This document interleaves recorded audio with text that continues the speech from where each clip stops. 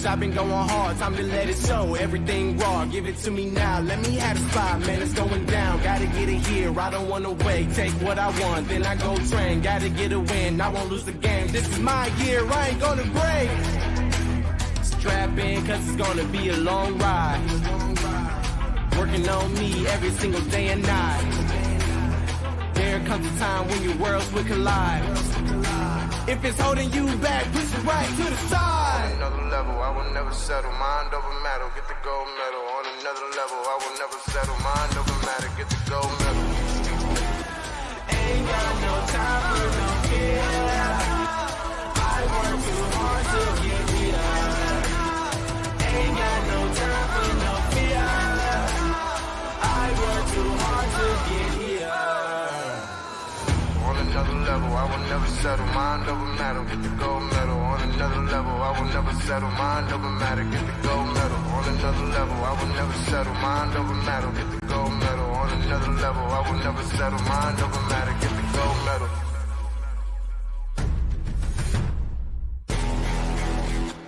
Ain't got no time for no care. I work too hard to get here. Ain't got no time for no fear. I work too hard to get here. Ain't got no time for no fear. I work too hard to get here. Ain't got no time for no fear. I work too hard to get here.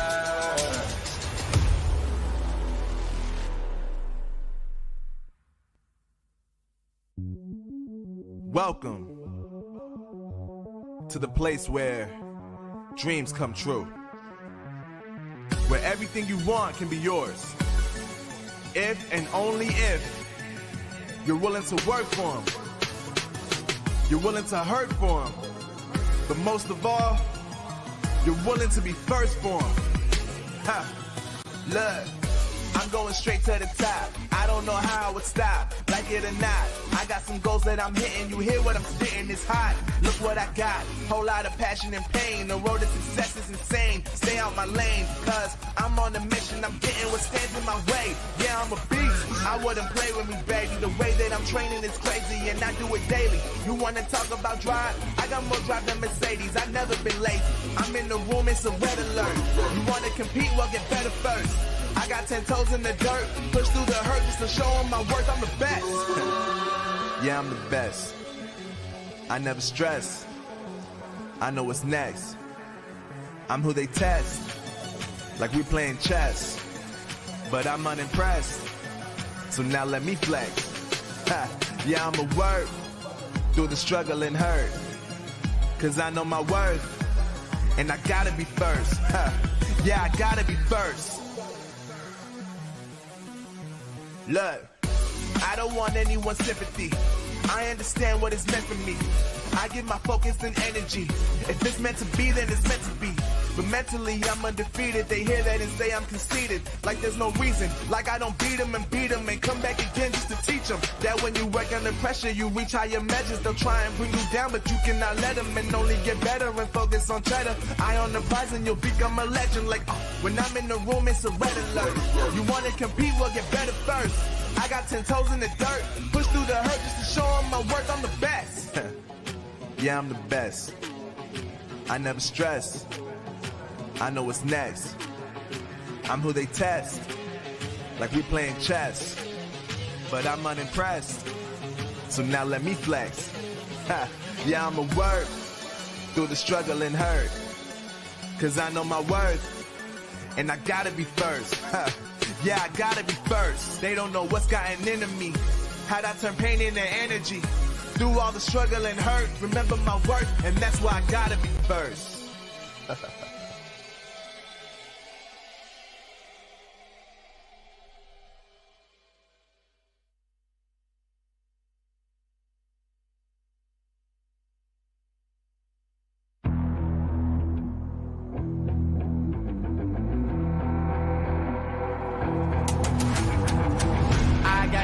I'm on the Mississippi. snap any minute, casually when it stop tripping on me, stop dissing on me. Yeah, I got a dream, can't take it from me. My fire's burning, I'm always learning. Tell me where to go, man, I'm on a journey. Yeah, I can't explain it, I get excited. Keep it 300, King Leonidas. Strap in, cause it's gonna be a long ride. Working on me every single day and night. There comes a time when your worlds will collide. If it's holding you back, push it right to the side. Ain't got no time for no fear. I work too hard to get here. Ain't got no time for no fear. I work too hard to get here. I don't got the time, put me in, coach. I've been going hard, time to let it show. Everything raw, give it to me now. Let me have the spot, man, it's going down. Gotta get it here, I don't wanna wait. Take what I want, then I go train. Gotta get a win, I won't lose the game. This is my year, I ain't gonna break. Strap in, cause it's gonna be a long ride. Working on me every single day and night. There comes a time when your worlds will collide. If it's holding you back, push it right to the side. On another level, I will never settle. Mind over matter, get the gold medal. On another level, I will never settle. Mind over matter, get the gold medal. Ain't got no time for no fear. I work too hard to get here. Ain't got no time for no fear. I work too hard to get here. On another level, I will never settle. Mind over matter, get the gold medal. On another level, I will never settle. Mind over matter, get the gold medal. On another level, I will never settle. Mind over matter, get the gold medal. On another level, I will never settle. Mind over matter, get the gold medal.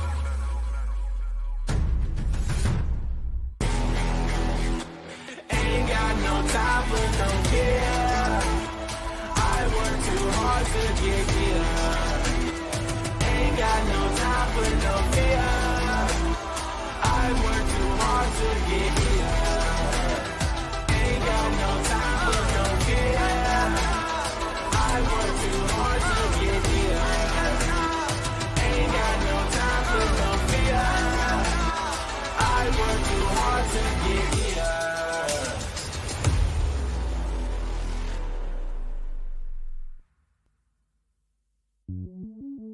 Welcome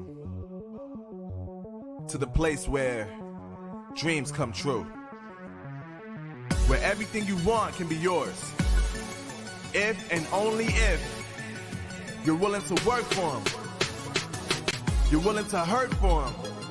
But most of all, you're willing to be first for them. Ha!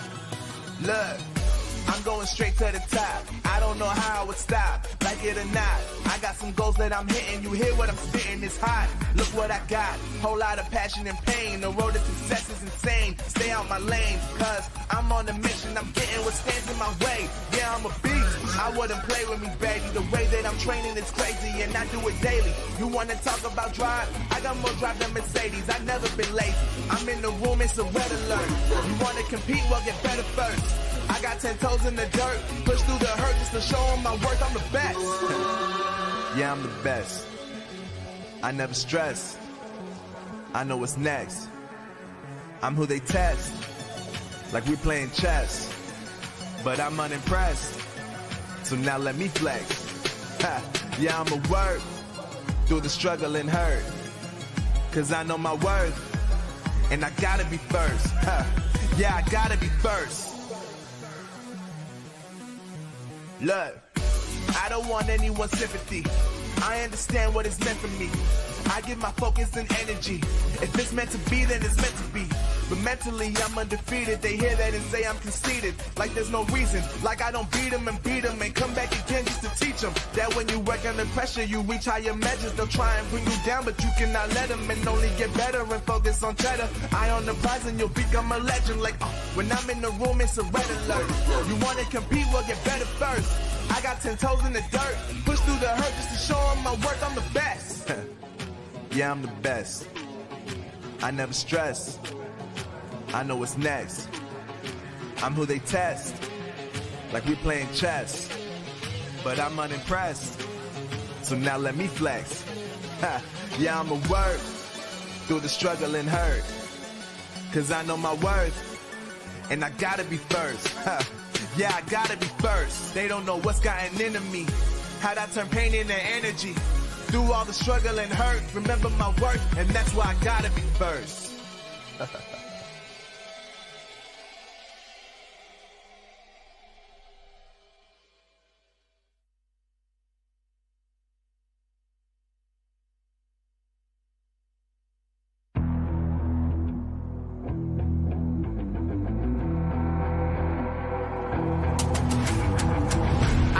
Get it, I'm on the mission, snap any minute, casually winning. Stop tripping on me, stop dissing on me. Yeah, I got a dream, can't take it from me. My fire's burning, now I'm always learning. Tell me where to go, man, I'm on a journey. Yeah, I can't explain it, I get excited. Keep it 300, King Leonidas.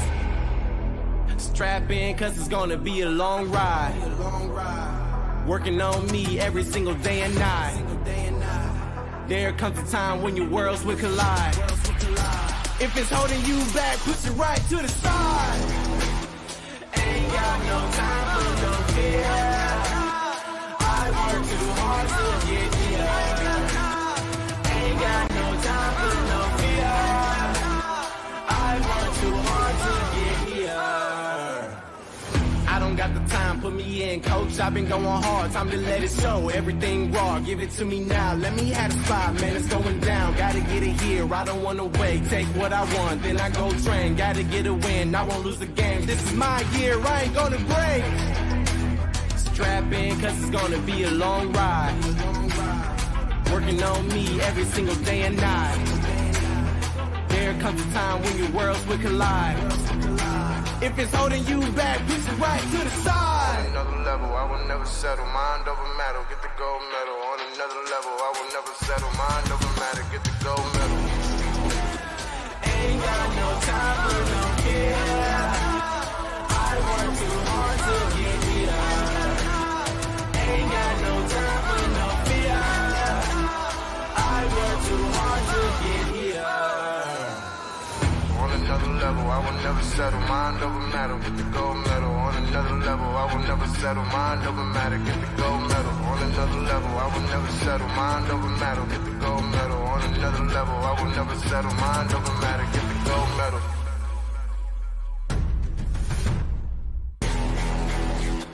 Ain't got no time for no fear. I work too hard to get here. Ain't got no time for no fear. I work too hard to get here. Ain't got no time for no fear. I work too hard to get here. Ain't got no time for no fear. I work too hard to get here.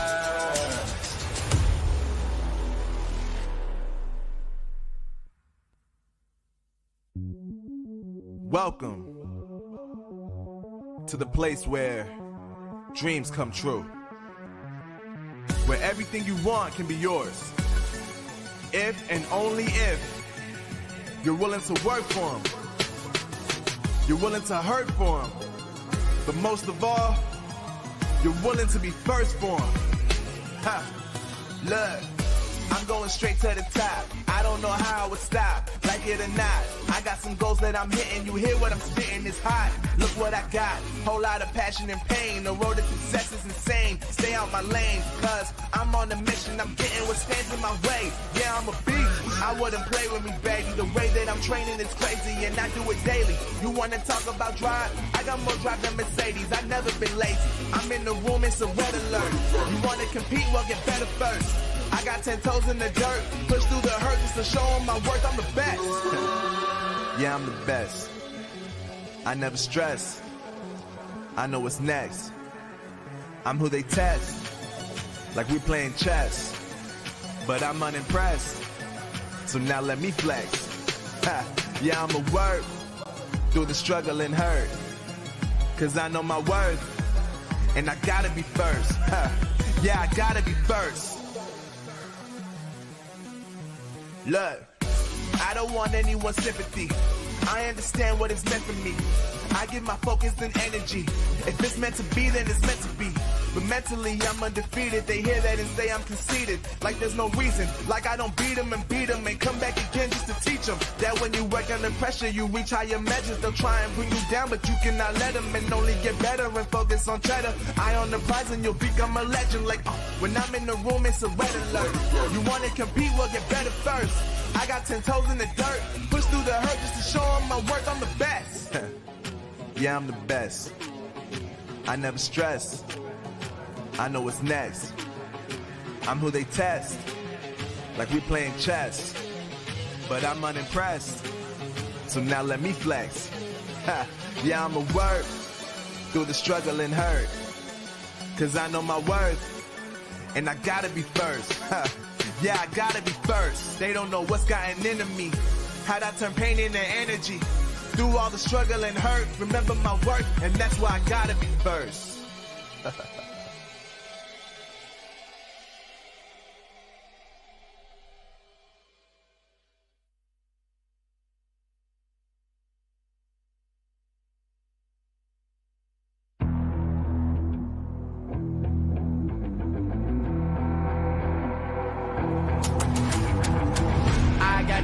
I'm on the mission, snap any minute, casually winning. Stop tripping on me, stop dissing on me. Yeah, I got a dream, can't take it from me. My fire's burning, now I'm always learning. Tell me where to go, man, I'm on a journey. Yeah, I can't explain it, I get excited. Keep it 300, King Leonidas. Strap in, cause it's gonna be a long ride. Working on me every single day and night. There comes a time when your worlds will collide. If it's holding you back, push it right to the side. Ain't got no time for no fear. I work too hard to get here. Ain't got no time for no fear. I work too hard to get here. I don't got the time, put me in, coach. I've been going hard, time to let it show. Everything raw, give it to me now. Let me have the spot, man, it's going down. Gotta get it here, I don't wanna wait. Take what I want, then I go train. Gotta get a win, I won't lose the game. This is my year, I ain't gonna break. Strap in, cause it's gonna be a long ride. Working on me every single day and night. There comes a time when your worlds will collide. If it's holding you back, push it right to the side. On another level, I will never settle. Mind over matter, get the gold medal. On another level, I will never settle. Mind over matter, get the gold medal. Ain't got no time for no fear. I work too hard to get here. Ain't got no time for no fear. I work too hard to get here. On another level, I will never settle. Mind over matter, get the gold medal. On another level, I will never settle. Mind over matter, get the gold medal. On another level, I will never settle. Mind over matter, get the gold medal. On another level, I will never settle. Mind over matter, get the gold medal.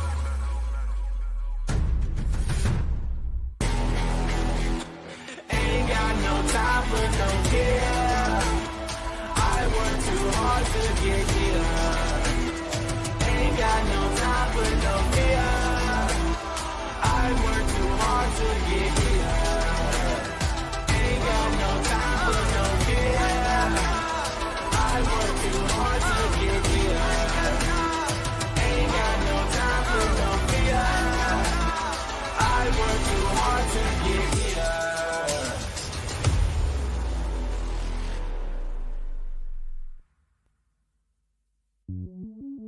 Welcome to the place where The Snapdragon Pro Series powered by Samsung Galaxy is brought to you by Snapdragon Elite Gaming, Samsung Galaxy S23 Ultra, and Monster Energy. Are you guys ready for this? Let's show them. Time for Toxo. Let's do this. What a beautiful play! He can take down anyone! Oh my god! यहाँ पर close करके shot लेके बच गए great highest level पे और उसके ऊपर धावा बोला जाएगा eliminate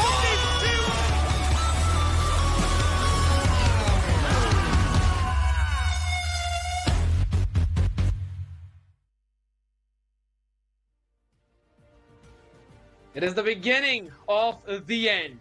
The unrelentless week number 4 is now nigh, ladies and gentlemen. It will give us the top 16 teams who will qualify for the LAN of SPS BGMI Challenge Season, powered by Samsung Galaxy and Monster Energy, produced by Nordwind Gaming. This is your voice, Kadiat, alongside me, none other than the man, the myth, the legend, Blotter himself. And before we move forward, a quick shout out to all of our sponsors: Snapdragon Elite Gaming, level up your game, Snapdragon. That's Snapdragon Elite Gaming. I messed it up, but alright, we're gonna do that again. Snapdragon Elite Gaming, where winning matters the most. Samsung Galaxy S23 Ultra, share the epic and level up your game. Monster Energy, unleash the beast. Blotter, I definitely did mess up, but these teams cannot, because this is the last chance, last 9 games. Absolutely, mate. As you perfectly mentioned, when it comes down to this week, this is the final week, number 4, where if it all changes need to take place, they need to be swift, they need to be quick to get into the top 16, like you perfectly mentioned. And if they're not able to do so, the LAN finale dream, the journey, it is going to get scattered. It is going to be scared, yet sort of in a conversation throughout this entire week for these teams right now, mate. It's going to be difficult. That is indeed true, because yes, there has been a few gap in the ones who are in top 5 and the ones who are in the bottom 5. But one thing is for sure, the teams who are down in the leaderboard, it's now or never. They have messed up till top 3 weeks, but now these last 9 games, we have seen some teams go on for those 50 pointers game. There have been multiple of them, even Blind, a team that we saw step up amazingly, and they've entered in the top 16 too. So of course, I still feel the teams who are on the bottom of the leaderboard, specifically talking about middle, they have got an opportunity, but they have got to start it right now, right here, right from game number 1. Absolutely, that is so very true. And what is it that they need to be fighting for? Well, that wonderful chance to be on the LAN, and along with that, of course, the viewers that are joining us right now, you need to RSVP for the LAN as well. 16th to 18th February is where the LAN is going to be taking place in Noida Indoor Stadium. So it is a big opportunity, wonderful affair where all these 16 teams are going to be participating. Along with that, we would love to see you guys there as well. It's going to be an experience of its own, because of course it's 2024's first BGMI LAN Gala, which you do not want to miss. And we're going to move forward to the format of the tournament. We had the open qualifiers and 8 teams qualified from them, and these 8 teams, they were showcasing some amazing performance. But then the challenge season began, where they met the 24 invited teams, and we saw a lot of changes in those leaderboards. But the challenge finals will be of the top 16 teams that will qualify from challenge season, and we already have the top 16 right now, but these last 3 days will definitely change a few things up. Absolutely, it will when it comes to these teams. But at the same point of time, when it comes down to how they're going to be, of course, participating in the entire affair, it is going to be being a part of those fights, being a part of getting those points for themselves, and that is going to be, of course, acquired through this point system. And the structure remains the same, where you walk away with a chicken dinner, you get yourself 15 points right there and then straight forth. But alongside that, we've seen, like you perfectly mentioned, a team like Blind Esports. I mean, in one single day, they were able to accumulate 52 points, right? I mean, that clearly indicates that along with the chicken dinner, you want to be able to get some really good finish points as well. So we want to be able to get those finish points for these teams to be able to, rack up those numbers. And at the same point of time, as we bring it down all the way, these 32 teams, they've been divided and subdivided in these 4 individual groups: Group A, B, C, and D. Of course, today 6 games are going to be played, scared, but amongst them, how are these groups going to be faring is the question or the hour. I mean, we've got some Goliaths in each and every group out there. Global Esports, Blind, both of the teams stepping up in week number 3. Godlike as well, showing some signs of life and possibility of being in top 16. WSB, AUTOBOTZ, and then we've also got Gujarat Tigers, God's Reign, 4Shot Esports. And in Group B, Chemin, Medal, Hydra, SkullTz, Orangutan, Team Expa, Carnival Gaming. These are the teams that some of them are in the top, but most of them, you see, are still scattered in that middle portion of the groups in the leaderboard. And that is where all the trouble will lie. Because I was trying to think of some possibilities, and the one that I found was any team that's below Revenant Esports, they can be thrown out of the leaderboards, and all the other teams who are down below would be able to qualify if in case these teams tend to have a bad day. So they cannot let the leash loose at all. They've got to hold it tight, and they've got to hold it together in order to qualify for the top 16. And that's the main thing, right? Every single time we reach to the group number 4, or week number 4, there's always a situation where there are some teams who are not having that cushioning whatsoever, and a few of them that are going to be in front of us going to be blind, of course, because one day is not enough to help you out to run in the top 10. And then Orangutan, these are the two teams that I am pretty scared about. Well, again, as you mentioned, right, there are always going to be those teams in the final week that are going to have to really get their gameplay level up in order to be able to just sustain themselves throughout the entirety of the week, keep that top 16 position secured for themselves as they move on and qualify for the LAN. As you perfectly mentioned, when it comes to the storyboard, let's bring that actually up on our screens as we try and, of course, summarize the entire story that has been thus far till 3-week affair, where 27 games have been played from all of these teams and individual groups. Amongst them, they've got the likes of Entity Gaming with 27 games and only a single chicken dinner. They are at the first position with 288 points. But look at Team Soul. This is the team that, along with WSB, have got the maximum number of chicken dinners, 5 each. And both of them are actually behind Entity. This clearly shows how well Entity is managing those finish points along with the placement points, with 160 placement points, 128 finish. Just as you mentioned, Entity on top at IQ Soul, following them close by, Chemin as well, just 1 point behind Soul, WSB, God's Reign. All of these top 5 teams, they've had a maximum of 1 shaky day. And apart from that, on every other day, they have been performing exceptionally well. Even Global Esports, a team that I really wanted to talk about, Ninja Boy, the man who's been stepping up in almost every single match. He is literally the leader of those finish points. Absolutely, and he is killing it again. I mean, when it comes to the lead that is able to create in those finish points, it is at least 10 units that we're talking about after every single game, pretty much, that he's able to maintain that difference between. So he's looking really good when it comes to GE's performance. And at the same time, as we move on ahead, and now this is where we want to be bringing our attention towards the teams that are sitting from that, I would actually say from the 10th position itself, right? Like you mentioned, from Blind Esports, 219, 2 points shy is Alibaba Raiders on 217. Again, 2 points shy is going to be Orangutan with 215. So as we go down the list right here, only 2 point difference is not that difficult to be able to capitalize upon for these teams to be able to rack up and get themselves in the top 16. So 10th all the way down to the 16th, these teams, well, they are going to have to be really up and grindy in terms of their performance today. And if Gujarat Tigers themselves are not able to keep the consistency alive in all the 3 days that these games are going to be played for them, they can very well go down as well. That is indeed true. And these are the teams that have the opportunity to push all of the ones above them behind Genix FM with 198 points. Team Forever, 195. Team Forever is also a team that has shown great potential. There have been so many times when they are the ones who are almost in that last zone, the second team, the second position to be secured by this team. Multiple times we've seen it go down to that last 1v1 the way they could not win the game out. But nonetheless, they still would be looking forward to show us some great performance. Big Brother Esports, sometimes they show me the embers of life, but some on the other times, it just seems that they are kind of confused and they're basically lost as to where they need to go. But firepower is also something that this team has very well, and Uzumaki needs to utilize that perfectly. Now, this last page, that's the page number 4, teams between 25 and 32.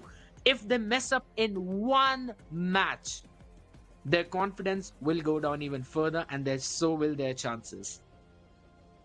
100%, mate, because there's 40 points difference between Team Prince sitting on the 25th position down to the 32nd position, where Middle Esports is sitting with 129 points. So it is a big jump that needs to be made for these teams to just get into the third page. And again, when it comes to this being the final week number 4, before we jump into the LAN finale itself, we are going to have to see a very different play style coming in from all of these teams on the final page if they want to get close to the top 16, which is not an easy grind for sure. seen the likes of SkullTz Esports who have actually sustained it in days at times where they've gotten really good games and really good points for the particular day. But again, that does not really reflect back onto the next day that they're part of, and that consistency that they're able to get in that one day and the lead they're able to generate on that leaderboard just falls flat on its face as they go back down. So it is a tough luck situation for these teams on the fourth page.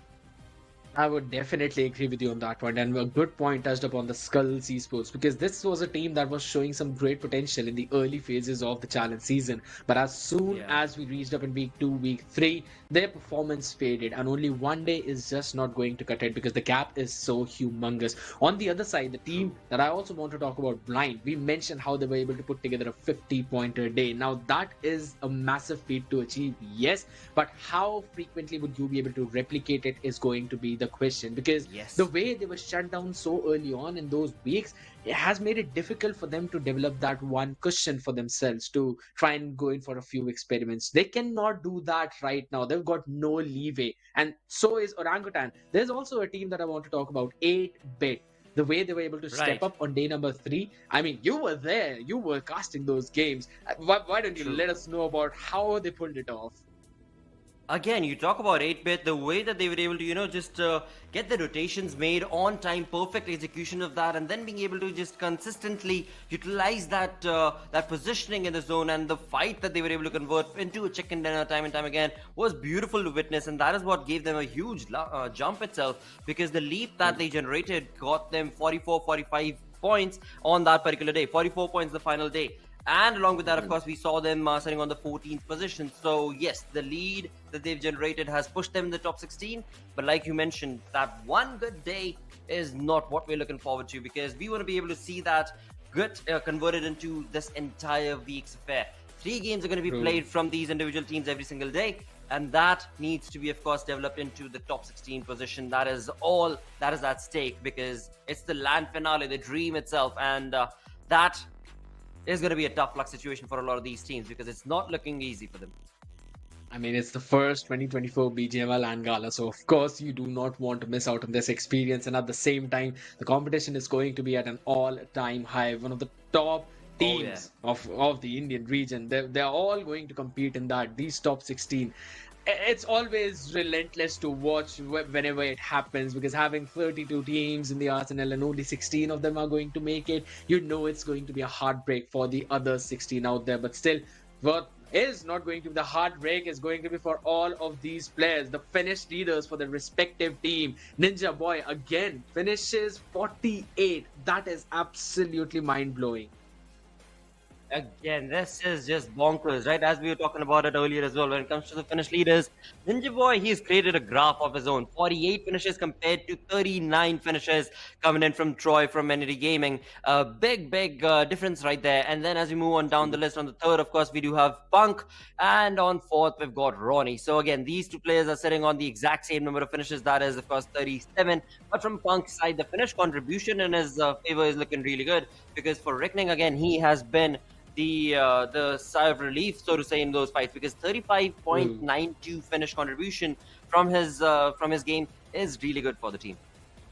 I would definitely agree, because having 36% Finnish contribution, 35% clearly shows that you are the anchor of your team. Your team tries to set you up for that success. But on the other side, you look at Troy, you look at Ronnie, it's always going to be a combined effort. And if it's not both of them, at least someone else from their team is also stepping up. And that is one of the reasons why we're seeing both of these teams in the top 5, if not in the top 2, literally.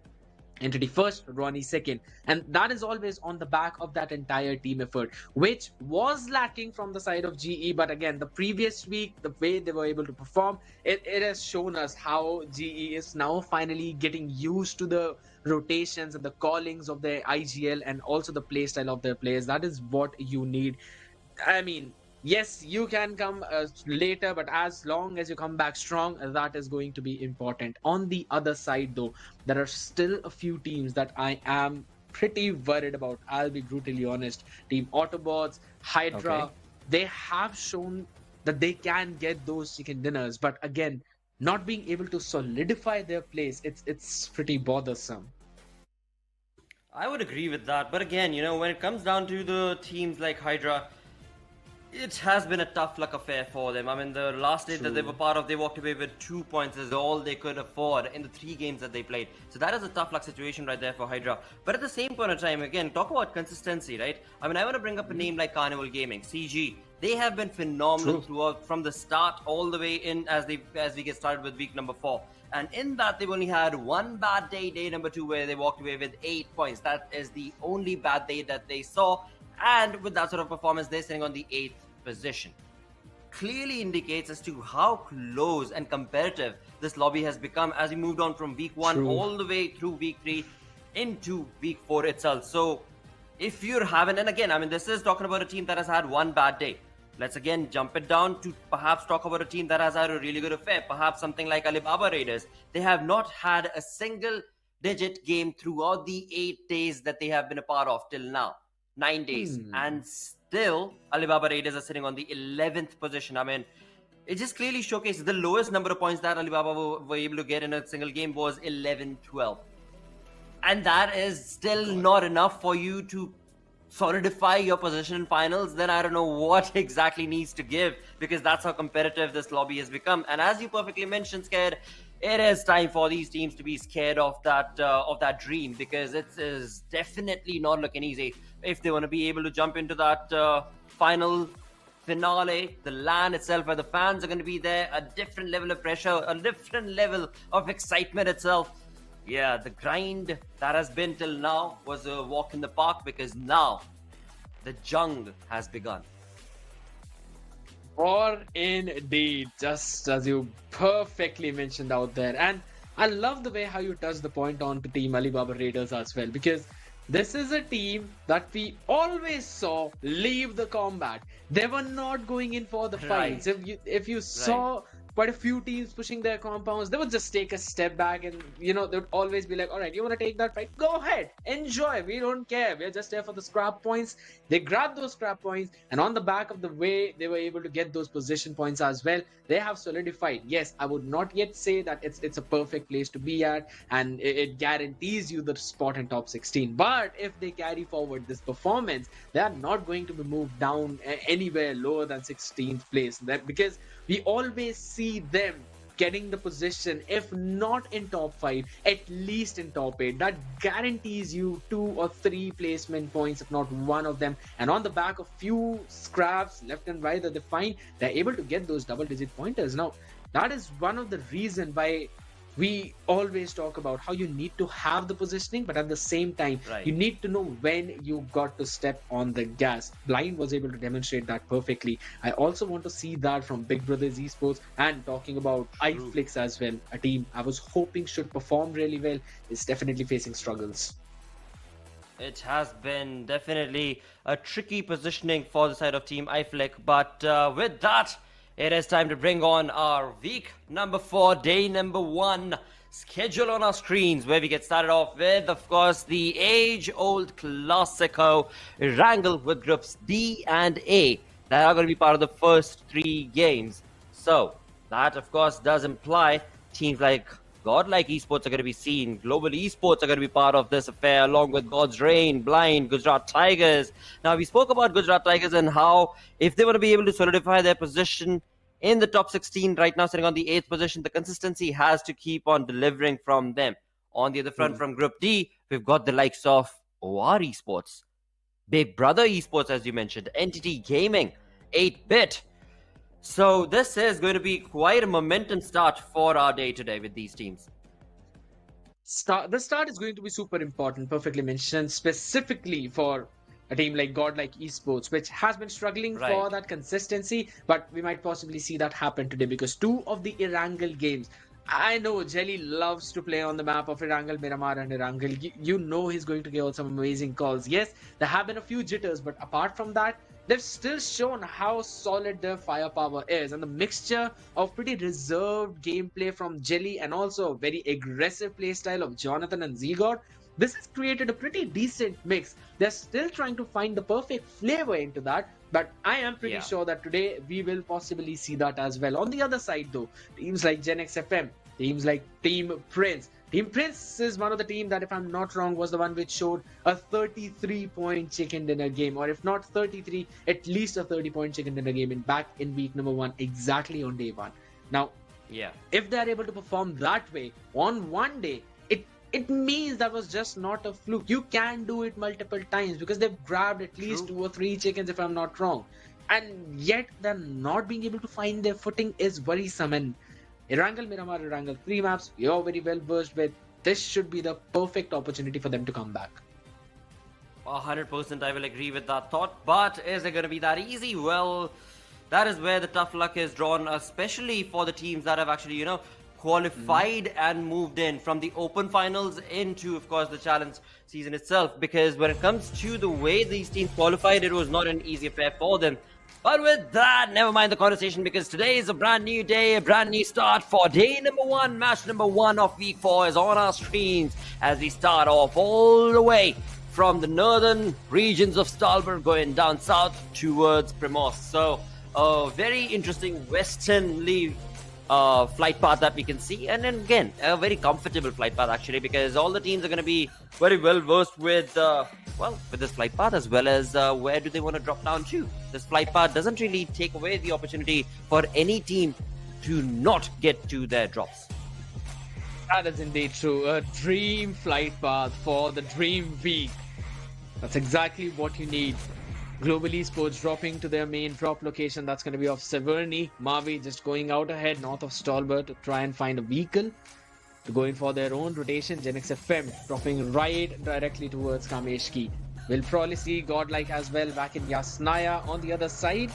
WSB should not have any more problems going into their own drop location. While Team 8-Bit, we always see them drop towards Primorsk and take control of that area. But Team 0 is also a team that we've witnessed play on the southwestern part of the map quite a bit. We'll just have to wait and see if they're going to do the exact same thing. But I'm pretty surprised by actually seeing... Alright, yeah, God's Reign are also going to the military base. I wanted to see if God's Reign are going there or not, but yes, they are. They definitely are for now. Now, another question that I actually have for you, Scarier, is this is the final week before we jump into the LAN finale itself. Now, this could also imply, it's not the final day, of course, it's the start of the final week. So this could also imply a change in the strategy when it comes to the teams that have already qualified, who can very well play a little bit of an aloof game. Or, on the other side, the teams that are at the bottom of the leaderboard, they could very well try and play that hurdle game. They want to be the ones that become the rock in front of a big name. And right there, that is what we can perhaps see right at the start. We've got AUTOBOTZ taking on some shots, and they've already dropped down one of the players.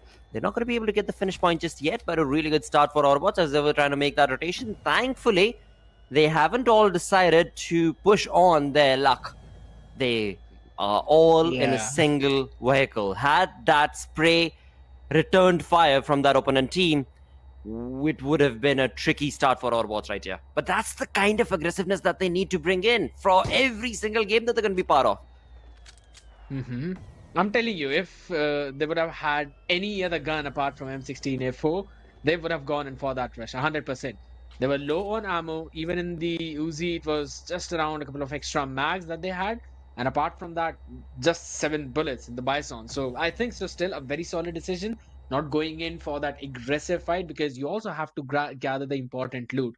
But on the other side though, since we are not seeing Team X-Park right now, so OR is the one who's dropped in Yasnaya Polyana along with Godlike, and but again seeing the peace treaty between both of these teams. We've seen so many times that Godlike is always accompanied by one extra team whenever they are in Yasnaya, and they still do not go for those fights. Now that clearly shows how Jelly has basically brought some extra bit of discipline in that team. And since we're already talking about Godlike, right, might as well talk about the rivalry of Godlike and Soul. They're not playing in the same group right now, but you always would love to see that happen, specifically when it comes down to the qualification of one of those teams.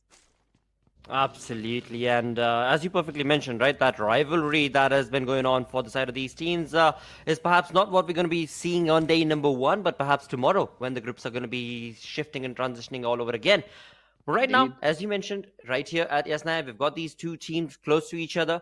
A tightened affair could very well be expected from them, but this is something that you've mentioned time and time again. When it comes to Godlike, they come in with that prestige, at least at the starting stage, as their drop is known to be a Snaya, and somehow along the way, they don't indulge in those initial fights, which has really worked out wonders for them, and that's exactly what it is going to be this time around as well. As we can see on that map, that a few of the team players from Godlike have already moved out of Yasnaya. So a decent start for all of these teams. A few of them find themselves in close contestation against each other, but none want to take on unnecessary fights as of yet. So once again, the age-old slow start to the Erangel is what we're going to be part of.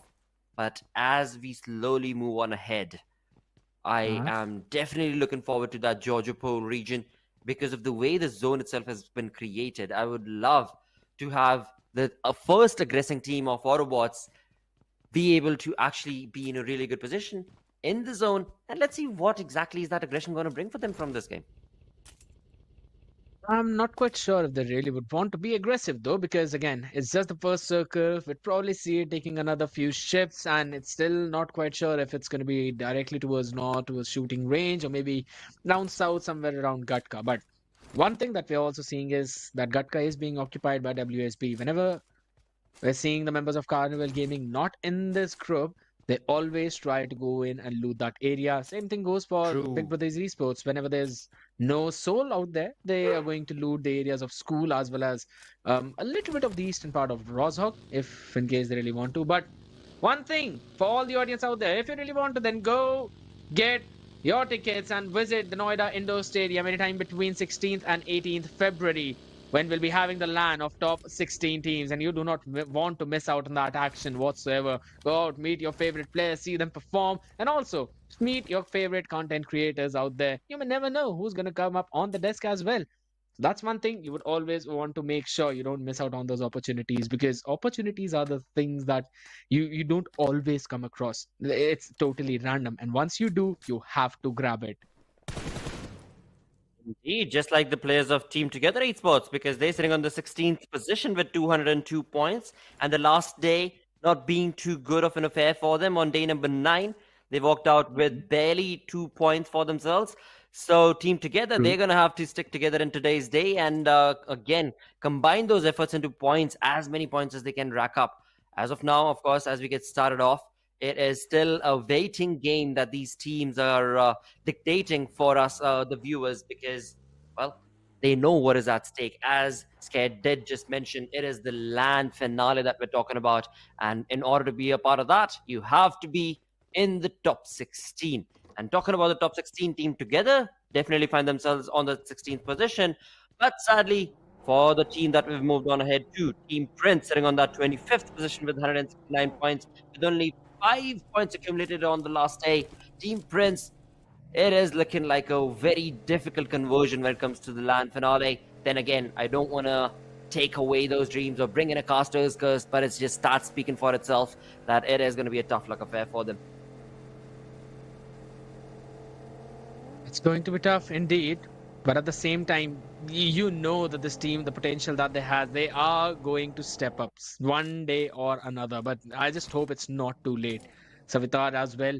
We know this man's firepower is absolutely phenomenal. You always see him going on for those fights. He never shies away from one. And that is one of the reasons why this team is so very solid and super strong. The positioning also comes in at clutch. But either ways, we're going to see, since the zone was already formed quite a while back, Blue is also about to hit. Just a little while. Harsh firing a few shots.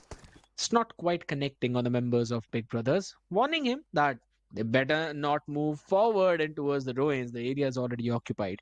Now, we've many times seen the members of God's Brain going for a very slow rotation. They try to play towards the edges early on, not going in for any major fights. And when it's down to those last few circles, that is the time when they decide to go in forward and figure out the best position to try and jump in the circle. So I want to look forward as well if they're going to do the exact same thing right now, or is there going to be some kind of change in their strategies? Because looking at the members of 4Shot, they do need some kind of change. Talk about getting on the aggressive mode or at least trying to find even a better position. But I still personally feel they need to be a little more aggressive. Well, talking about aggression, that's what we're looking at from the side of Crore Esports, as they seem to have their crosshairs perfectly set up against a team of Big Brother Esports, who find themselves on the 19th position as the day gets started. So for Big Brothers, this is an important fight, but not the one that they want to lose. Because for Crore Esports, this is just their do and die situation, because they find themselves on that 4th page with the 31st position with 132 points. So they are going to try whatever that they can, wherever that they can, to be able to accumulate those points. And understanding that, Big Brothers have wonderfully fallen back from this fight. So a good decision coming in from Big Brothers. Sadly, no conversion for either of the teams. But hey, talking about conversions itself, it seems like the early aggression and the early sprays that AUTOBOTZ were part of has been reflected back in the name of Global Esports as AB try and get some rotation going. Again, just a few early warning shots being fired. Nothing out of the ordinary. We always see that happen. And it basically results into no major fights. It's always the scenario wherein they try and find a lucky flush if possible. If not, then alas, that's fine. They still have their own positionings. But Team Together Esports as well, they would have to start their rotation. They were down in Milta. And also the members of OR, they're also going in for a slow rotates. Gen XFM up towards the north and Severny, from where Global Esports had already rotated. But Blind is now making their way in the circle, and they might be welcomed by the members of GE if they are not careful. So this next circle is going to determine how many teams are actually going to have to brute force their way through the other people's hole. I might have just said it way too early. No one's going to move anywhere looking at the circle. Absolutely, because once again, the circle is going to be constructing onto itself. It is still going to be providing a lot of landlock for all of these teams to be able to slowly, as they were making a rotation, continue along with it and find themselves a decent compound. And talking about compounds itself, it seems like Global Esports has a different strategy up their sleeve this time around, as the aggressiveness that they have, they want to be able to dominate on that. They're sitting on the 6th position in the overall ranking with 234 points. They had a very good outing on day number 9, the last day of the last weekend, week number 3, where they had 43 points. So a GG play from Global Esports that they would love to be able to just push on and get some more. I mean, we saw Mavi walk away with 7 finishes from a single game. So that was incredible. But what is this? Godlike, no idea. Oh my god, Jelly needs to be so safe right now. He could be picked off by Goku anytime he's not careful. He's not taking his chance. What is he doing? What is he doing? Nah, Jelly, come on, he's gonna be taken now. Whoa! This is the reason why he was not trying to take that fight, maybe. Because of the cover fire that is present from the members of Godlike. Aditya, Jonathan, Mac, all of them saving the life of their IGL. And Goku is the one who needs some patching up. What an incredible play right there from the side of Godlike. As they set themselves up beautifully. Created a perfect bait that Goku stepped in on. And that in turn resulted in, of course, they facing the brunt of it. With one of their players not, but that's okay because the revival was around the corner. At the same point in time, Godlike, they're not going to be able to push on ahead, but it seems like they've got 2 teams to take up this fight against, as Team Together Esports find themselves in close proximity to Team Godlike, and Team Godlike have made an incredible push. Mac, always lonesome, is going to be pushing on through his luck, and will he stop right there to be able to take on the players of TDE? This is probably not the wisest of decisions right here for GL, as they find themselves out in the open. And one of their players, Aditya, has already been dropped down as well. So 2 teams that Godlike has taken this fight against has backfired against them. That is true, because I was not a big fan of this rush whatsoever. Yes, it's a little bit far from the members of 4Shot, but even after that, it could have backfired very well. They're getting away with just a knock. Revival will also be done completely without any major difficulties, but it might have been a situation of a third party out there. It would have been pretty difficult, but nonetheless, Mac was out there just doing for that scouting a little bit, trying to figure out if in case they can find a good opportunity to pounce onto them and get all of those flushes. did not happen in that way. And we're back to square one, where these teams, they just try to scratch the surface a little bit and do not commit onto any engagement because they are still trying to play for the survival. I'll be brutally honest. Yes, that's a strategy that has been working out for quite a lot of those teams out there, but I still want to see some aggressive early fights, man. Come on. That's just me getting a little bit greedy, you can say. On the other side, Team Zero do need to be getting greedy for those finish points. They need to be winning those fights. Oh, I will definitely second that conversation, Scared, because as you perfectly mentioned, this is the final week before we jump into the LAN finale. And there are these teams who need those points. Like you mentioned, Team Zero. Sitting on that 27th position, this sort of a very sacred approach to a battleground is not going to work out for you, mate. It's as simple as that. Yes, you've got a really good compound. Yes, you've got a really good spray and scatter, but is that going to be enough for you? Well, not really, because you've in the same lobby got the likes of Entity who are over-aggressing, being out of the open. They take on that spray, and with that, they're going to be bringing down the players of GT. From a far-away spray, Team Prince's Jackson has been dropped down. Sadly, no conversion into a finish point just yet, as Entity's position has been compromised. A cover fire is going to be provided from the players of Team Prince, and Team Prince are going to be... Well, again, they do have a compound to work around with, so it is a very far extended fight between these two teams, and now I wonder if at all there'll be a third party that the noise that these teams are generating could very well invite. I've always seen a lot of third parties happening, and that is one of the reasons why most of the teams, they don't tend to engage first in the fight, because there's always someone lurking in the shadows. A pride of lions that are going to just jump on you to finish every single person off. If I'm not wrong, we did see something like that happening back when there were three teams. I believe it was Blind, WSB. I do not remember the third one, but all those three teams, they were on the map of Erangel itself, just taking it on each other in that one small compound, and WSB were the ones who came out unscathed, getting a lot of finish points, and they ended up getting that massive chicken dinner with 33 or so finishes. But for now, Kamla Boy being able to send one back. Jackson again being taken down on his knees as this circle has taken another central shift. I think so Everest is going to be the location where quite a few teams would want to end up at, because it's going to give you so much information and will also help you with those rotations and cover from at least one side. I would agree.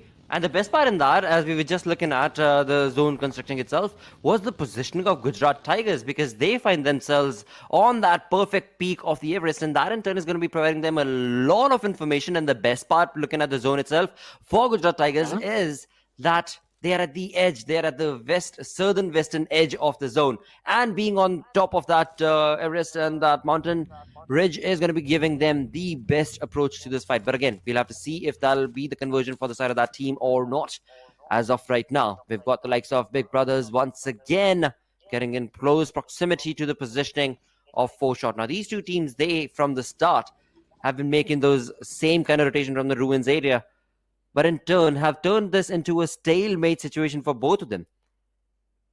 Points for Big Brothers are that much more required because they're not part of the top 16, but they're closer compared to the players of 4-shot. Closer indeed, but no cushioning whatsoever. So yes, I've got to be wary about it. All the fights that are being taken, they need to be calculated, and so will be the risks. But for the teams who are basically down in that leaderboard, the ones who are still trying to take that entry in top 16, it's a no-lose game for them. Oh my goodness, Mavi finding a few shots, making sure that Zycut was not able to make that cross unscathed. He had to go downwards with the vehicle. Jumping in that trench has helped him for a few seconds, but this hold coming in from Global Esports, they're not going to let any team make that cross. They control so much area. And with the compounds that they are controlling, it's going to be so difficult to fire on them. They've got to be worried about Blind, who are on towards the northern side. But that's about it, because Blind themselves would need to consider the rotation that would be coming in from OR as well as Team Zero onto their northwest and the northeastern parts. It's going to be pretty difficult coming to that, but over towards the southern part as well, we are seeing the members of Team Prince They'll be also going in for some long rotations. God's Reign again playing on towards the edge. Not doing anything special, just waiting for any kind of early engagement to try and open things up for the third party. Or maybe not. And there we have it. Gujarat Tigers, the position finally being showcased on our screens as they find themselves at the top of this mountain with a lot of information against them. They're going to be the players of GDR, and in close proximity to this entire fight, we've also got the lineup of Entity Gaming as well. Now, Entity Gaming, they are not yet part of this entire mountain or the fight. They are just patiently waiting at the back lines, the western front of the zone, so to say. But up on top right here, GDR, God's Reign, against Gujarat Tigers. A stalemate, a slow and steady stalemate, because the Blues are going to be catching up to these teams in not a lot of time. So the push needs to be made, but how exactly are God's Reign going to be looking forward to creating this opportunity?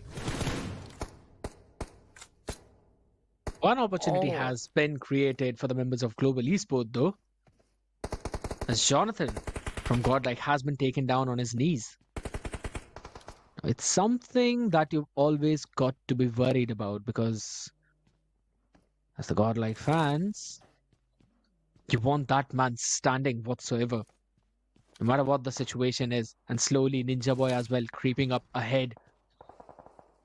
This has been the man who has been owning this entire lobby. On the other side, we're seeing Team Zero up against the members of OR. I didn't expect that engagement to be happening, and that's going to be the flush coming in. Zap finishing off Dark Lord. On the other side, he himself is taking quite a decent amount of fire, but should be able to move to a safe distance without any major problems. Well, Team Godlike, they find themselves in a bit of a tricky situation right here. Sticky situation is what I'm going to call it, because they do have a compound, but in close proximity, they have their crosshairs set up against 2-3 individual teams. I mean, Global Esports was one that had created that first opening and knock against GL. On the other front itself, we do have the likes of Team Zero that are slowly but steadily trying to make that, hold on, Syed, you're trying to be a little clever. A little bit too clever, mate, as you've been going on, and what a perfect spray. Sadly, Beast, just misses out with millimeters of margin right there, as Syed OP is going to be able to swim away. Now, of course, we just keep in mind that he's swimming underwater, and that's the reason why Beast is not able to see him. But we have that perfect Martian vision right here, allowing us to be able to, of course, see through the water. But Beast, he is not going to be happy with that. He had that point right in front of him.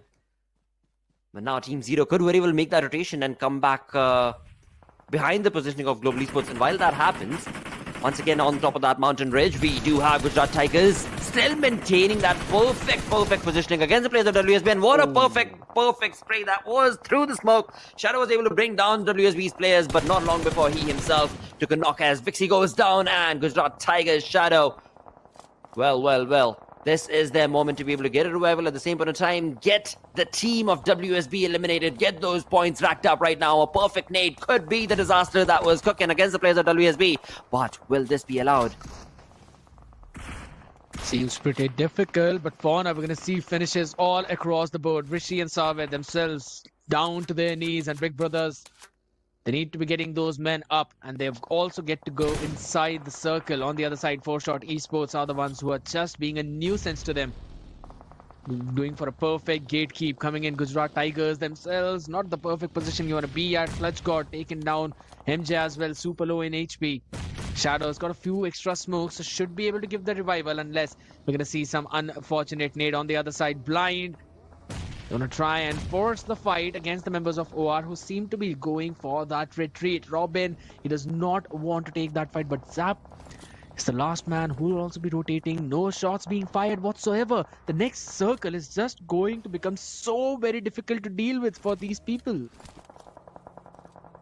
Absolutely, this is not an easy conversion for the likes of Blind, as we do have the stalemate situation that we were part of as we started the game. It was none other than Big Brothers against the players of 4-Shot. They have gotten in close proximity to each other, but they are yet to enter the zone. Sarvith has been dropped down. He's going to be slowly getting closer and closer to his teammate Seth. The nade parade from Seth is definitely keeping Cheyenne from the side of 4-Shot at bay. His DBS not able to do a lot of mayhem and destruction that he anticipated. On the other side of the map, we do have a lot of teams that have been caught out in the open, and they are utilizing that positioning to perfection.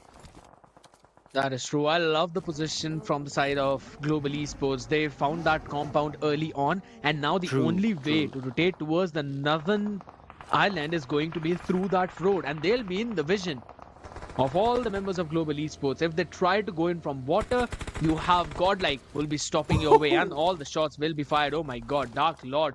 Not the perfect possible place, I would say, because that's where Team Zero are just losing members left and right. And talking about that, even 8-bit, they've lost their entire team, have been eliminated on the 14th spot. WSB the only one in the eliminated teams who've got a single point for themselves, and Team Zero are just down to their last 2 members. Rico's position spotted. Beast, a perfect spray down indeed. Rico's going to be flushed out. He's not making it into the circle, but on the other side, Genix FM with that nade, Mavi being brought down to his knees was also finished off. But as long as Beast, Ninja Boy and Slug stand, they should be able to get few extra flushes. See, right now, Global Esports, I mean, they are in a point of concern because right close to them is another compound that is held on by the players of GL. Now, if you notice, when it comes to the feed itself, GL is being very, very subtle and quiet about that positioning. They are very much in the center of the entire zone. Global Esports are at the edge when it comes to their compound. But the center team, that is the team of Godlike, they are not making a single noise. And that in turn again is working perfectly because Global Esports is making all the noise that they are, which is getting their compound heavily fired upon. And look at this. This is the top-notch view that I was talking about that was needed. And a perfect positioning from GL can very well work in their favor. We've got so many teams out in the water. Jeez. That is just absolutely abysmal. But again, it's 3 points for a lot of these teams, especially like Team Zero to be able to capitalize upon. I mean, Team Zero is the one who's basically trying to play for their survival blind, just jumping into the exact same trench, or should I say swamp, where they're being swarmed by those bullets from every single direction. And it's just as you mentioned, there's Genix FM, Blind, Autobots, also Team Friends, and their entry will be stopped by the members of Godlike. Pucar, the last man standing, who are also decided to move inside, but Team Zero, Shadow and Ninja Boy will be just ruining their day out in the open. Godlike will be the ones who will be flushing a few extra points for themselves. Jelly making sure his team is just in that perfect compound. Open from a few different directions, but as long as their crosshairs are perfect, they will be winning all those skirmishes. And out there, Entity finally being finished off. Pucar could not carry on his life any further. Oh, this could not have been a better start for the players and fans of Godlike right here. As we talk about the zone, it is once again onto the compound of Godlike. They've got the information, and finally, the retaliation that was required from the likes of GL, it is being brought on a hand.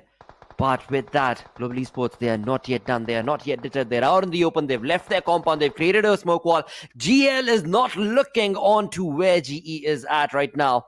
And that in turn has provided GE with a sigh of relief, a little bit sigh of relief, as now it is 3 teams remaining, a 4v3v1 situation. Team Prince Savitar, the only player remaining, who's of course going to be just counting his stars to be able to get as many placement points as he can right here, being in the top 3. But for Global Esports and GL, this is a cause for concern. How exactly is GL going to be able to maintain their positioning? Or on the other front, how is GE planning on pushing ahead? They've created a lot of smoke, a lot of distraction. It's difficult. They're open from the side of Savitar. He could And they've no idea. Play as a spoiler. Yes. We're gonna let that sink in for a few seconds as of now, because again, just as you mentioned, GE have no idea about Savitar. They are probably at the edge of the circle, and Savitar is now cooking up a nade. Godlike, they've got the perfect positioning. They've got the smoke wall. Jelly playing in an off angle. Savitar's position has been noted. Beast, oh my god, he will be taken down. But that's the nade of Aditya coming in. Savitar low in HP will be shut down finally because of the zone. And now it's going to be GE up against Godlike, as it's just the last 2 men standing. Ninja Boy and Slug, 2v4. A 2v4 affair again when it comes down to the players of Team Godlike. They've only had 3 finishes till now, but the nade parade being cooked against the players of GE is going to be just the final nail in the coffin for the players of Global Esports, but nothing taken away from GE as well, as the final player, Ninja Boy, is probably going to be counting his stars as he gets those final placement points for his team. The winner chicken dinner for the first game goes in hand to the players of Godlike, but once again, as I was saying, nothing, absolutely nothing taken away from GE as they walk out with, I believe, 13 finish points from that individual game. So a very good outing for GE, and again for Godlike and their fans, this is a sigh of relief. Sigh of relief indeed, because that's the way you want your team to start the final week and the first match of the final week. But honestly, this has been one of the most weird matches that I have ever encountered in BGMI in my entire casting career. Because for the first 4 zones, there was straight up no action. And by no action, I mean literally not even one finish. Every single team had all of their players standing. And then cut to zone number 5. We see so many teams being eliminated, yet almost 5 or 6 of them were in the shorelines. And then after that, in a blink of an eye, we're down to the last 3 teams. Now that is not something I imagined how things would go down in, but it eventually came down to the zone. This is one of those few games in which zone basically paved the way for the teams who were getting the chicken dinner, especially Godlike and Global Esports as well, because their positioning was prime, because the zone went in towards the northern side. Had it gone downwards, they would have been in the shoes of Team Zero and Blind Esports. It would have been difficult, but still a very well-placed game coming in, and a good maneuver from their side. Absolutely. And again, when it comes to the way the zone itself dictated those fights, the way GL held on to their ground so quietly, so patiently, no team could even come close to that warehouse that GL were in. At the same point of time, a big God's hand actually coming in for Godlike, as Global Esports were the ones who were making so much noise around in that area that all the teams were more worried about the compound that Global Esports were in rather than GL itself. But again, you know what? It worked exactly in the hands of GL and their fans as they walk away with that chicken dinner. But talking about the stars of the match right now, Savitar, again, you have to give props to him, mate, because 7 finishes definitely deserves the MVP. At the same point of time, Team Prince, you were talking about it, how ludicrously they needed those points, and it seems Savitar has been able to get a really good start for this team. I agree, because getting the 3rd place in the game, 7 finishes for yourselves with total of 9 knockouts, that's a dream start. And I mentioned this guy, he never backs away from any fight. And this is one of the reasons he performs exceptionally well. On the other side though, Best Companion going in for Team Zero, Saeed, OP, it was just that their position inside that water, and they were pinched in from 2 different directions by multiple teams, that they could not get anything better out of that. But nothing taken away from Godlike, a brilliant performance, utilizing the shots that were fired by Global Esports to cover their lurk and staying put in that one compound, and also getting all of those important scraps out there, making sure that they have got all of those important finish points for themselves. Again, a great game and a dream start. Absolute dream, legendary start right there. But at the same point of time, this is just the start of the day. This is how the chaos is going to be ensuing throughout the day. Then I'm definitely in store for a really good weekend right here at SPS. Because when it comes to the way the teams were able to play this Erangel out, I only wonder what's going to take place as we move on to the final Erangel for these 2 groups itself. Because the 3rd game that they're going to be playing is once again going to be taking them back to the map of Erangel, and the same team jumping onto the same exact map. Are we looking at a complete different wipe out of individual teams? Because I want to be able to see that, right?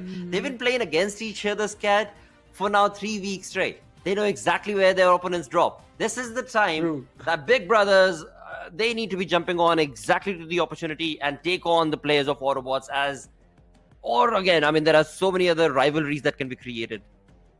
Agreed. 100% agreed. But before we discuss that, we're going to have a look at the entire leaderboard, the match rankings coming in. Global Esports, the team which actually was placed 2nd in this game, acquires the 1st spot because of those 12 finishes. And the reason why they were making so much noise was only because that they had the perfect opportunity to pounce on all the players who were trying to rotate right from that river. a brilliant way. And also, all the teams who were on the northern part, they were kind of stopped by the members of Godlike. So both the teams kind of worked with each other without realizing that was happening. Godlike as well with the winner chicken dinner on the second spot with 20 points for themselves.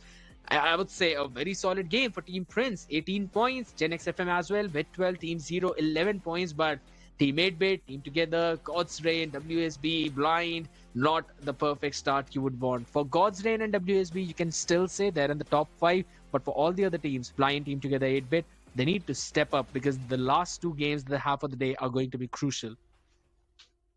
Oh, it is going to be so very crucial. And talking about the remaining games, we're only looking at 2 games that do remain for these teams that were part of this first game right here.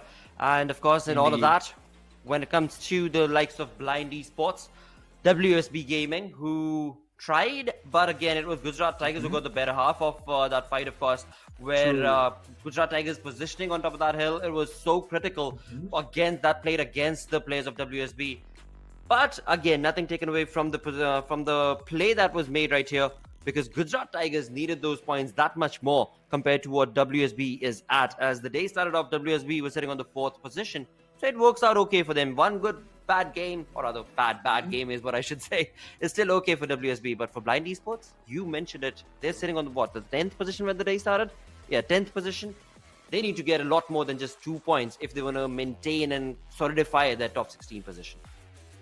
We've got to level up their game, just how Snapdragon Elite Gaming helps us to level up our game along with Samsung Galaxy S23 Ultra. With share the epic, that's something that we really need to do. But on the other side as well, Monster Energy, you know that they all need that extra bit of energy in them to unleash the beast and get up in that leaderboard. Now, with that said and done, it was just a small shout out to all the sponsors out there.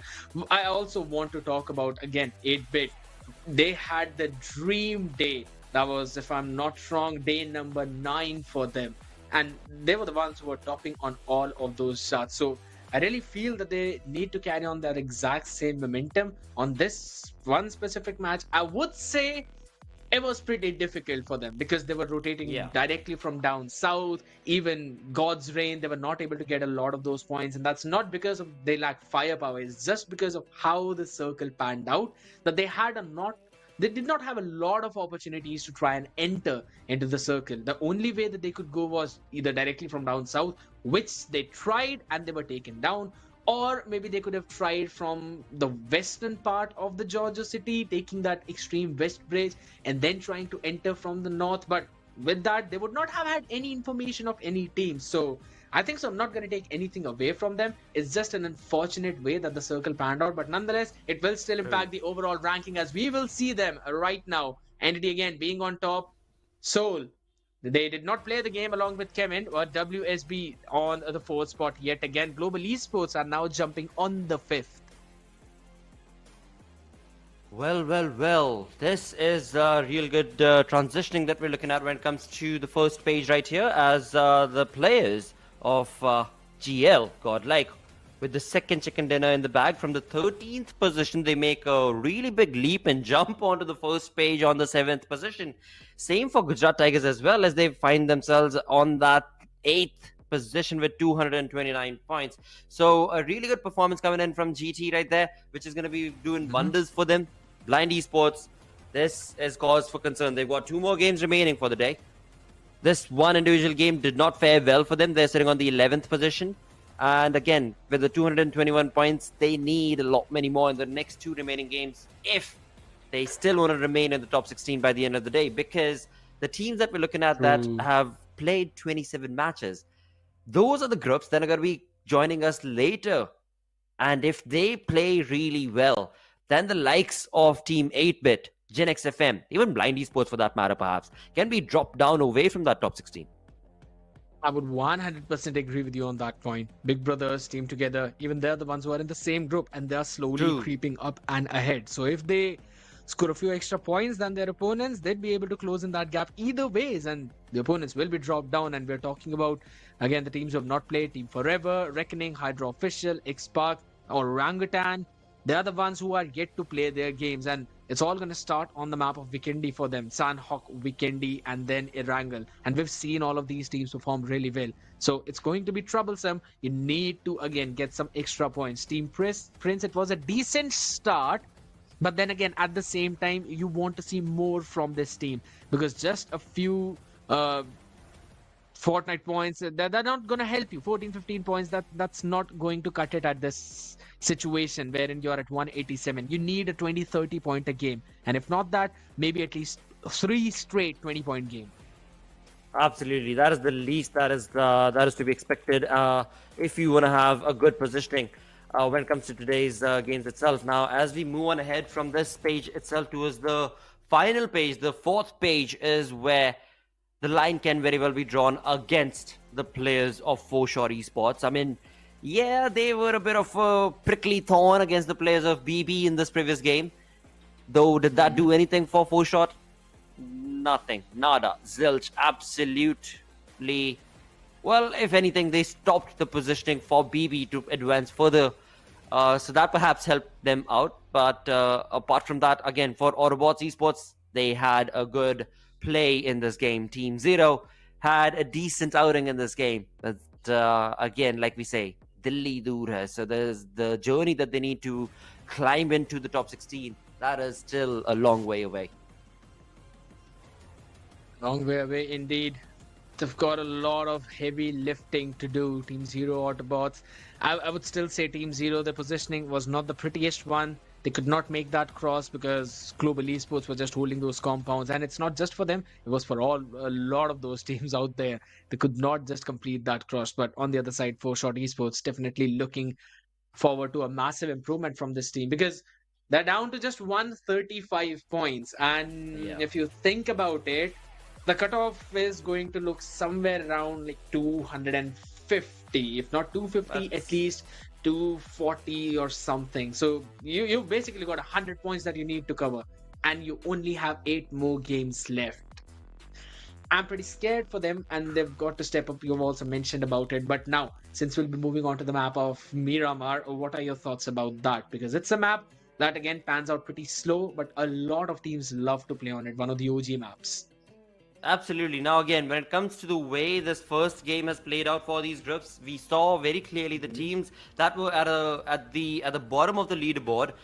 They were, if nothing else, trying to slow down the play for the other teams, which again worked out, did not work out, like Crore against Big Brothers. At the same point of time, WSB sitting up on top on the 4th or 5th position overall is looking wonderful, but I would love to see their play as well. Yes. When it comes to week number 4, it is definitely, the storyline is definitely going to be around the teams that are getting closer and closer to the top 16.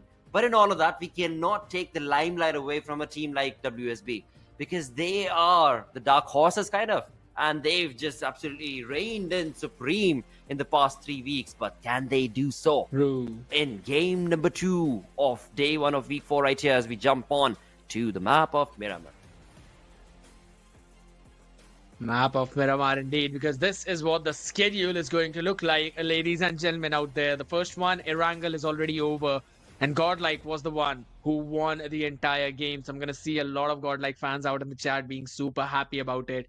On the other side, Miramar, again, another map. We've seen a lot of teams perform, and one of those few teams is again going to be God's Reign, because whenever they kind of feel shaky on the map of Erangel, if the next one is Miramar, we kind of see them stepping up. Even if it's not directly the first place as the winner chicken dinner, they at least end up in the podium position, 2nd or 3rd maybe. So I am expecting them to make a certain type of comeback in this one. And yes, WSB, just as you mentioned, this is the only team that basically got 3 chicken dinners in a row, a hat trick of chicken dinners, ending the day with 2 and then starting with 1 as well. And since we're already talking about starting, might as well jump into the map of Miramar, ladies and gentlemen. The plane path directly from the extreme western part going right away towards the east, Impala. All the teams should be able to go in towards their drop, apart from the ones who really want to go towards La Cabrera, Torre Ahumada, Campo Militar. They're going to have to do a lot of walking. Oh, a lot of driving, a lot of walking that is going to be required, as you perfectly mentioned, because the flight path focusing itself majorly towards the southern side of the map itself is going to be tricky. But at the same time, we've seen how hard-headed the players can be at times, right? Because of that late rotating play, they really don't mind being out in the blues for a little bit furthermore if they get to go down to their known drop location. It's like, you have to touch base with your home, and different maps, different homes. You have to go and figure out what's the furniture like. Do I need to change something? Do I need to figure out if the DBS is my meta this time around, or am I going to move on to, well, nothing else but DBS is the meta actually, which is what I actually missed in the previous game. I'm pretty happy that we did not see a lot of DBS out there. Like, come on, that entire weapon is busted. And by busted, I mean busted. You can fire at mid-range one shot, but for now, some shots being fired by Harsh. An early drop clash coming in, and Blind. Not exactly the team you would always want to see early on in those drop clash. That too with the entity members. Adi's been taken down yet again. That's IGL finished off. I'm going to be pretty scared for the members of Blind if in case they get any more casualties in this fight, because Entity's got nothing to lose at this point. They can try and go in for those early fights. And this is not exactly the way Blind wanted to go in for that start, but either ways, we've still seen them come out on top. They do not shy away from those early fights, those early clashes. They still end up winning. So I am expecting them to pull something off. But with the SLR in the hands of Harsh, I'm not quite sure. This is a fight that Blind Esports did not want, or Entity perhaps for that matter. But as of now, it is going to be a 3v3, a very clean and clear affair between these two, as we've got the fourth player from Entity who's still on the flank angle trying to give in a cover fire, which could very well turn detrimental for the players of Blind Esports, because they're making a lot of noise. They're roaming around quite a lot, for which I'm sure Entity is going to be ready. And this could have been just a small little peek is what Pucar needed. But as of now, he's going to slow it down again. There's not a lot of bullets as well, right, that we saw in Pucar's hand. So a really unintentional, not necessary fight is what these two teams have got themselves in right here. Roy, the man himself, being in the top Finnish players, he's been showcasing his skills not just once, twice, but multiple times. Oh, shots being fired. Harsh will stay alive. Just a few scratches left and right. Nothing, a couple of bandages might not be able to heal. But SkullTz needs to be the one. We've seen SkullTz step up on so many occasions. He's one of the reasons why Blind still is where it stands. SkullTz, Dark Lord, Harsh, all of them, they're just super heavy hitters. We have already seen their potential in multiple different formats. This should be nothing apart from just a cakewalk for them. But in the meantime, I was talking about SkullTz. Has been taken down. Kamla Boy, the flank angle that you mentioned previously. That's from where the shots were fired. And we're going to see just one last man standing. It's going to be Dark Lord. The only guy who can try and bring this clutch out. A 1v4. Perhaps not, but at least a couple of finishes, couple of flushes, that's what you need. Survivability is just not an option. You're not going to get away from the clutches of Entity. There's a few frags being thrown away in his area. Dark Lord, he can try and find one. Kamla Boy moves away, he does not see him, but now he's been noted as he goes in for the fire, but will be bursted down. Kamla Boy again winning out, coming on top on that trade, and Entity are still moving in the exact same pace they started. Oh, that was not the Blind Esports play that we needed to see. The first game, they got 2 points. The second, they walk out with none. But now this is the time when fans are going to be elated, because you're not walking out blind from this tournament, that's for sure. As you've got these QR to scan on your screens that allows you to be a part of the LAN finale from the 16th all the way to the 18th of February. All these top 16 teams, the ones that qualify, are going to be playing and battling it out in Noida Indoor Stadium. So, of course, bookmark those dates. Get it written down in your schedule, on your calendar, and meet us there. Because these teams, they are hungry. With the likes of Vikendi Gaming, with barely 2 chicken dinners, 1 chicken dinner that they've got, this team has definitely showcased to the lobby what it needs to be a part of the BGMI hard-hitting teams in 2024. And with that, an interesting curve shift coming in from the zone as we are perhaps looking at an urban finish this time around, with Los Leones perhaps being pretty much in the center. At the same point of time, 30% of the map is in the water. I would love for it to actually go down south of Los Leones, where again, those hills kind of factor in and bring in a really good, interesting play. But again, that is a time for another conversation later down the line. As right now, teams are still far spread out. And apart from that early skirmish that we were part of, where we saw Blind Esports get eliminated, all the other teams, they seem to be scattered around decently, at least in the starting stages of this game. We might potentially see a few extra scrappy fights when, again, we're gonna enter in stage 3 or stage 4 circle. Because it's just as you mentioned, 30% of it down in the waters. No team would be able to utilize that apart from Team Zero, who are already playing at the edges. Puerto Paraíso is where they all are, towards Impala, God's Reign. No early drop clashes from them, so they're going to have a pretty decent time out there. On the other side, Team Godlike, I would love to see an early rotation from them. Otherwise, it's going to be very difficult for them to try and make their move inside the circle. And if it goes even southwards, that basically gives a good advantage to the members of Gen X FM on the other side for sure. And they really do be loving a few of those zone advantages because they are not having the beautiful time. On the top side was La Cabrera, yet again, Big Brothers should be making their move. El Pozo is entirely for Entity Gaming now because they were able to eliminate a blind early on in that skirmish. And that was the only early game aggression that we saw. We might potentially see Team Together Esports going up against the members of Team Prince, though. They are very close to each other as they make that rotation. But it seems more than the battleground fight, it is turned into an F1 race between those two teams, as none of them want to be able to stop their vehicles to take on some shots. As from the northwestern edges, we can see a team in yellow and a team in purple. That is the teams that we just mentioned, TTE, Team Together Esports, and Team Prince on our screens. That will make in a close rotation. I am and as of speed. Now, and as of now, they've played their cards fairly, as they do not want to take any additional fights, unnecessary fights rather, I should say. Now, unnecessary fight is what Blind Esports got handed in the previous game as well as this one.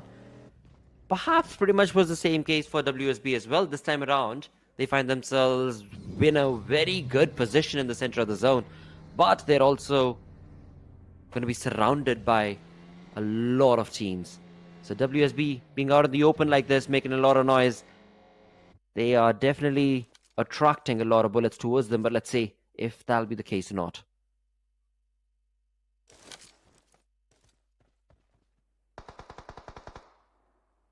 Super slow map, just as you were previously talking about. On the map of Erangel, we still saw a few skirmish, but it all started after the stage 4 zone. That was also a pretty slow and steady one. But oh my god, look at that cluster that's forming in the dead center. No one cares about Mina del Valle. I always mess up the pronunciation of that area. Or Chumacera. No one wants to go towards there either. Puerto Paraíso has also been left. God's Reign also moving in their rotation, so leaving Impala out. Big Brothers have decided that they would probably want to tank the first blue. And only once it hits will they try to enter in the second circle itself. That does seem to be the case with Global Esports as well. Getting the second place in the previous one, they would love to carry the momentum forward and keep this going. They've already kind of solidified the lead in the leaderboard, so should not be any major problem for them. But why would you want to lose the momentum and just go with the same pace, even in the LAN? if you're qualified, that is. On the other side, 8-bit definitely would be looking to try and gather a few extra flushes out there, a few extra frags to help them move up, because the previous game was not the one they wanted to start things with. Yet again, they can and for surely will end things on a pretty solid note. That's my guess, though. Oh, what a zone. What a zone.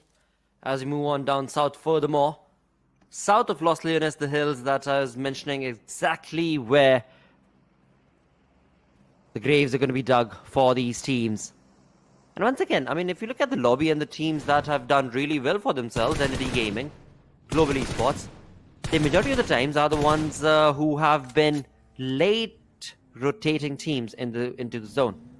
But we'll come back to that, as on our screens we also do have the players of Team 8-bit, who previously got knocked out quite early. This time around, are taking on some really good shots. Madman, he was able to connect those bullets and sprays onto the players of TTE, but sadly, no point being converted just yet.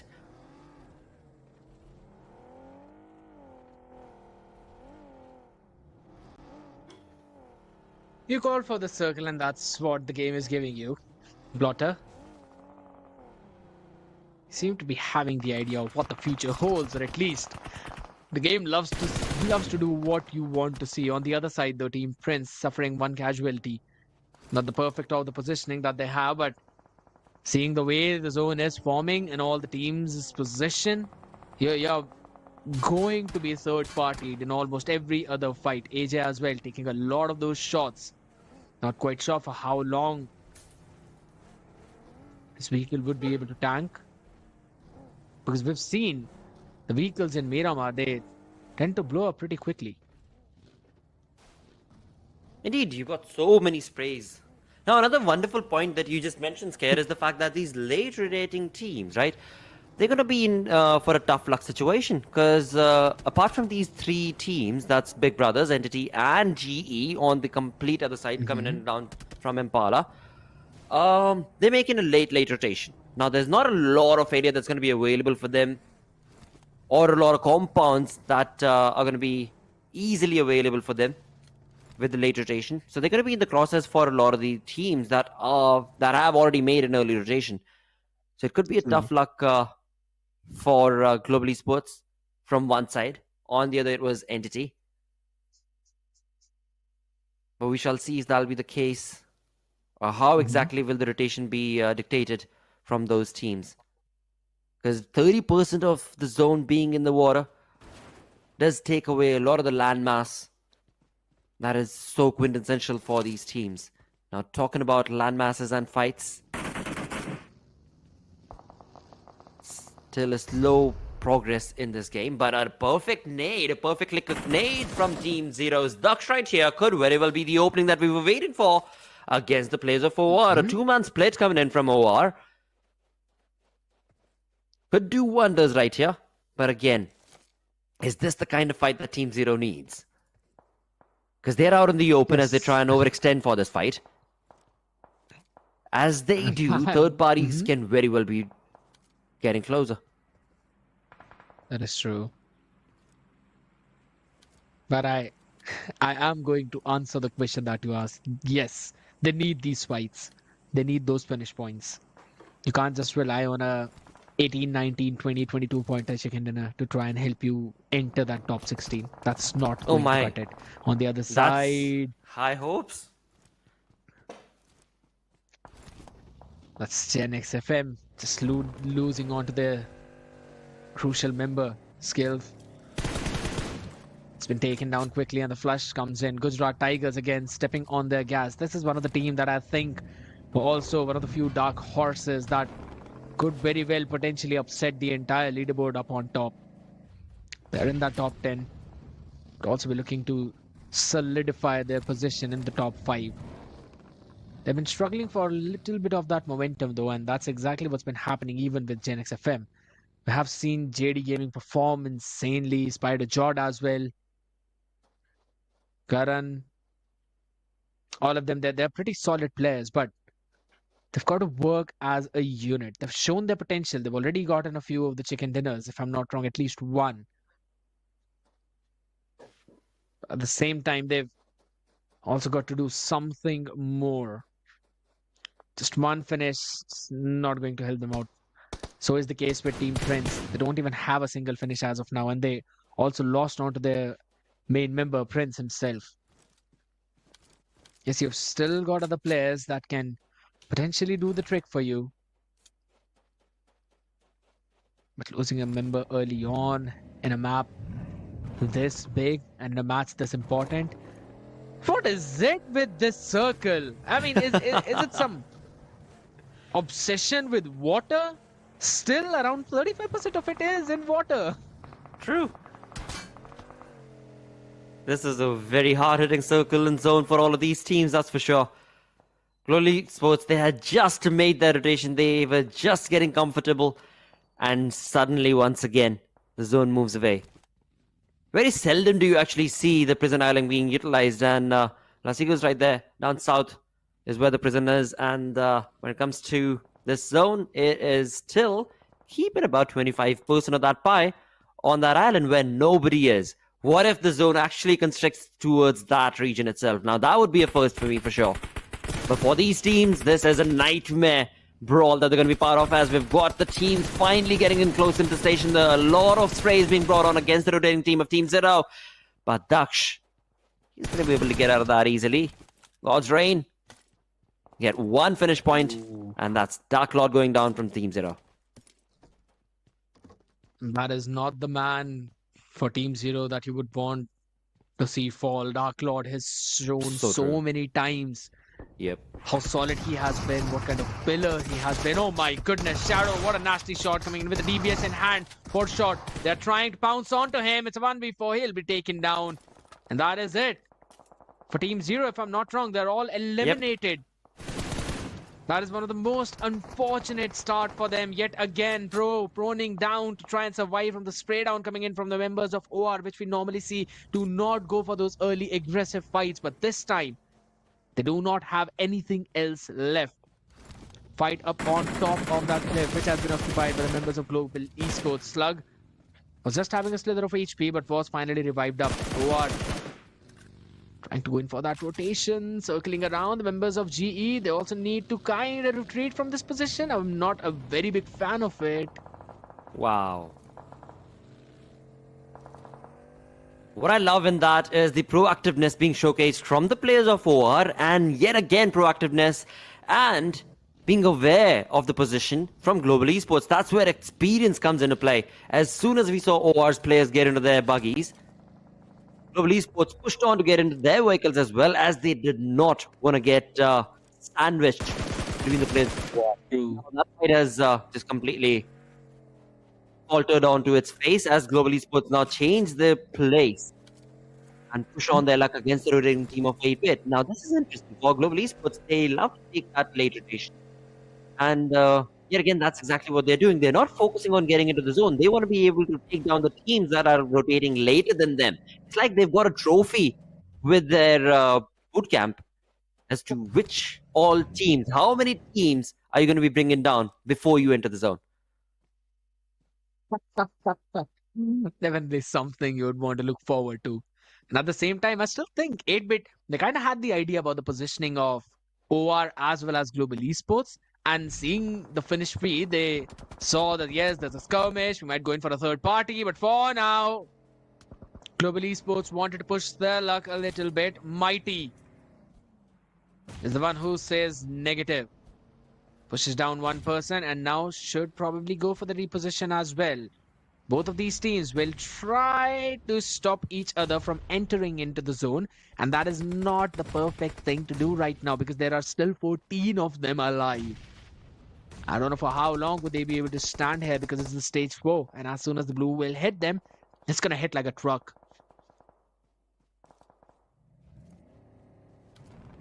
Indeed it will. Oh my god. A big rig. You don't want to see the circle. Trust me.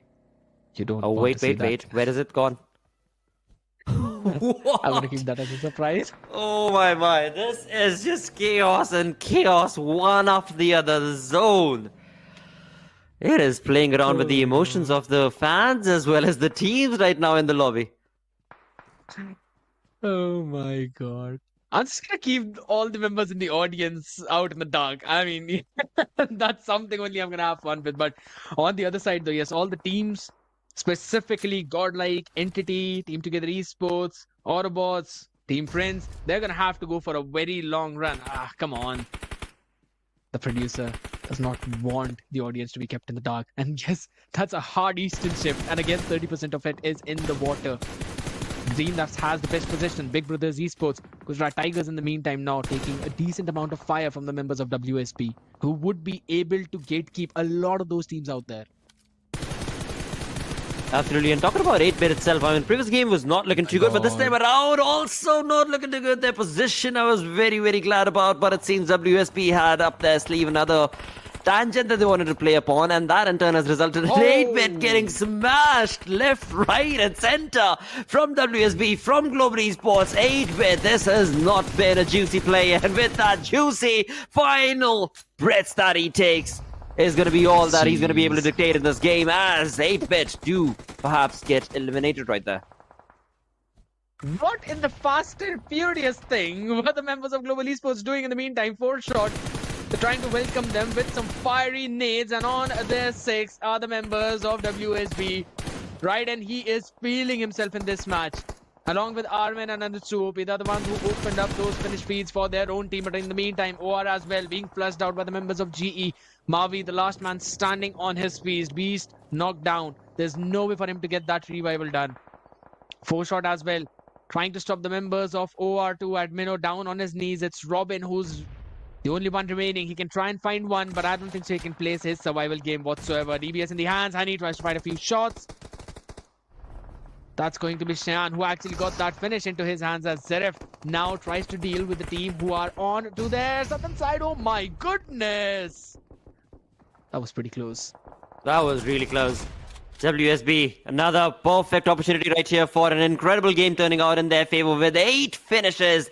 This team has turned into the beast that we anticipated to be able to see. But hey, in all of that, we cannot let loose of the team that got the previous chicken dinner. That's going to be the likes of Team Godlike, as Aditya pushes on ahead all by his lonesome, one after the other. He wants to be able to take down as he burns alive against the players of AR, where of course his teammate Jonathan, with just a sliver of HP, is going to be jumping on to provide the cover, but that's all that GL are going to be part of. The L, they held on strong at the northwestern side of the zone for as long as they could, but sadly it was none other than AUTOBOTZ who had a better transition in this fight. As with 4 finishes, they push on ahead. 7 teams total remaining. Big Brothers in a perfect position right here.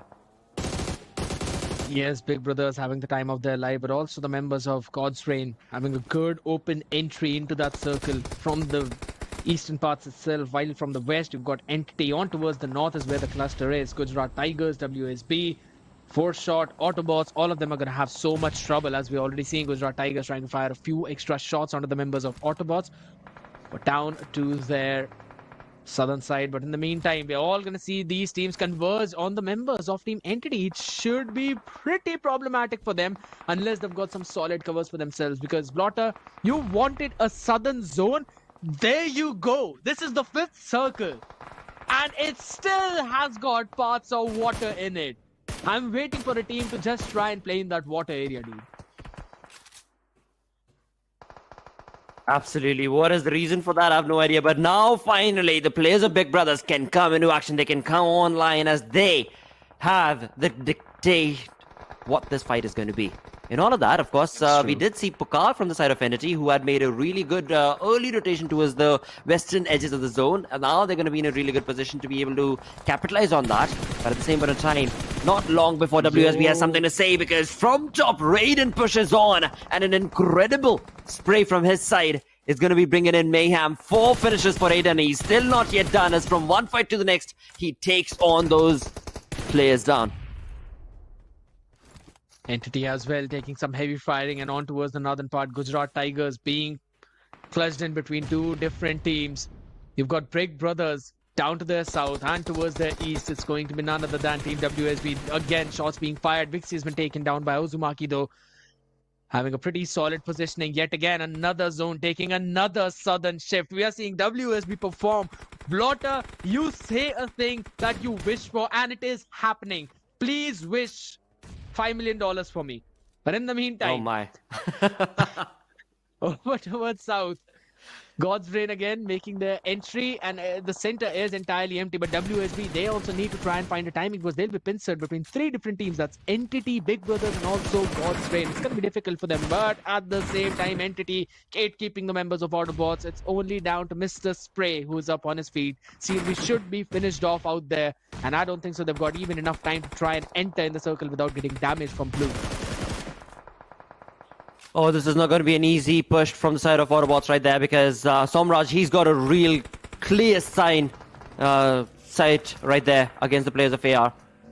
But in all of this, again, when it comes down to the southern side of the zone, GDR, they've been patiently waiting, and now this is their time to take on this game. Oh, never mind my word, because the caster's curse is real. As soon as I bring up GDR, they're going to be sprayed on upon from the players of WSB. 10 finishes is still not enough for WSB as they bring down the players and more down GDR one by one. But in all of this, we just saw Big Brothers are right above WSB's positioning.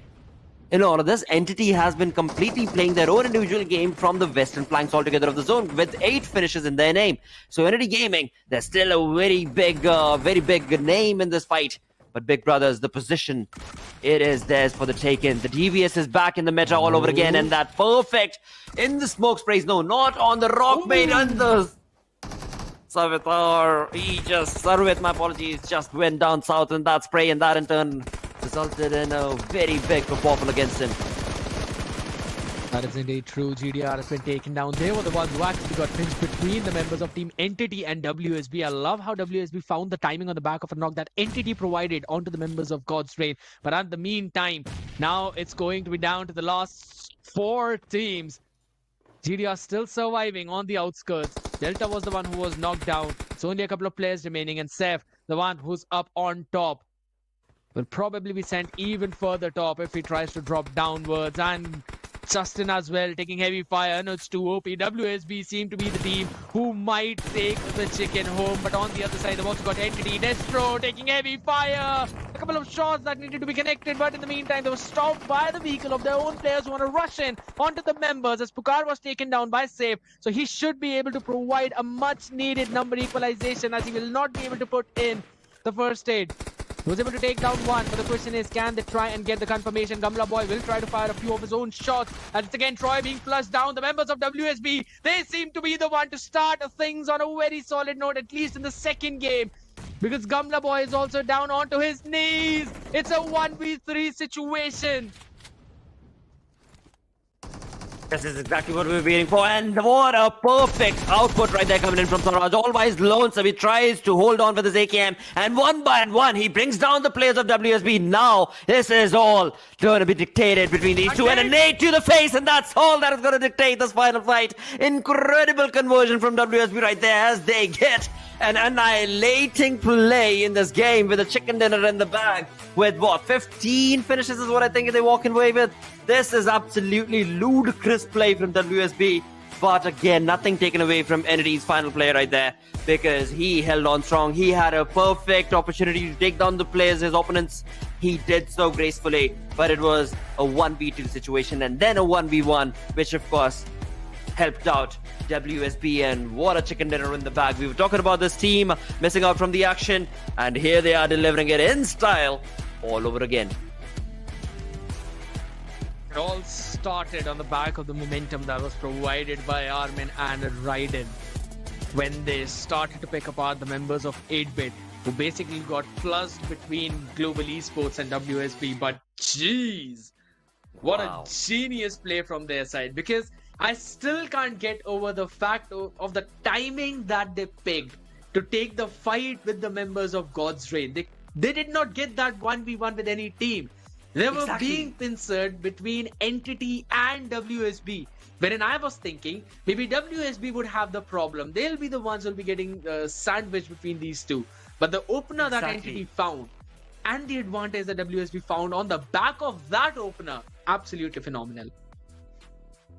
If we want to actually start a blame game in this fight, which we definitely should not on the desk, but I want to, it's going to be Big Brothers, mate. It's going to be Big Brothers. They had such a ludicrous position working for them. Had they pincered down the opening against WSB, the spray with the DBS that was right there for Sarvit, it just went flat.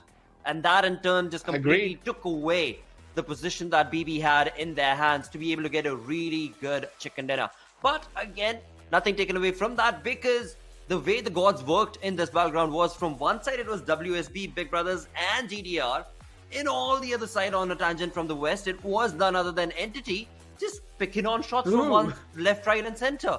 It was just written like a perfect game for Entity, but eventually it was WSB getting that chicken dinner. And an incredible Miramar, that is what it was, because the zone dictated the majority of this chaos.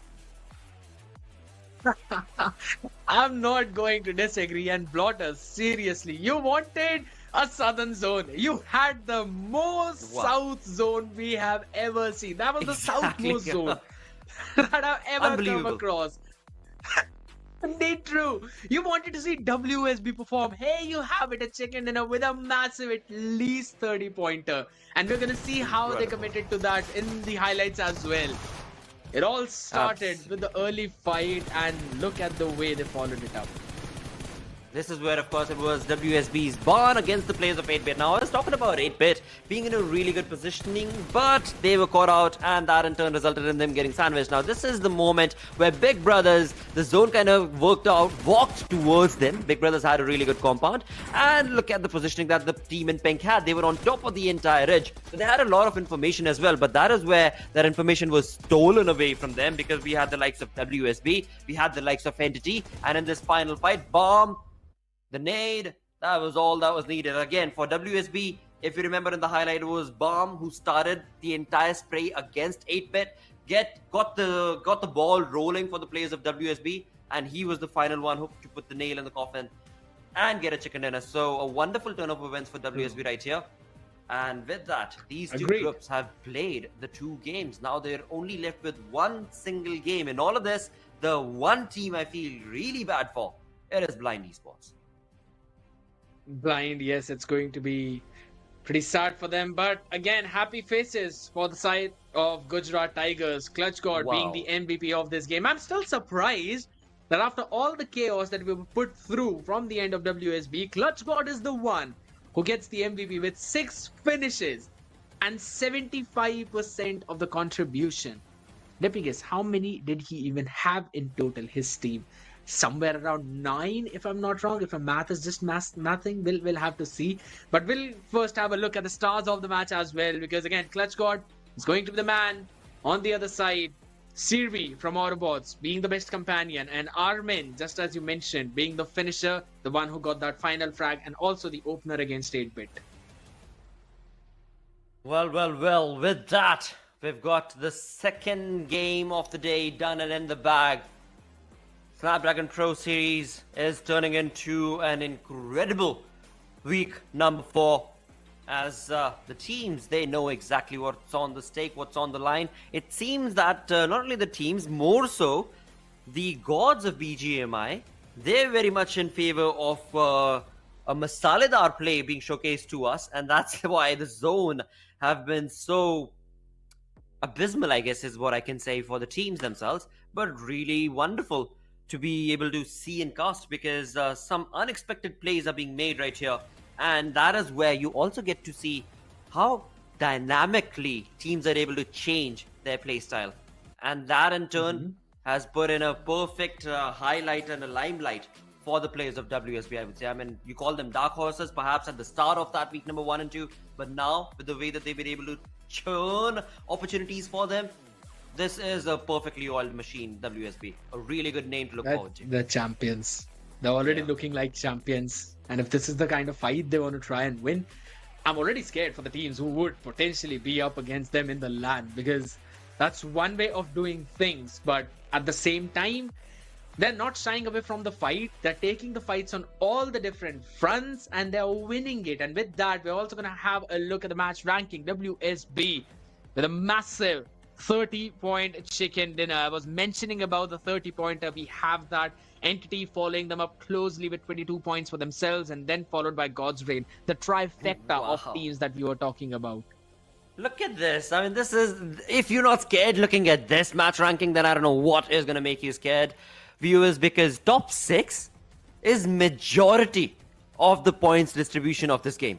Top 6. True. In a lobby of 16 teams. That's how annihilating this entire tournament has been from week 1 for these teams. And then we talk about teams sitting on the 4th page not being able to do it with 2 chicken dinners in the bag. Well, this is the reason why. Because of how destructive the teams like to play. And as you perfectly mentioned, in all of this, we've got some really good names sitting up on top till the top 6 position. But if I start from down south, Team 0 with 0 points, Blind Esports with 0 points, Zenix FM had a really good rotation, I would say, considering the way the zone was working around in the previous game as well. But the conversion has not been there. Bad luck for Team 8-bit, rather, being caught out in the open and getting sandwiched right there.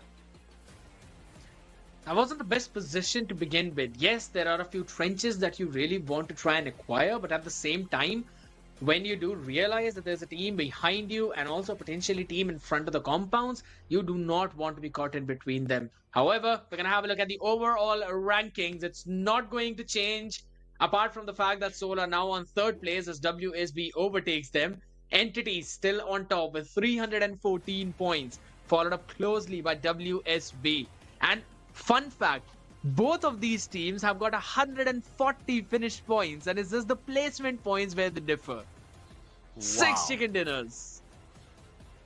Beautiful, absolutely beautiful play right here, coming in favor of WSB Gaming, but that much more of a clear answer to the entire lobby from Entity Gaming, because the team sitting on the 2nd and 3rd, the reason they're sitting there is because of 6 and 5 chicken dinners respectively. But Entity sitting on top with just a single chicken dinner, it just clearly tells you that, yeah, these are the teams that you want to be really careful of. And again, that's not the only team in that first page. You've got the team of Global Esports with 29 games and a single chicken dinner. You've got the team of Gujarat Tigers with a single chicken dinner sitting on that top 8 position. So really good outing. But hey, talking about really good outings, look at this. Team 8-bit, Zenix FM, Big Brothers. 14, 15, 16. All sitting in a very difficult position right here with 211 points. I'll be brutally honest, I'm pretty worried about them because these positions are going to change 100%. 100%. There are a few No teams question above about them, it. 4 of them in total. Orangutan, Alibaba Raiders, Seven and Carnival, who've only played 27 matches. They're yet to play their ones.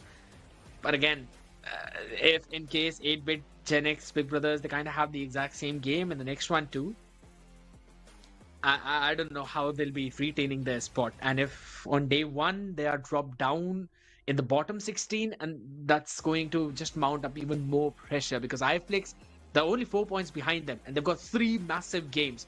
Unless an extremely problematic things happens for them, they are yet to be going in top 16 whatsoever. Team Forever as well, just a few points behind. If my math is correct, somewhere around 14, 15 points. True. 16. That's That's all what they I was- need. And we've That's exactly what I was counting as well, Scared, because I was actually looking at not only the 14, 15, 16 team, but also the team sitting on the 12th position, I believe it is, Blind Esports. And they are 10 points away from the 14th, 16th team.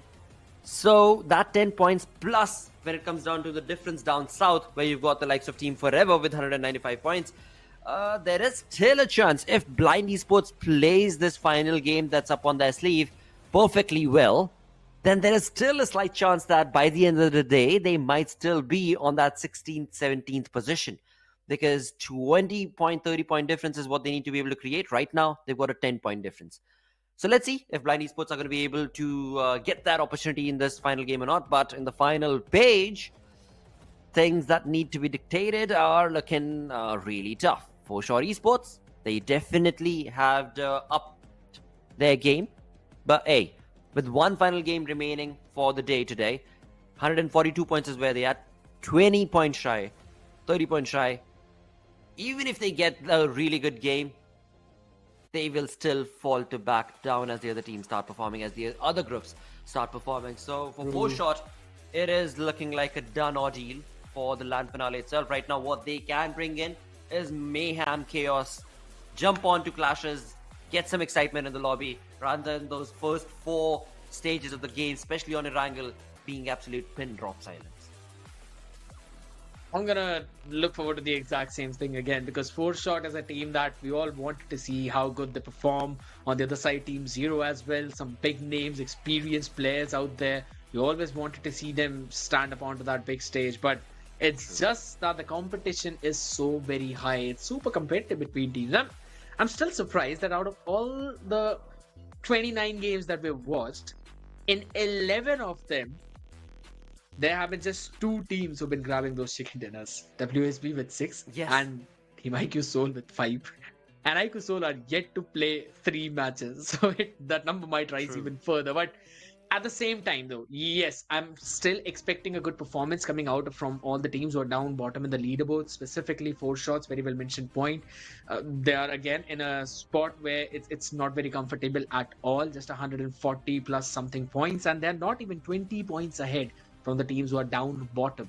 So it could be changed at any moment, but I would still like to look at the optimistic side. I would like to think that they've still got that potential and they've got that motivation to try and pull off the games that just right now WSB were able to pull off. It's only on the back of the momentum that they have, but still, a wounded lion is one of the most deadliest creatures out in the open, because he's already wounded. He's going to take you down no matter what. And that is something that 4Shot can definitely bring out on the table along with Team Zero. 100% agree with that, because like you perfectly mentioned, right, that wounded lion that you talk about, either it's going down because it knows it's going down, or it's bringing down along with it some other team. And that sort of a strategy can very well be the masala that I'm actually anticipating. At the same point of time, for Team Zero, now for Team Zero, I believe there is a big chance for them to be able to rack up those numbers, because they do try every single game. But is that going to be enough? Because right now, we're only looking at Group A and Group D.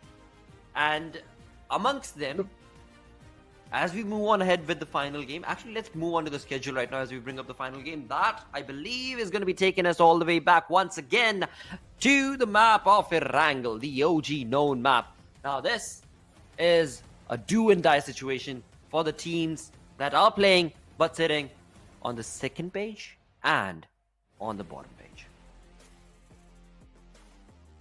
You've got just one final chance for the members of Group A and D to win, because that is what matters. Just like Snapdragon's Elite Gaming, where winning matters the most. Samsung Galaxy S23 Ultra as well. You've got to share the epic and level up your game along with Monster Energy to unleash the beast. That's all you need to focus on. A big shout out to all of our sponsors out there. And also, I really hope that this provides some motivation to teams out there too, because you have got nothing to lose at this point. The teams who are down in the bottom 16, they've literally got nothing to lose. It's either they're going to qualify or they're going to not. It's going to come down to that 50-50.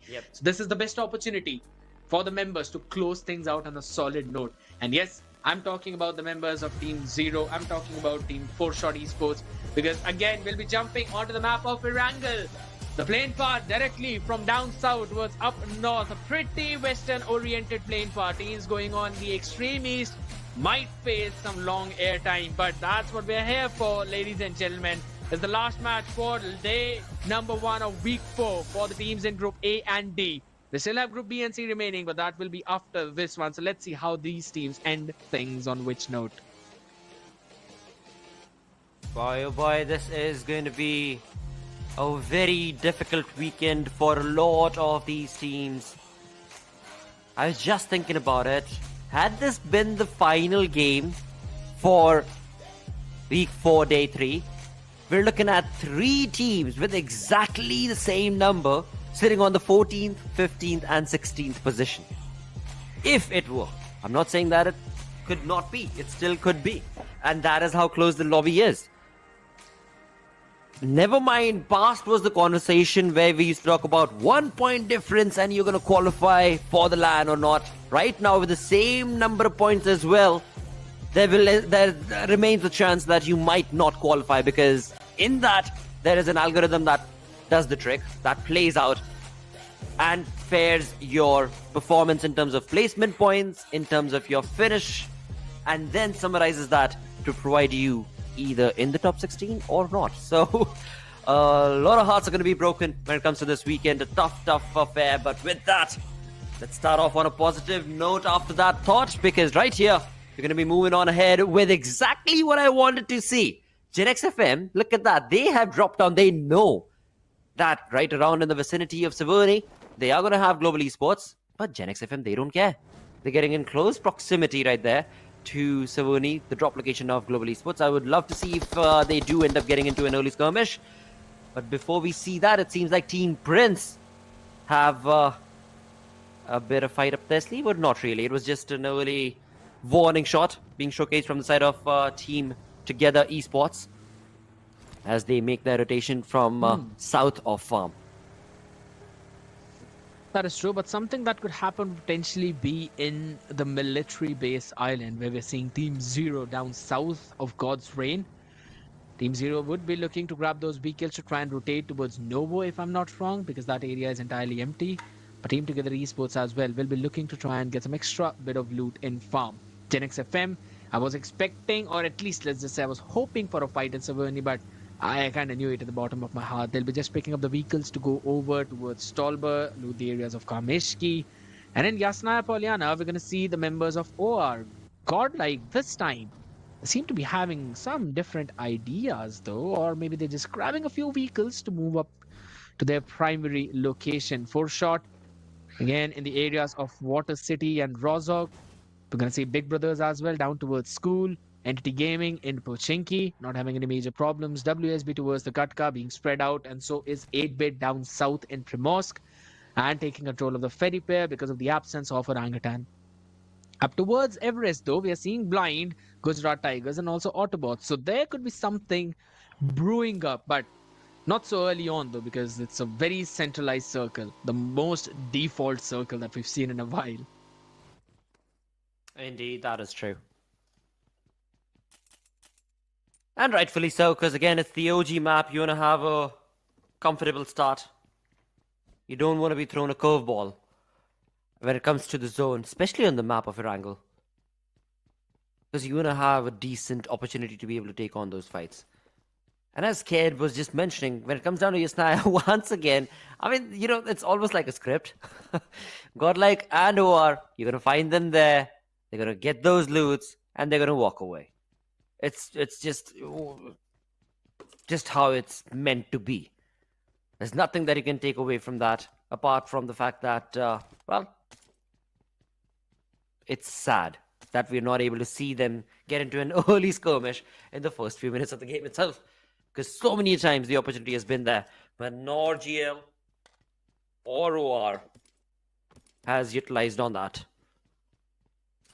So could this be the start of something different? Because again, when it comes down to GL, we saw Godlike have a really good performance today, and that in turn has actually brought up their number in terms of the position really well. For OR though, it's been a very tough day. OR needs those points. OR needs those fights. And Yasnaya is a really good place, like any other, to be able to get that loot segregated amongst the four lot of you. Now, will OR be comfortable enough to be able to get that loot and push on to that fight against GL is what I wonder, because they need those points. And this is their final game for day one of week 4.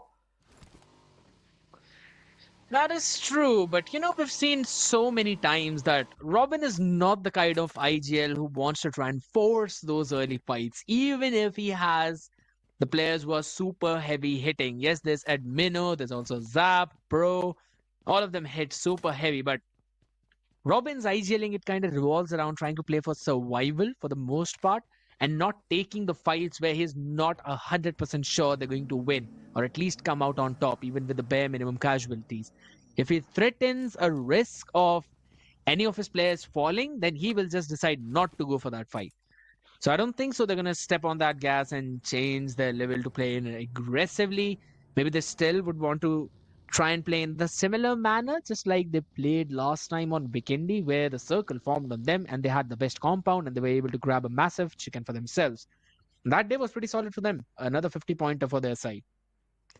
But on the other side, I really want to see the pace change coming in from Gen XFM, Force Shot, Big Brothers. I want to see them trying to go proactively for those fights, because even in the previous game, we saw Big Brothers had such a great opportunity to get that chicken, but they eventually crumbled down, and only because they did not clear their eastern and western parts, and they were just caught in between 2 or 3 different teams.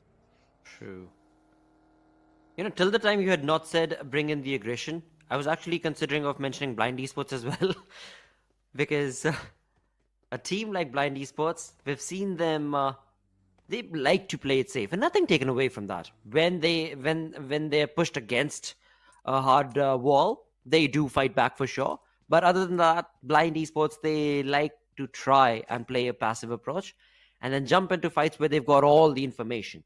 If they're pounced on upon, then things don't work out well for Blind Esports, as we've seen in the previous 2 games as well.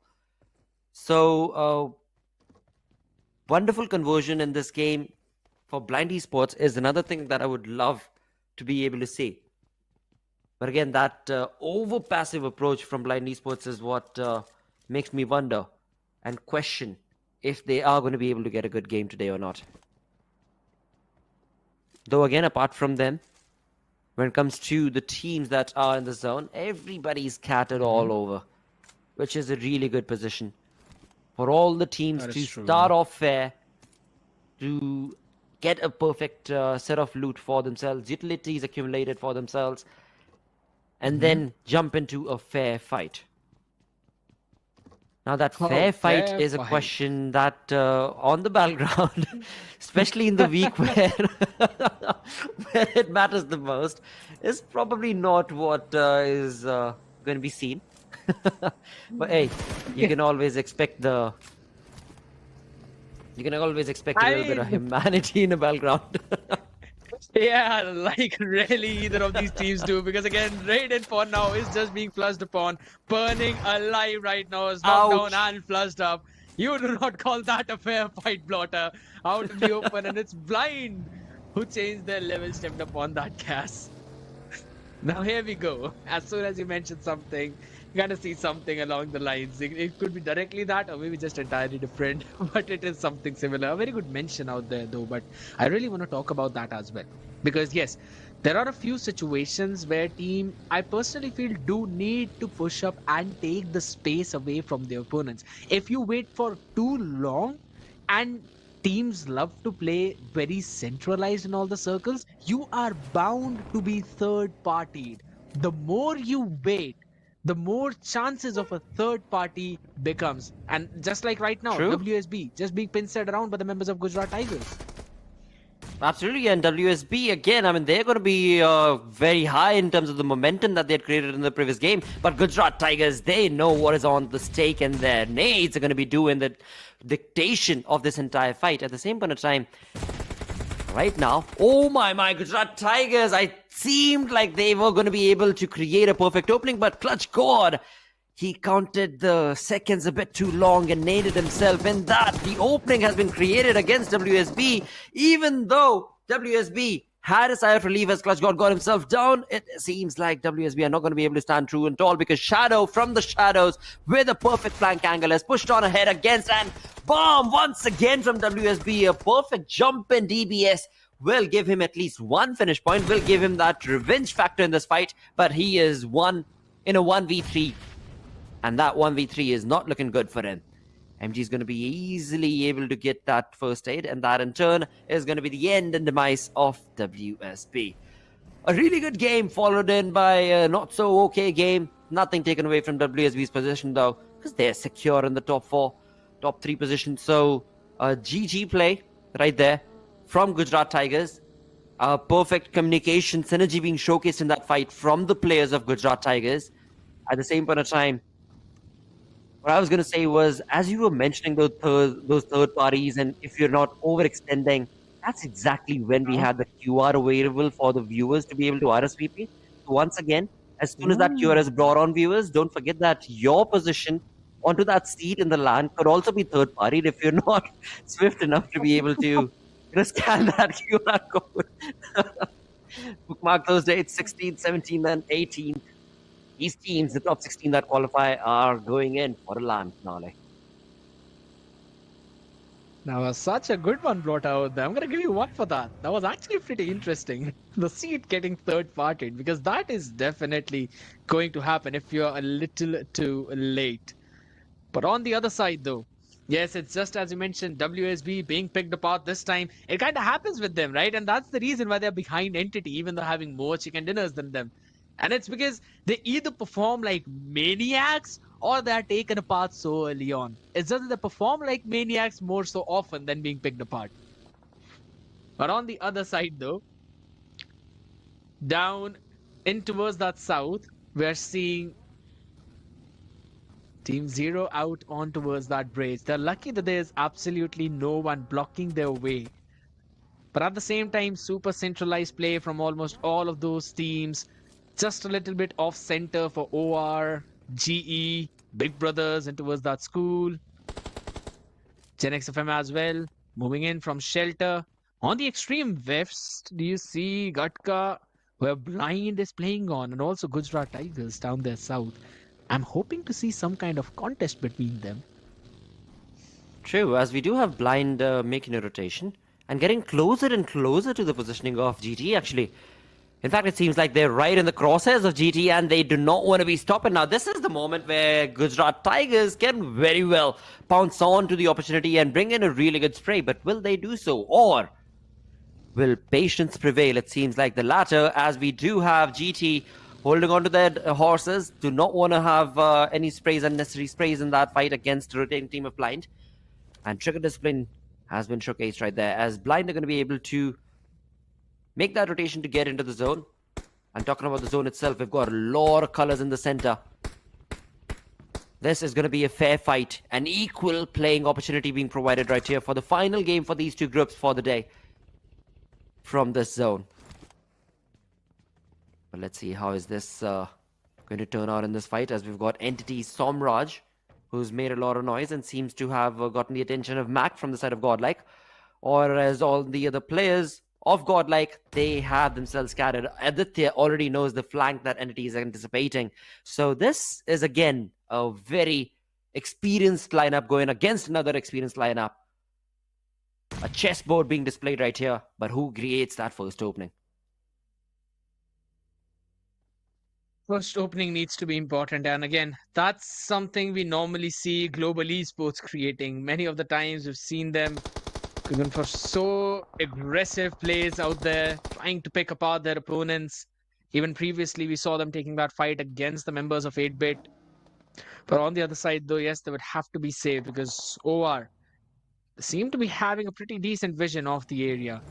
Dead in the center, we see the members of Godlike. We don't actually see them. I can just see the name Jonathan, so I'm thinking that they're all down in the center of that circle. Up north, AUTOBOTZ we have on towards the east. We've got Gen XFM. A little bit of that southwestern side is occupied by Team Prince, and down south of them, we've got 8-Bit. Third parties are going to be happening at every fight. I am telling you that. We're going to come down to that exact same situation where stage 4 is going to mark some aggressive fights being taken by almost all of these teams. There's still a little bit of a gap between them, and it's going to be even reduced further. If in case it's even a centralized circle, I'm going to be pretty worried about the members of Gujarat Tigers and how they're going to try and take their entry. And so they're going in for their rotation towards that northern side. Maybe will enter from ruins, but should be met with resistance by the members of Big Brothers, or at least they should have that information.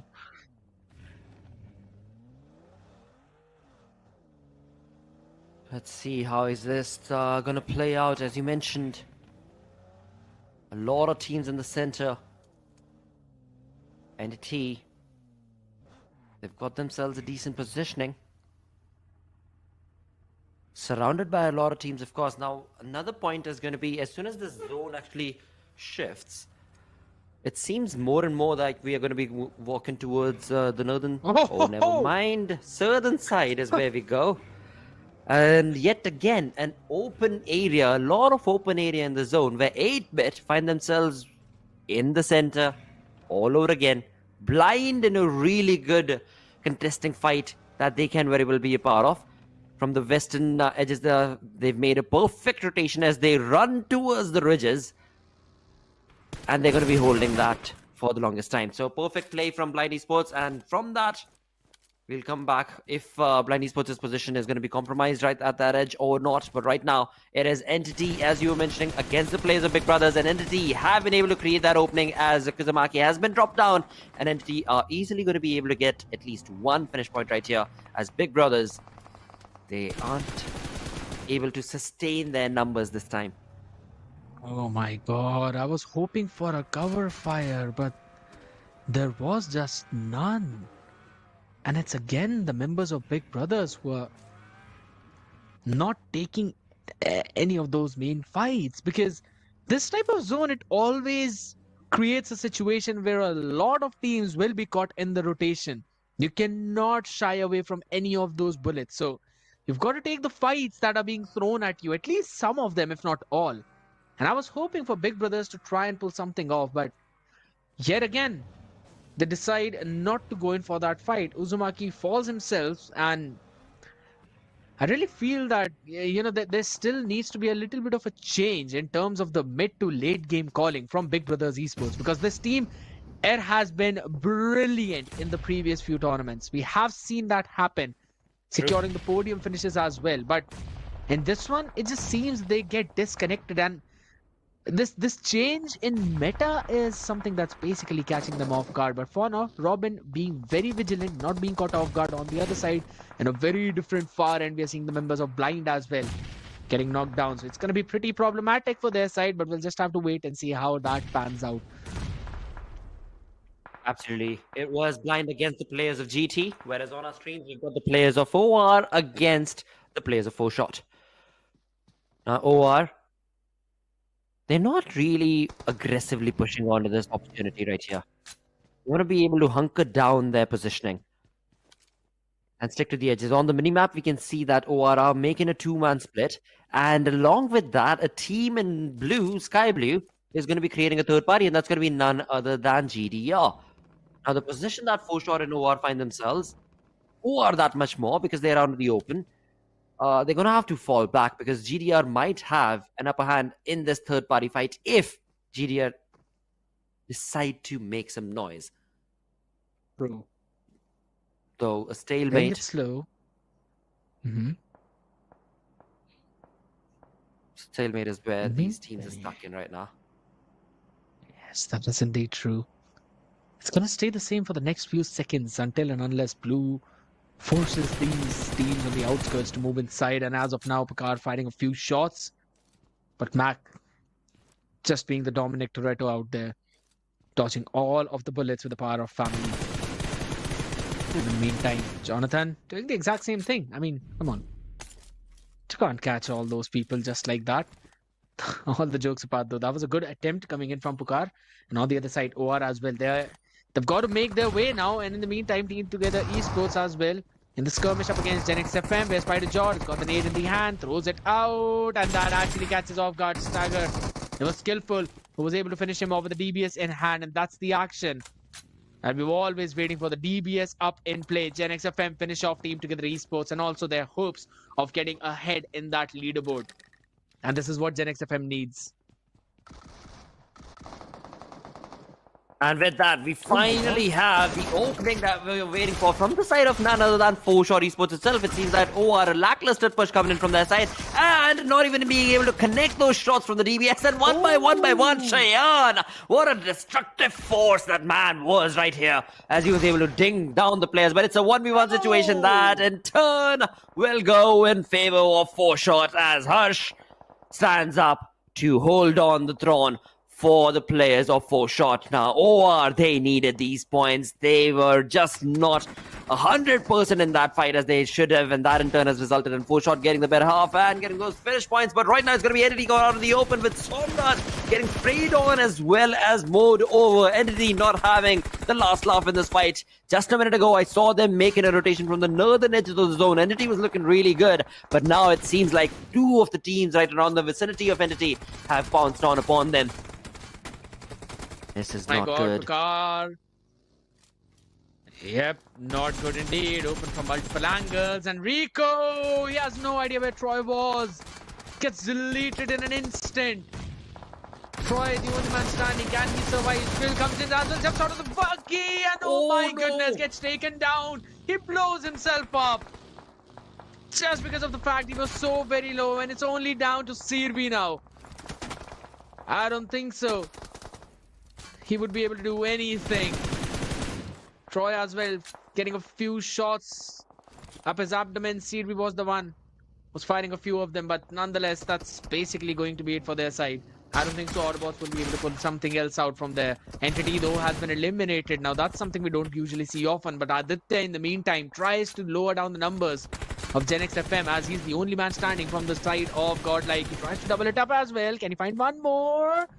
Karan, so very low, just behind that buggy. Blue has also hit, and he's only got one medkit along with the first aid kit. No heal battle could be done by this man.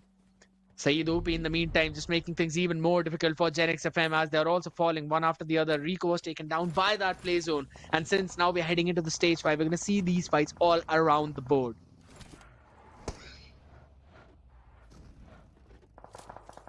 Absolutely, as we've got the momentum finally steamrolling in the favor of 4-shot. As just a minute ago we saw them bring down the players of OR and now find themselves at the edge, the eastern edge of the zone, in close proximity to another team, and that's going to be none other than Big Brothers this time around. But looking at Blind and their positioning, this is looking really good. Blind there at the edge, the southern edge. They know there's no team that can trouble them, at least from their flank angles. But now they don't have a lot of cover to work with. That's another trouble that could go against the players of Blind, as they are spread across thin. There's only 3 players in the lineup right now for Blind Esports. It seems they're going to have to choose their fight. So my apologies. Actually, 4 players are still surviving from Blind Esports. They're just scattered. If Adi falls down from that flank, it is trouble to pick him up.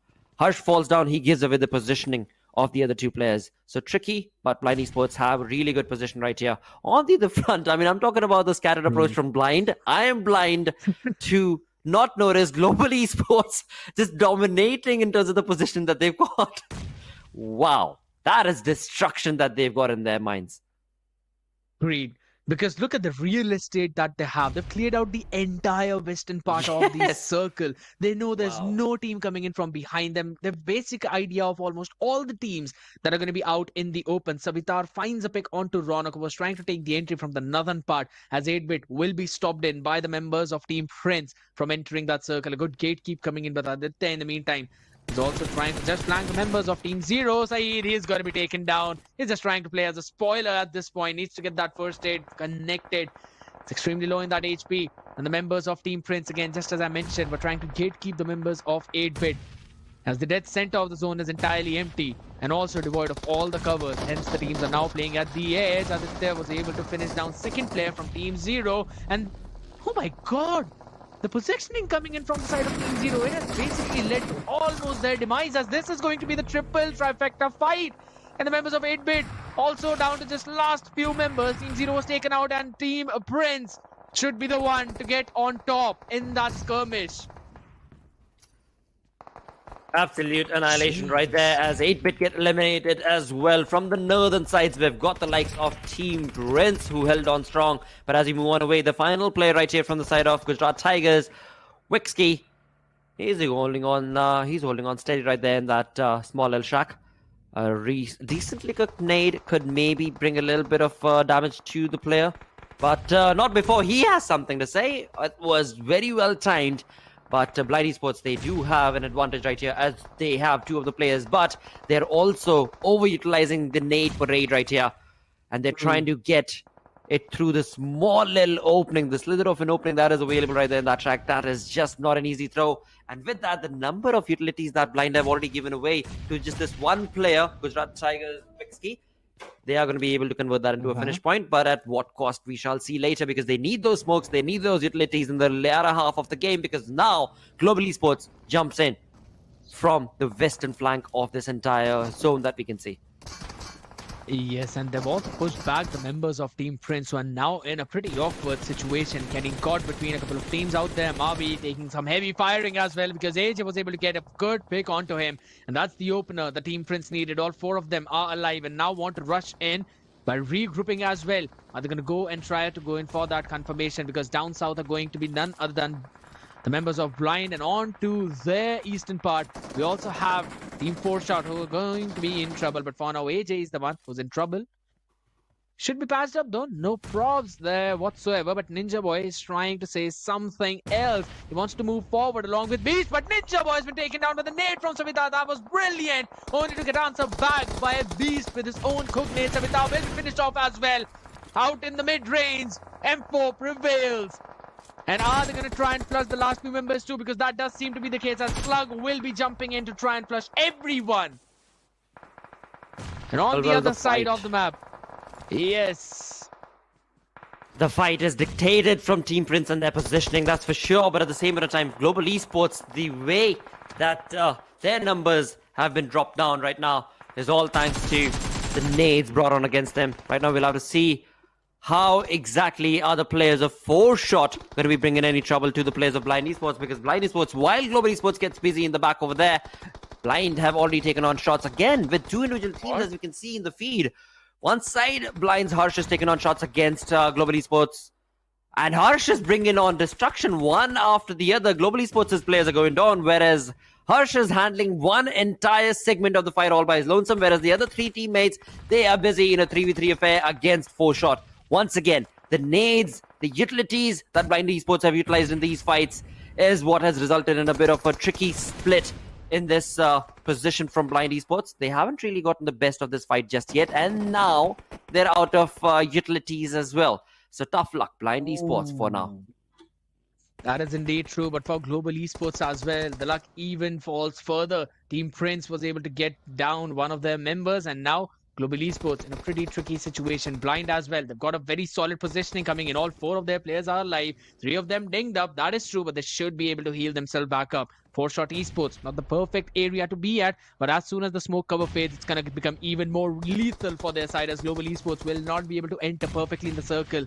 Mavi was taken down by the zone itself, and Harsh will be the one to open things up.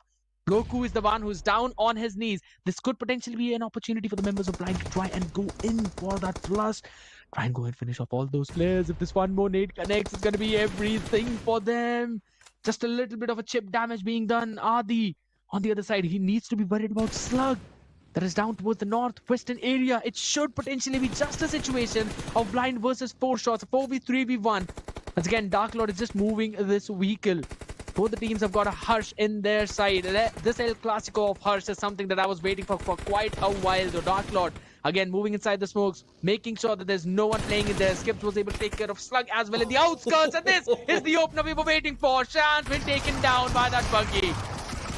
This is exactly the final call that was needed, and Goku with the DBS in his hand, it seems like this hulk of a gun is going to be able to bring it down to the final fight that was required. But what a chaos it was, and don't tell me, has it been 4Shots play? The chicken dinner right here came in from the team that was underneath that position of height advantage.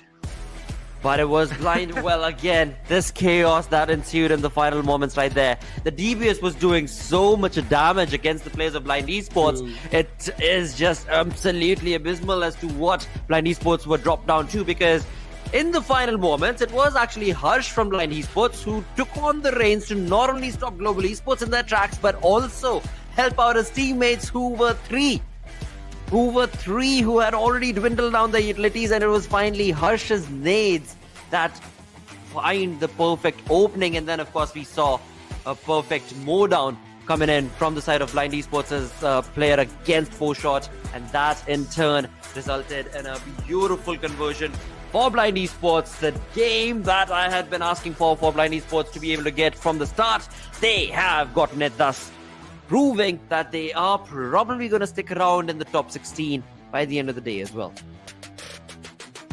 Does seem to be the case, because the previous two games were definitely not the ones they had hoped for, but this one working out brilliantly for their side, and very well mentioned, because they were playing in a split of 2 and 2. They were not entirely split up. All of the 4 players were close to each other, but the attention, Harsh and SkullTz, if I'm not wrong, were the 2 players who were watching towards the members of Global Esports, and then the next 2 players were watching towards the side of 4shot, who were under that cliff. And it is just on the back of the positional advantage that they had. That is one of the reasons why they were able to quickly get their attention diverted, and were able to stop both Global Esports and 4shot from coming into that circle. They had the height advantage against 4shot, and also against Global they had the zone advantage. Global Esports were just outside taking the fight against the members of Team Prince. So a very good IGling coming in this time around from Harsh himself, Adi himself, my bad. And Harsh again playing in phenomenal game for his team alongside with SkullTz and Dark Lord, because in that last fight,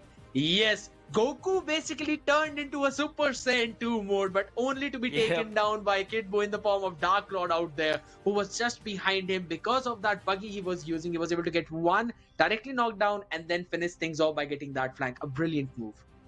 An incredible move, and that was so crucial as well, because the one thing that was icking me again and again throughout that entire fight was the amount of utilities that Blind was pushing against those players and still not able to get an opening. Is what worked against them. Yeah, I was surprised over that as well, because they did dump up quite a lot of utilities against Vikendi, if I'm not wrong. He was the member of Gujarat Tigers in that one small compound. But it was just because of that distance that they could not get that nade inside the compound. And my oh my. That was again a brilliant performance from their side. Nonetheless, not just them. I also love to see how Global Esports again stepping on that gas. We always see this team perform in clutch, right? Early on, they were facing struggles, but then in week 3 and week 4, they're playing like a well-oiled machine. They're playing in together. And I love the fact how Mavi is not falling out again and again early on, because in week 1 and week 2, we saw him getting caught out multiple times. But this time around, things have changed up. They're all playing together perfectly, and that's all you want to see. But for Godlike, yes, it did seem pretty awkward, as they were all caught in during their rotations as well. And it was just Aditya who was remaining. Still, he did all he could to try and help his team out, only grabbing 5 points for themselves with 1 position points and 4 finish points, I guess. And then it was the final moments of the game. Now, this is where I loved Team Prince's positioning and the way they were able to utilize it and bring down the numbers for Global Esports as well. I mean, those nades that were cooked to perfection from the side of GE, from the side of Prince actually, brought down the numbers of Global Esports. Otherwise, Global Esports were looking really phenomenal in terms of how they were pushing on ahead, the control that they had in the final moments of that zone, the third, when there were only 4 teams remaining. So kudos, X-Factor play can be given away towards the players of Prince. But again, eventually in the end, Blind Esports, the team that needed to be able to rack up those numbers in the final game for the day for themselves, have been able to do so. How many points have they gotten? How big of a lump sum are they going to be able to get in that overall leaderboard? Well, we're going to have to wait. But when it comes to the MVP, I do believe it should go down towards Blind's player. Or not, actually. Whoa. It's the none other than man himself from Team Prince, AJ. He was doing a pretty solid job again. You mentioned about their position multiple times, and this is one of the reasons, because AJ was helping his entire team to hold it down so very well. They were able to stop 8-bit from entering, and then also they kind of had a situational advantage against Global Esports. It was just the zone shifting away from them that they had to divert their attention, and then were being taken down by those couple of nades, which was pretty unfortunate for their side. But they tried to get the best out of that situation. And AJ with those 5 finishes, 83% finish contribution, shows you the exact same thing.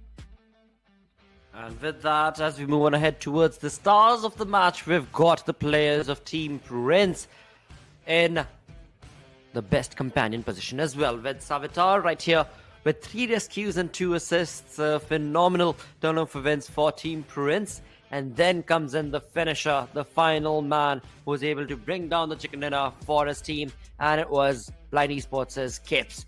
Just perfect domination. But again, right there we can clearly see the domination was only led by the side of Blind Esports because of the rotation that they were able to make. And that is what dictated the positioning that Blind Esports had, the way they were able to take on those shots and get that chicken dinner. 11,210 meters. As soon as the zone shifted down south towards that ridge, we saw Blind just rushing towards those ridges and just holding on steady. And that was just beautifully played by them. So a GG play when it comes to the final game for these two groups. Really shows you how experienced all of these teams are. Blind, Global Esports, that even though they face some struggles early on, out when the moment requires them, they always step up. When push comes to shove, you always see all of these teams going in a haywire situation and working out so very well. But nonetheless, even Team Prince now, I'm slowly seeing them stepping up as well. This does seem that in those clutch situations, they're also doing a lot of changings, and it's probably the couple of times now that we've seen Savitar in that stars of the match. You were waiting to see the ranking and the amount of points Blind acquired. Well, it's going to be 24. I was expecting somewhere around 25 to 28, but it's just 24 with 9 finishes and 15 placement points, followed up closely by Global Esports with 10 finishes themselves and a total of 20 points. Again, a wonderful turn of events for Global Esports. Once again, the consistency brings in perfectly for them. Blind Esports, a much needed game is what I'll say, with 9 finishes and a chicken dinner. That is a good conversion right there. But for Crore Esports, wow, where winning matters the most is what we were talking about, and this is what Crore Esports does in the final game of the day that they were going to be a part of, with 7 finishes, 3rd position for them, a 19-point game. I wonder, does this allow Crore Esports to get on from that 4th page to the 3rd page? And if so, by how big a margin? It should, but not with a very big of margin. Because there was a decent amount of gap, but it was not that small to be covered up. So maybe just about a few 3, 4, 5 points lead that they're going to have, but they will definitely be on page number 3. On the other side though, Team Together Esports, OR, not exactly the game you would expect them to have. Team Together as well facing a lot of struggles in this one. 8-bit this day has been brutal for them, and so was the case for Team Zero. WSB Entity not being able to perform in this one, but it's not going to affect them at all. WSB had already put a massive 30-point chicken dinner in front of us on the map of Miramar. So, well, we're already talking if 4-Shot have made it to page number 4. Let's quickly have a look at the overall rankings too. Because Entity maintaining their first spot along with WSB on that 2nd spot. They've completed their games for the evening. And on the other side, it's going to be still IQ Soul, Chemin, both of them on 4th and 5th with 3 matches to play. God's Reign, Gujarat Tigers, Blind following up, and Blind have made their way into top 8. This is definitely going to be giving Blind Esports players and fan base a sigh of relief right there as they find themselves in the top 8.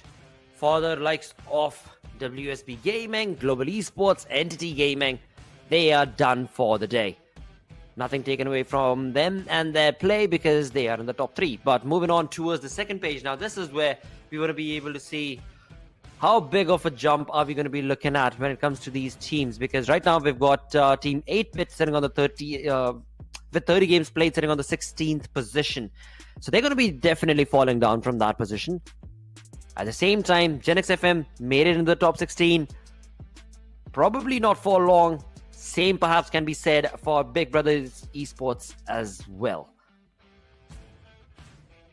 That is true, because after all of their games, you still have Team iFlakes who are yet to play on their own game, and it's not a humongous lead that they need to cover. So 8-bit, I'm also thinking that they might be falling out of that space until and unless we see all the teams like iFlakes, Forever, Reckoning, Hydra not being able to perform, which I do not think so is going to be the case. We might possibly see Reckoning as well going in for a good performance because they had a pretty decent momentum over towards the end of week number 3. So I'm expecting them to move it even further, as again, this was the team that was on top when they qualified from the Conquest final. So I'm expecting a lot from this entire team. And on the other side, we were expecting 4-Shot Esports to make a leap. Unfortunately for them, they haven't been able to do so. They're still on the last page, 161 points, and things look even more brutal for them.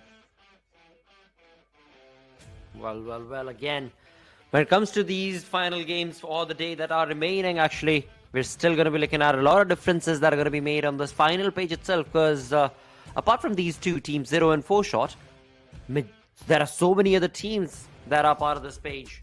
And the difference is quite a lot. From X-Park sitting on the 25th position with 176 points, all the way down to the 32nd position with 114 or something points. It is, well, not 114, but still, at least 30-40 point difference is what we're looking at, is quite a lot. So, a tough conversion for them. But again, when it comes to Group A and D, they are done for the day. An incredible play is what we've seen from the side of Group A and D. Now, we shall see what IQ Seoul are going to be jumping in towards. We're going to be looking at what, of course, Chemin are going to be bringing to the table, along with all the others that are going to be chiming in from Group B and C, of course. Looking to see what Orangutan have also brought. So that's something I'm looking forward to, because yes, they're at the 15th spot right now with 215 points, if I'm not wrong. They really need to step up their game as well in the next 3 matches. It's going to be crucial for their momentum for the next 2 days. On the other side, iFlix, I'm hoping to see them enter in the top 16. And on the other side, over towards that last page as well, there are a few teams that I want to see perform, including Team X-Park, Team Forever. They're on the 3rd page. They've got an opportunity to enter in the top 16 too. I will be expecting to see a few changes in the entire leaderboard, at least in the top 10 and in the top 16. But we still don't know if their performance is going to be amazing. But one thing that we definitely know is that the Snapdragon Elite Gaming is always going to be with you no matter what. Because again, that's where the winning matters the most. Yes, I've got quite a few things written out as well. But before that, a humongous shout out to Samsung Galaxy S23 Ultra as well. Because again, you've got to share the epic and also level up your game with Monster Energy. You've got to unleash the beast to try and perform like all of these players out there who are on that big stage. Now, with that said and done, just as I said, I've written down quite a few things specifically with the performances of the ones. And one I want to talk about is going to be Orangutan. They've had a pretty shaky week 1, week 2, and also week 3, because in some maps they perform enormously well, but in some others they're fairly kept quiet. That is very true, and that is something that, again, will boil down to how OG makes their rotations, and does it actually fare out well for those rotations for them or not. But right now, as you perfectly mentioned them, well, this is where we shall bring up the schedule, because now we are done with Group A and D, as we move on ahead with Group B and C, where we've got, as Elliot was just mentioning, the likes of OG jumping in from Group B, along with the likes of Chemin Esports. And then there are a lot of those teams that are sitting on the 4th page, like Medal Esports, SkullTz, Team X-Park. But in all of this Medal Esports, and you know, there was, as this entire play started off, as this entire tournament started off, there were high hopes from the likes of Medal Esports and the way that they were expected to be able to have a decent outing. But that has not really converted for them. Though again, nothing taken away from them, because because this is the final week, we can still expect a bit more of a synergistic play. Will that be enough to get there in the top 16? That's true. That is tough, but we can definitely see them climb up the ladder and get into the 3rd page of the leaderboard. So that is the kind of convincing fight that we expect from them. Fingers crossed.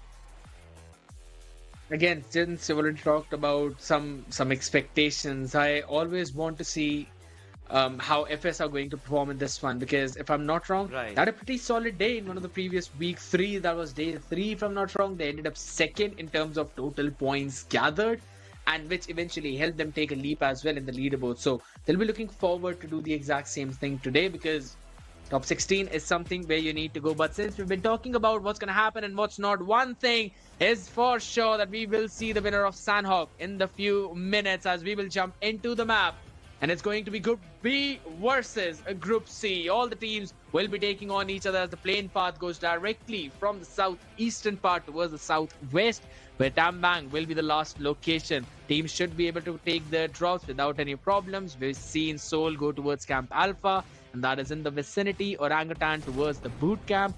We'll just have to wait if we're going to see some kind of early contest. Gujarat Tigers are not here, so I don't think so. We'll see any drop collisions in boot camp at least.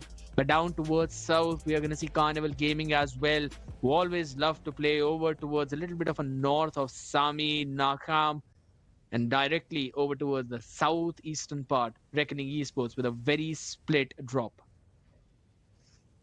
Oh, very split drop indeed, actually.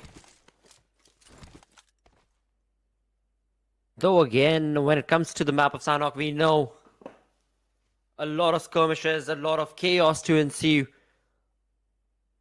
With it being such a small map after all.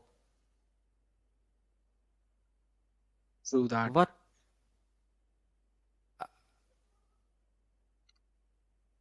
though again, when it comes to the players and the teams right now, a very scattered, spread out approach that we're looking at from quite a lot of these teams actually. Onto Camp Alpha, of course, the fan favorites, IQ Seoul, are going to be scattering themselves close to their proximity, interestingly enough, this time around. We also do have the players of X-Park, where, of course, we've seen X-Park sitting on the 25th position, if I'm not wrong, yes. They've got a lot to prove, and if in the early moments of this Sanhok game, they're able to bring down a fan favorite, then, of course, there'll be a lot expected from X-Park as well. Though, again, just like when we started the day, with game number 1 on Erangel with Group D and A, teams wanted to take it slow because they understand that this day, this week, every single game is going to matter tenfolds. And since majority of these teams actually are sitting on that final page of the leaderboard, it is perhaps looking like a slow churn for a lot of these teams, even if they're in close proximity, as we've got the likes of HUB on our screens right here, SkullTz. In close proximity to them in the Paradise Resort, we have another team that they are trying to play it safe. And I believe that team in vicinity is going to be Middle Esports. Middle. Yes, that's Middle. I mean, I just saw Top Dog's name there written, and that's why I made that guess. It's probably Middle. But yes, that is true. These are the only two teams that are close to each other and might potentially end up in a skirmish, because the circle as well, covering almost all the parts of all the map and islands there. Over towards the northwestern island as well, Team X-Park dropping towards Hathin. Normally, we see Global Esports taking their drop there. I sometimes have seen a few of the teams trying to take that fight, but that's about it. So Seoul should not have any major problem. But on the other side, Wind God as well. This is one of the teams that I wanted to talk about too, because again, they have shown us some great potential. A 33-point chicken dinner game. And back on day 1, it was the map of Sanhok itself, where they were able to bring that forward. And if that's the kind of performance they can show, I'm expecting them to at least be in a competitive place in that top 16. And their performance since that game has been looking shaky. Not just a little bit, but a lot. So I am pretty worried about this team, I'll be brutally honest. And also all the teams are now trying to converge in directly dead center. Alibaba Raiders as well, they've got the same idea as Middle, so we might possibly see the contest. Alibaba Raiders, a team that plays way too defensive. Middle wants to try and find some early picks onto those members. Romanoji has been taken down by Encore. A good off angle coming in from him, as he'll be moving it forward. Top Dog, he has no fear whatsoever. Duke is pretty close to him, and he should have an idea of Duke's position. Frozen and nade could be disastrous if he's near, just a little bit far away, so he's going to be surviving. Top Dog clearing the compound perfectly, and now he knows, he's realized. Broken the door with the DBS shot in hand. Only 14 bullets, but that's all you need. 1 is much more than sufficient, which is to FPP. Encore as well with the cover coming in. Duke's been taken down, so very low. Sanyam in the meantime being caught in the crossfires. Paradoxo was taken down. He was finished off as well. Ralph Playing in that off-angle position is exactly what he needs. Top Dog now slowly moving forward, fires a couple of shots.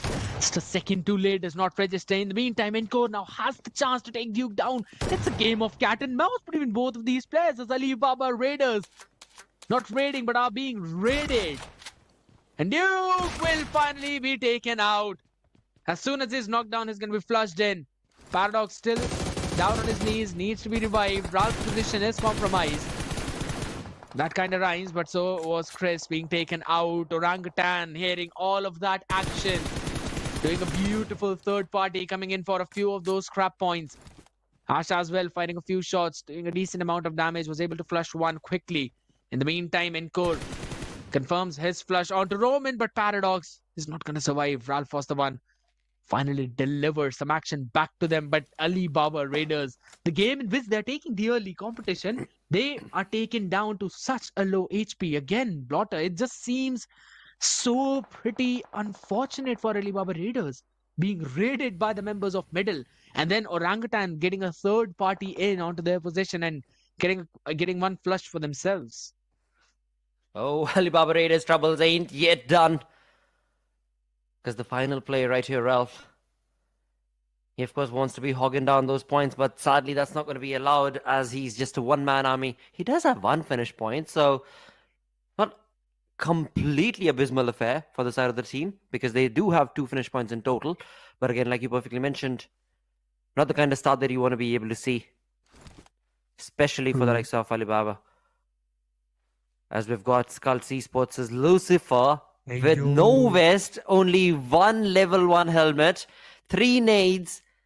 That's all he wants to dictate in this game, because he wants to try and get that finish point. He's just being the perfect Sanhok snake that we want to be able to see. 1 nade cooked to perfection, another one going to be dropped down there or not. Well, come on, Lucifer. We expect a bit more hungry Lucifer right here. But again, he wants to be cautious. Very true. Ralph. Oh, the DBS in hand. My man has got no utilities, only 14 bullets. And that too just in the mag, no extra mag in pocket. Bandages are something that we don't usually see on screen, so he's got a few of them. But in the meantime, oh my god, SkullTz. They just tried to find one, but Lucifer's moved backwards. He's nowhere close. I like the idea, not peeking in through the window, but now he's basically asking for the backup maybe from his teammates, and then they want to try and get this one flush out. No, they've actually decided to just move backwards. That was one free flush for them. But what other thing is also free are the RSVP for LAN, ladies and gentlemen. Scan that, and you would be able to get a seat for yourself on the LAN in Noida Indoor Stadium on 16th and 18th February, and you do not want to miss the chance to see your players perform on that LAN, for which these teams are trying to get qualified. But you all are already qualified to be the spectators, and you never want to miss that opportunity. Absolutely. Don't be like SkullTz. Don't walk away from that opportunity. Be like Hydra. Jump into the affair and get the best. And that's what the LAN is for all the viewers, of course. 16th to 18th of February, Noida Indoor Stadium. It's going to be a big undertaking, actually. A wonderful opportunity. Because Noida Indoor Stadium, oh, that is a beautiful venue right there. A destination to visit. And with these kind of skilled players, yeah, it is going to definitely heat up the cold winters that Delhi's facing these days. And DBS to perfection right there from Hydra. Matter of seconds is what it took. And that in turn has annihilated SkullTz player. A beautiful skull cracking shot. But again, now Lucifer, he will have the opportunity to be able to bring in that revenge factor. He's, of course, going to be dictating all of this information to Bijlu. Bijlu's patiently waiting up on top as well. So this... Or maybe... This... Oh my goodness! That's exactly what I was talking about. Perfect nade indeed. And they're also just going in for that wraparound. Bijlu, the only man. And is just waiting for his team to be picked apart. That's all. In paradise. I would still say SkullTz had the perfect opportunity. Yes. but they did not grab it. They were being slammed upon by the members of Hydra, and they found a perfect way to go in for that slam and finish off everything that was there. Hydra had so much of information in that fight. That was absolutely ludicrous, the way it was annihilated. The team of SkullTz was annihilated right there. Of course, Bijlu still does remain the one final player from the side of SkullTz Esports. Though as we move on away from that fight towards... Oh, never mind, we're back again. But I do want to talk about Team Forever in just a minute's time. Because Team Forever, when it came down to the overall ranking, we saw them sitting on that third page. Their climb up is going to be not that difficult, actually. But they need points for that to be able to sustain themselves in the top 16. Right here, though, Bijlu, with a level 3 helmet and vest, he's looking the top dog right here for SkullTz Esports. Sadly, though, that's not what he needs. What he needs on the map of Sanhok is first aids. 30 first aids and he's golden. No way. Please don't. Please don't. Imagine the conversation has come down to, you've got a level 3 kit. Nah, dude, that's not going to help you out. You need 30 first aids and you're going to be golden. Oh my god. Might as well just start farming those first aid kits and play at the edge, right? Stay at the corner. Maybe if 30 are not enough, grab on somewhere around 40, 45, 50 if your backspace allows that. But no, don't encourage the mid strat. I do not love it at all. I mean, yes, I'm pretty biased about the fights as well. I want to see those fights. But at the same time, no.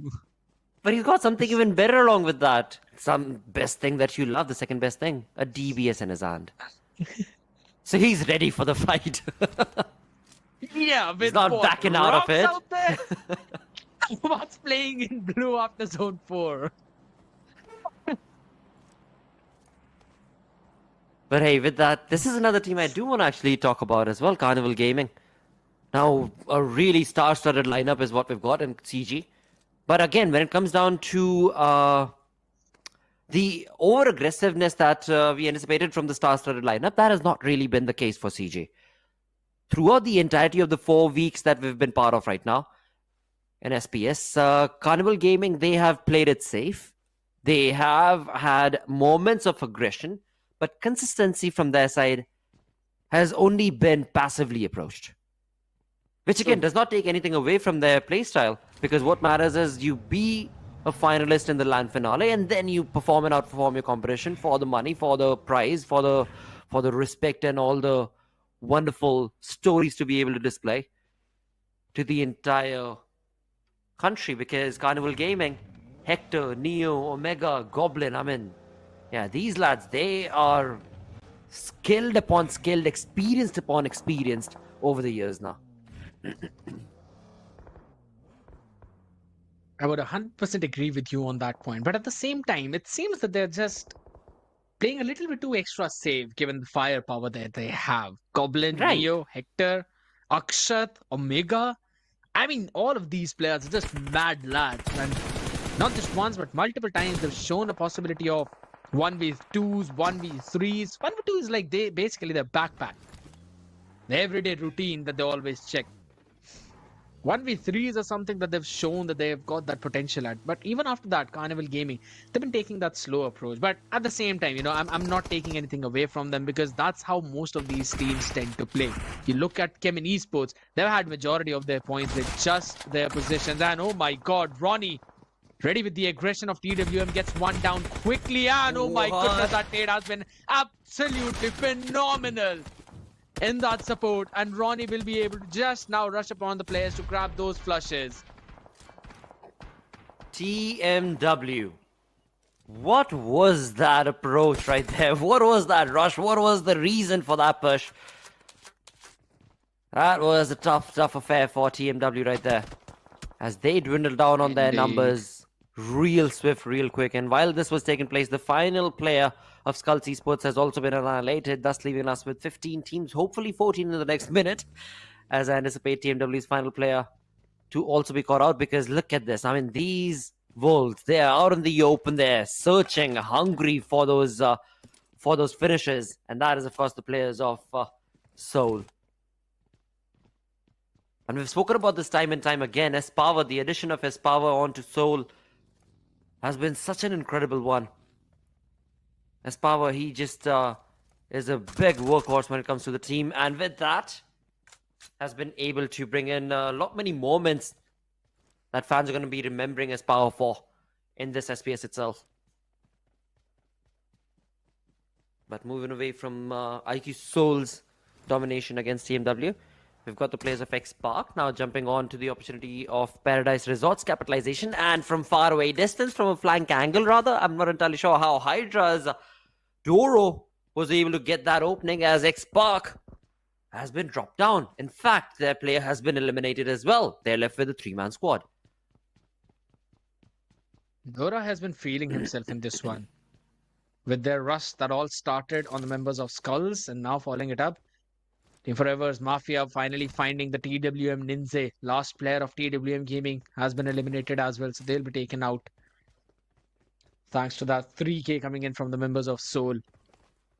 But on the other side now, I also want to see good aggression coming in from Hydras. They showed early on that they can take those spies, they can take that space, and Paradise is basically a place you always want to have in the back pocket. Nonetheless, Ronnie up against Fierce Revenant. Oh my goodness, he loses the life yet again. Ronnie still moving forward. Aquanox and Sensei, they need to be taken care of. Ronnie, Nakul, only people standing. Nakul almost taken down. That's going to be super low in the HP as Ronnie confirms that flush. But that fountain is going to definitely show off some of that positioning away. Aquanox will be taken down, but with that vehicle blast, has got some solid cover. But Nakul will now finally get his HP back up to try and find that flush. And Aquanox has been taken down from so far away. Punk is the one who ruined the game for Chemin Esports. Reckoning on towards the edges. That's such a ratty play. And from one to the other, we're still not done, because now it is time for Carnival Gaming to hold on to their compound for as long as they possibly can, because from a flank angle, from up above behind them, it is going to be the players of none other than Team Forever. Team Forever are going to get closer and closer. What matters is the utilities usage from Team Forever. Though we can see CG, Neo, he's got a really good flank that he's created. A cover fire that he's been able to create right there for his teammates down in the shacks. So we'll come back to that. Fighters now. Yep, Chemin, oh my god, that's a nasty shot by Aru. And with that, Chemin Esports have been able to almost wipe out the entirety of their opponents. That was such a great play coming in from their side. Or maybe not. FS is still standing though. They still got a couple of players up, and Secret with that nade falls along with Phantom was able to take down Veron. That is just the opening that they always wanted.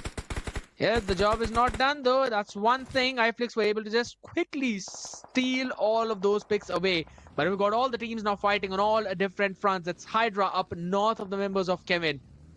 And on towards their eastern part. You've also gonna see the members of TX. Absolutely, and as we push on again in this fight, it is Chemin Esports against the players of Hydra now. The zone has moved away from Chemin. They are slowly going to have to try and bring down the players of Hydra before they're able to get away from this position and get closer to the zone itself. Or they are going to be fired upon from the back lines. Now it is going to be the players of Chemin slowly pushing on ahead. One by one, the players of Hydra have been brought down, but it seems Hydra are deciding to jump away from that fight. They are going to be actually able to get away from the entirety of the fight altogether itself. And looking at Duro OP, the man who's been holding on to the baton from the side of Hydra this time around in this game, with 6 finishes, has been dropped down and will be lost to the cause from Wingod's Eggy. So Eggy has gotten a finish point for Wingod. It is definitely a decent start for them. But now, as they slowly make their way across this rock, X-Park is going to be waiting for them. Good position coming in from iFlix. In the meantime, Neo was also able to take a waste down. Wingod, they've got to take down the members, the Goliaths of X-Park. Otherwise, they'll not be allowed to enter. But on from their flank angle, we also have Chemin Esports who will be trying to take them down. Max playing an off angle himself inside the blue. He needs to try and find an opening, but he's basically going to be sandwiched as Vanguard again with their positioning are going to lose out on all the members out there with just one finish in the hands of Eggy. I don't think so they're going to get any more than what they already have. Eggy tries to double it up as well behind the rock, was able to take down Fury as well. But for how long would they be able to hold this position? In the meantime, iFlix, just as I was mentioning, they had one of the best positionings out there. Were able to take down the members of Reckoning, who wanted to get inside, falling after them one after the other. Yes, in the centralized circle, there are quite a few teams who've got the hold, but Max will be taken down as he was in the blue out there, and it's all down to Eggy to try and play for that heal battle, or maybe just try and get a few of those scraps. Chemin have also got to make their cross and enter in the circle, and also Team X-Spark was still holding their own space, holding their own angle, will be trying to take the route to get inside. iFlix just getting the wrap-ups from every single corner. That's all you need to see. And once that has been done, now it is going to be iFlix who will be able to dominate with the position that they've had. And again, they've had the lay of the land from up top right here as they bring down and mow down one by one all the players that are going to be in their crosshairs. And in doing so, they get closer and closer to a perfect chicken dinner conversion, because 8 finish points is what iFlix have been able to accumulate till now with all 4 players and with the information. Now they need to be worried about the way the open grounds are going to be working against them as Orangutan come in from the high feeds of this map as they try and dominate the players of iFlix. 2 of them lose out, Insidious and Medric, and this is the opening that Orangutan were waiting for, but not that easy to get a power on the mountain as the opponents, they have the last laugh in this, but the nade This nade cooked could to be perfection is going to be disastrous. doing disaster. It absolutely is, and he's going to follow up on the second one as well. Confirms the pick. Madrak is also dropped down to such a low HP, and iFlix, Orangutan pushing against the advantage, are able to take them down one after the other. Wisjord, Ash, both of them knocked down. Trigger is on the job to try and get them back up on their feet. And AK, the man up front, will try to take Mokes down as well. In the meantime, Team X-Spark up against the members of Kevin. Ninja Jord, only man remaining, will try to give the revival as well, as Stray God and Dreams were taken down. All 2 finally finished off. iFlix again with that positional advantage, and now suddenly Orangutan feels the team that can actually grab the chicken for themselves and a dream start potentially. Ash was the one who was finished off. Still a 3. No, Ash is still alive with his second. That man is just giving such information to his team behind that rock. He knows he cannot be revived, so he sent all the 3 players to grab that position, only to reveal the remaining players of Team X-Spark as well as Mokes. That is a brilliant play. As Sarang falls with a nade coming in from Wisjord, and they're going to follow it up on Mokes as well. He can try and find the perfect timing to go in for a spoiler play. Ninja Jord throws in a nade of himself. Wisjord so very low in the HP, will be taken down by Mokes, as I mentioned. He will find the +2. A perfect third party in the final top 3 teams remaining. A perfect third party coming in from Mokes right now, where he is not going to be allowing the player. And along with that, Ninja is not down from the side of X-Spark as well, because Ninja Jord brings down the layers of OG one by one, as now OG is left down to the one final player. It is a 1v1v1. Trigger just overheated at that moment. He wanted that flush, but at the same time, I could also say that he had no chance of retreating. But again, look at this smart play from AK. The prettiest play, but was able to do the job. But Mokes can try and finish him off. He's got the cover. He goes in out for the peak. AK knows his position. No utilities in the handy base, but will be bringing out. And that long range fire shot will bring the chicken to iFlix. And what a play from Mokes. What a nasty play from this guy. You talk about some ratty plays, but this has been the third party to ruin Orangutan's hopes for the chicken. Beautiful conversion right there from Mokes. And as the name itself says it, he is not going to let anybody go down that easy. Again, what a beautiful third party, as you perfectly mentioned. And this is the map where it does happen quite a lot, but the way Mokes did it, this just clearly tells you class 101 is what he was showcasing. And in doing so, iFlix they have created a beautiful chicken dinner for themselves, along with a memory that is going to be haunting the players of OG, because OG, they moved in so confidently onto that track. They knew where Xbox's players were. They got that one finish and they were like, all right, this is done and easy, no worries at all. And before you know it, the final player, Ninja has something to say from Xbox. The third party and the flank angle being created from Mox from iFlix has something to say to the part. And in all of that, OG, they had the chicken dinner right over there in front of them, and it was just completely stolen away from them. It was literally a 4v2v1.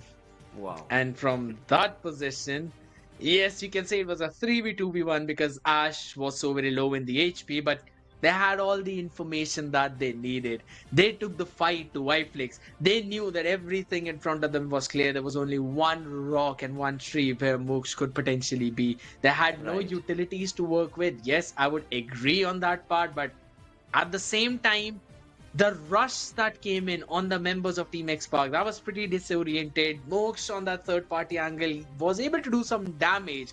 But after that, the way Trigger just jumped in to take the fight, that was the place where I really felt was the main mistake from Orangutan that really lied. He either should have asked for the help of AK to push onto him, or he should have just waited and doubled up with AK to try and find an opportunity to bounce onto both those, onto Ninja Jord. But again, realizing that yes, Mox was playing on the off angle and he was able to find a pick onto Vizjord, the call should have been made to try and pick for Mox first and then focus on the member in the compound. Nonetheless, a pretty good play coming in from Mox, I would say. He waited for the perfect time and found the perfect picks to get the chicken. Absolutely, 100% agreed with that. And it kind of tells you the communication that was going on in OG's camp as well. They had one player down, they knew exactly where to hit, but little did they know about Mox. But overall, if we were to, of course, summarize the entire play that was made right here from groups B and C for their first game, well, this is where chaos started ensuing on to the Paradise Resort, where SkullTz, they were none the wiser, and their positions were compromised before they even knew what was happening. Their numbers dwindled down one by one. It was all thanks to, of course, Hydra and especially Duro. OP was absolutely insane.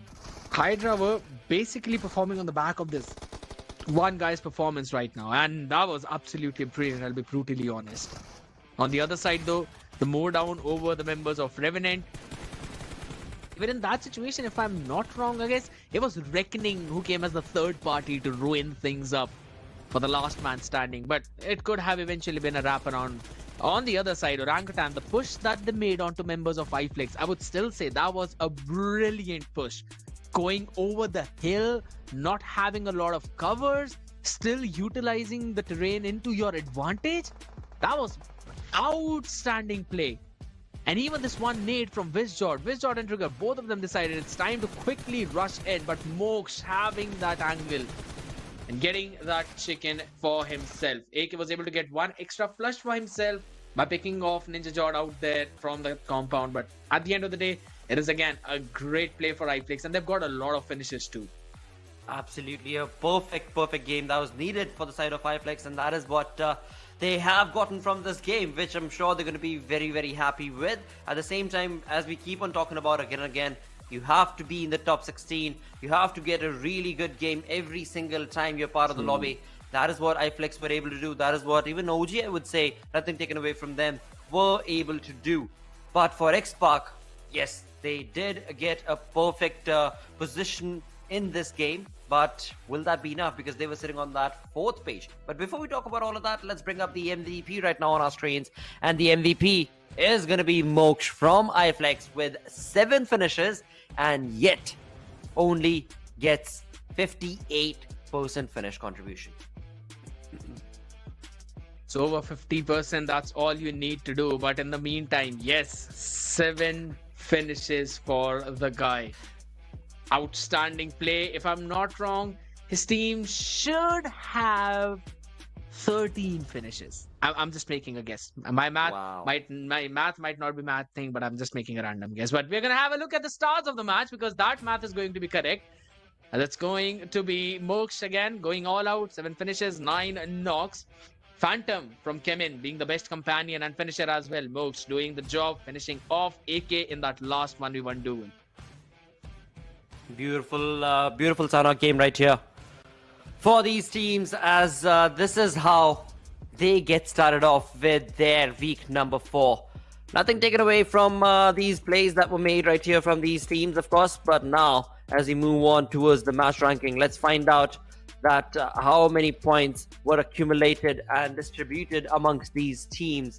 And decently fair. I mean, it's a decent or the fair conversion of points, because all the way down, apart from TMW and SkullTz Esports, we've got the players of FS Esports walking away with 1 finish and 2 points in total, which is not bad. Revenant walking away with 3 finishes. Alibaba Raiders walking away with 2 finishes. So that clearly indicates that these teams from Group B and C, they are hungry for those finishes. And that is the reason why they're able to get so many points distributed amongst the lobby. But will that be the case? Will it remain the same? Because this was the map of Sanhok.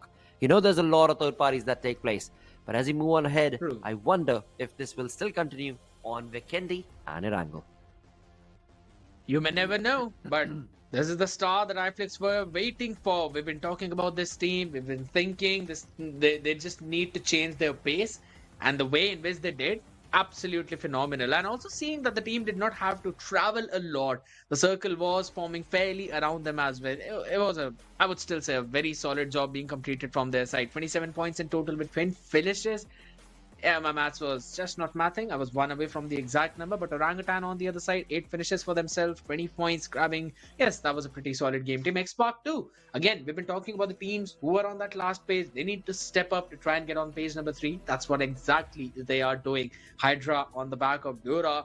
They had 7 finishes in total, of which 6 were in Dura's hands. So that man alone was doing a phenomenal job, but at the same time, his team also needs to play a little more oriented. They were getting sandwiched from 2 different directions and just decided to move inside the circle rather than forcing a fight towards one part. Now, that's something I feel that maybe could be improved, because they can take the fight. They've won the one against SkullTz, so clearly shows you that they've got a lot of potential. Absolutely. And though again, I mean, yes, they definitely have showcased that. You're absolutely on point with that. But also I'm sure that because this is week 4, there's a lot on the line when it comes to being a part of the LAN itself. That is true. That creates a different level of pressure. Once you get into a really good fight and conversion, then there's that much more pressure that, all right, this one's done, what's next? And so being able to be consistent throughout, again, you know what, the day is definitely answering for us that it is not easy. But I have high hopes from Group B and C, that's for sure. As we move on towards the overall ranking and the storyboard itself, we've got the likes of, well, Chemin Esports, IQ Soul, looking lovely, doing phenomenal things. Sitting on the 3rd and 4th is no trouble at all for them right now.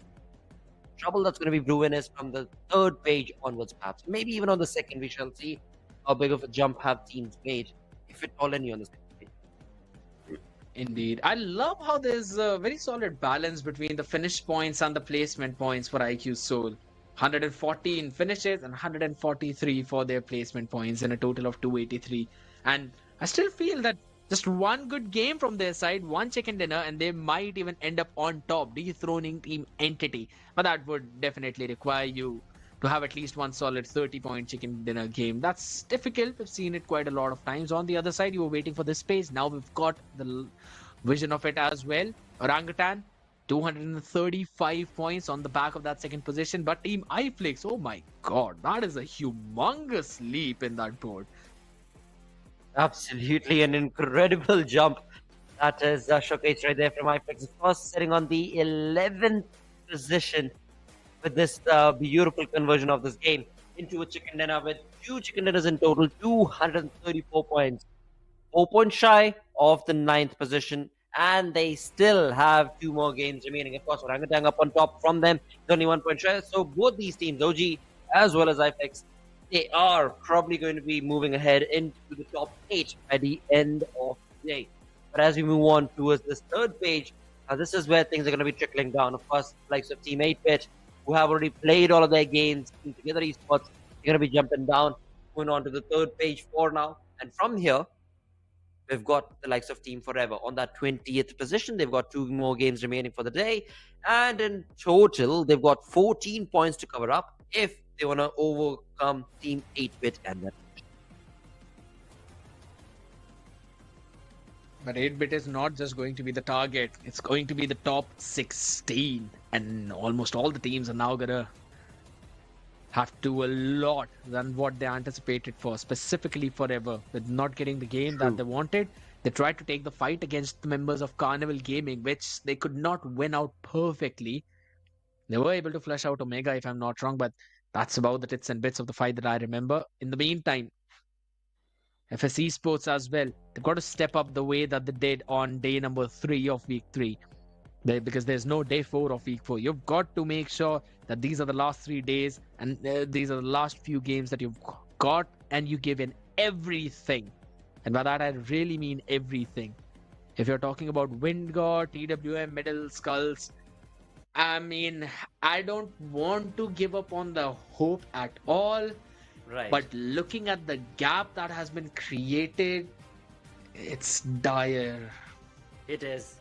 It definitely is. And of course, I mean, today, the hopes conversation can still continue. But tomorrow onwards, we're probably going to have to be very clear that, there are these teams that are sadly not going to be able to make it. Because right now also what we're looking at is, especially on that 4th page, the teams, majority of them are not going to be able to qualify.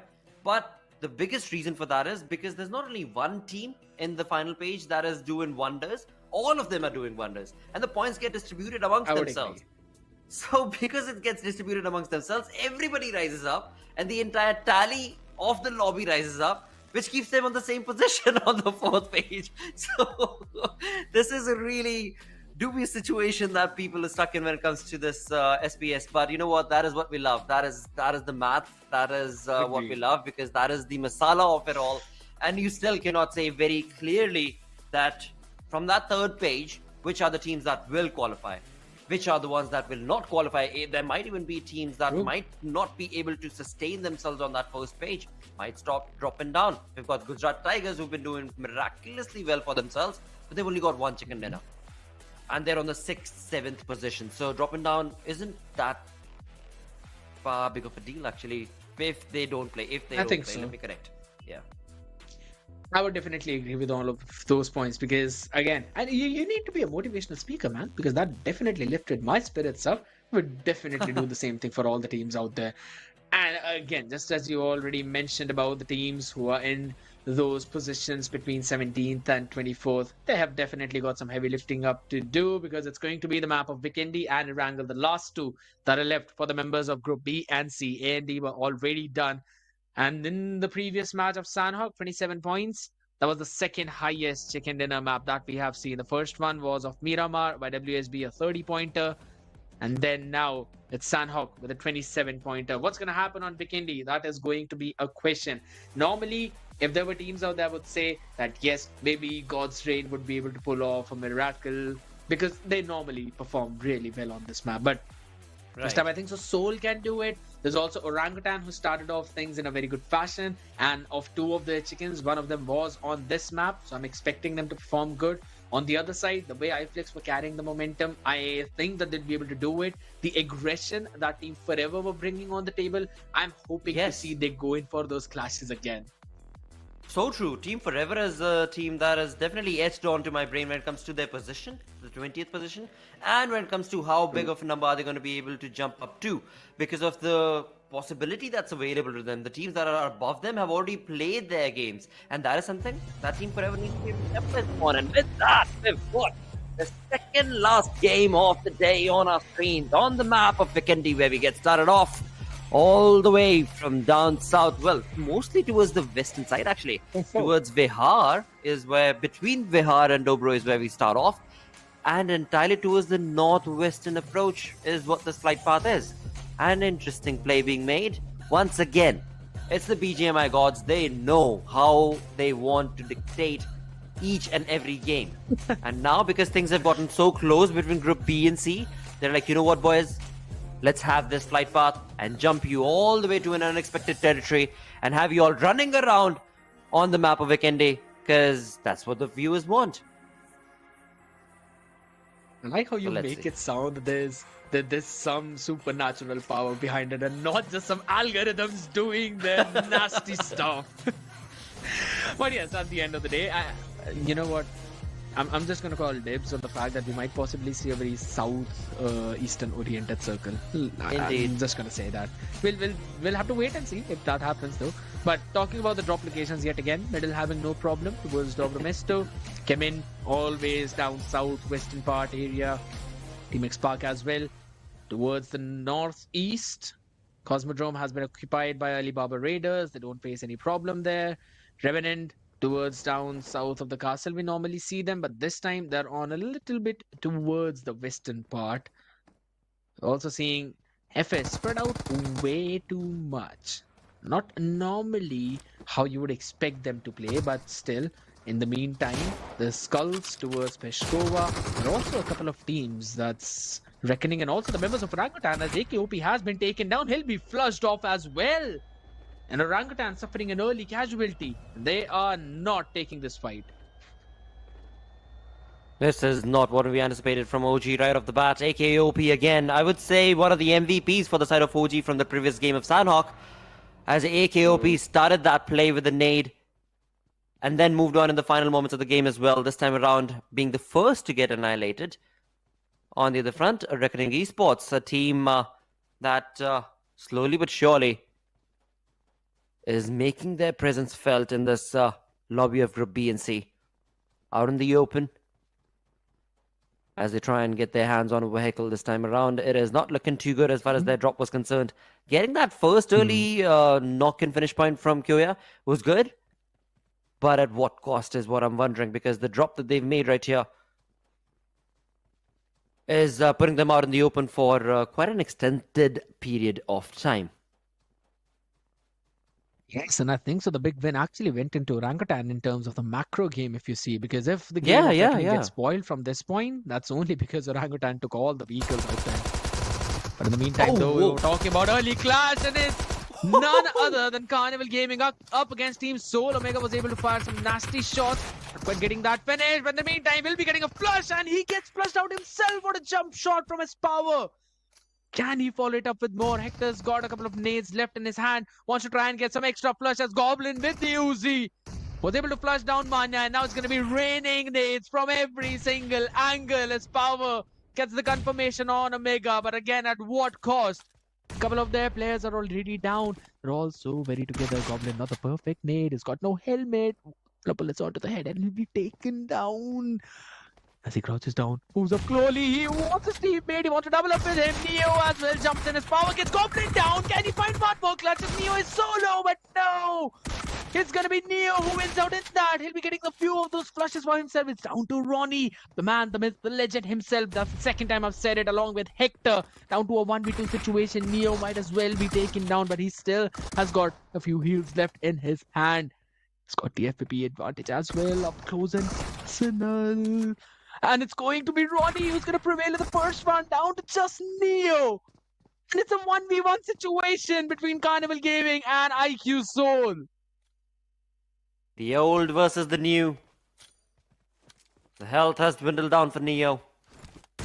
Does have a single level vest, but never mind. The nade out of nowhere does the trick. And with that, it will be none other than CG bidding adieu to this lobby, and along with that, it is the players of IQ Soul. Well, again, one final player of IQ Soul who does remain, but at what cost now? Chemin has heard all the chaos. Fury from the side of Chemin Esports is in close proximity, but he probably is not going to overextend. He's going to get the information, but again, he being all by his lonesome is probably not going to overextend. Oh, well, never mind. He actually will, because his teammates are already jumping onto the opportunity to be able to capitalize in all of that information.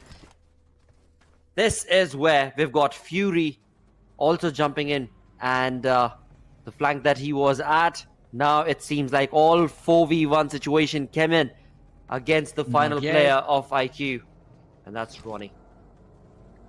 That's not just the final player, because there's some kind of backup in the form of Revenant who want to find another flush for themselves, as Revenant and Revenant will be taking on each other. Fury finds a confirmation onto Sensei. Now that's already a big blow for Revenant. Are we going to see a repeat of what happened? Ronnie in the meantime is just going to stay put.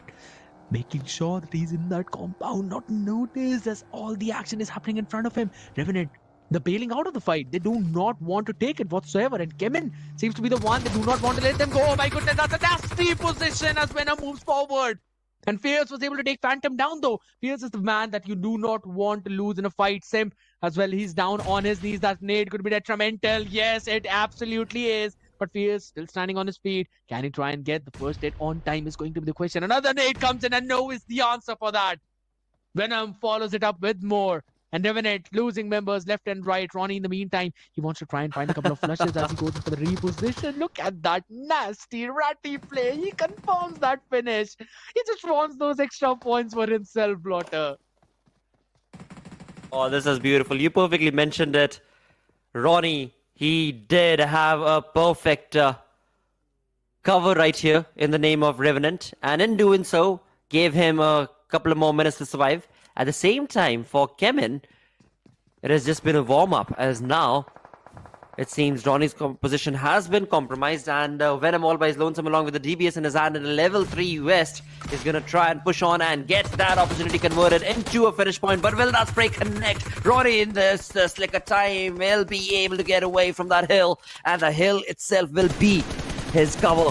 What a beautiful turnover event for Ronnie, but it seems Kevin's Fury is not wanting to allow that to take place. 3x, and he still wants to push on to take on that finish point. Sadly, Fury, your Fury's just not too great, mate, as Ronnie is going to be able to get... Oh, my word. Oh, no Ronnie way. is not going to allow to be able to survive this fight, it seems.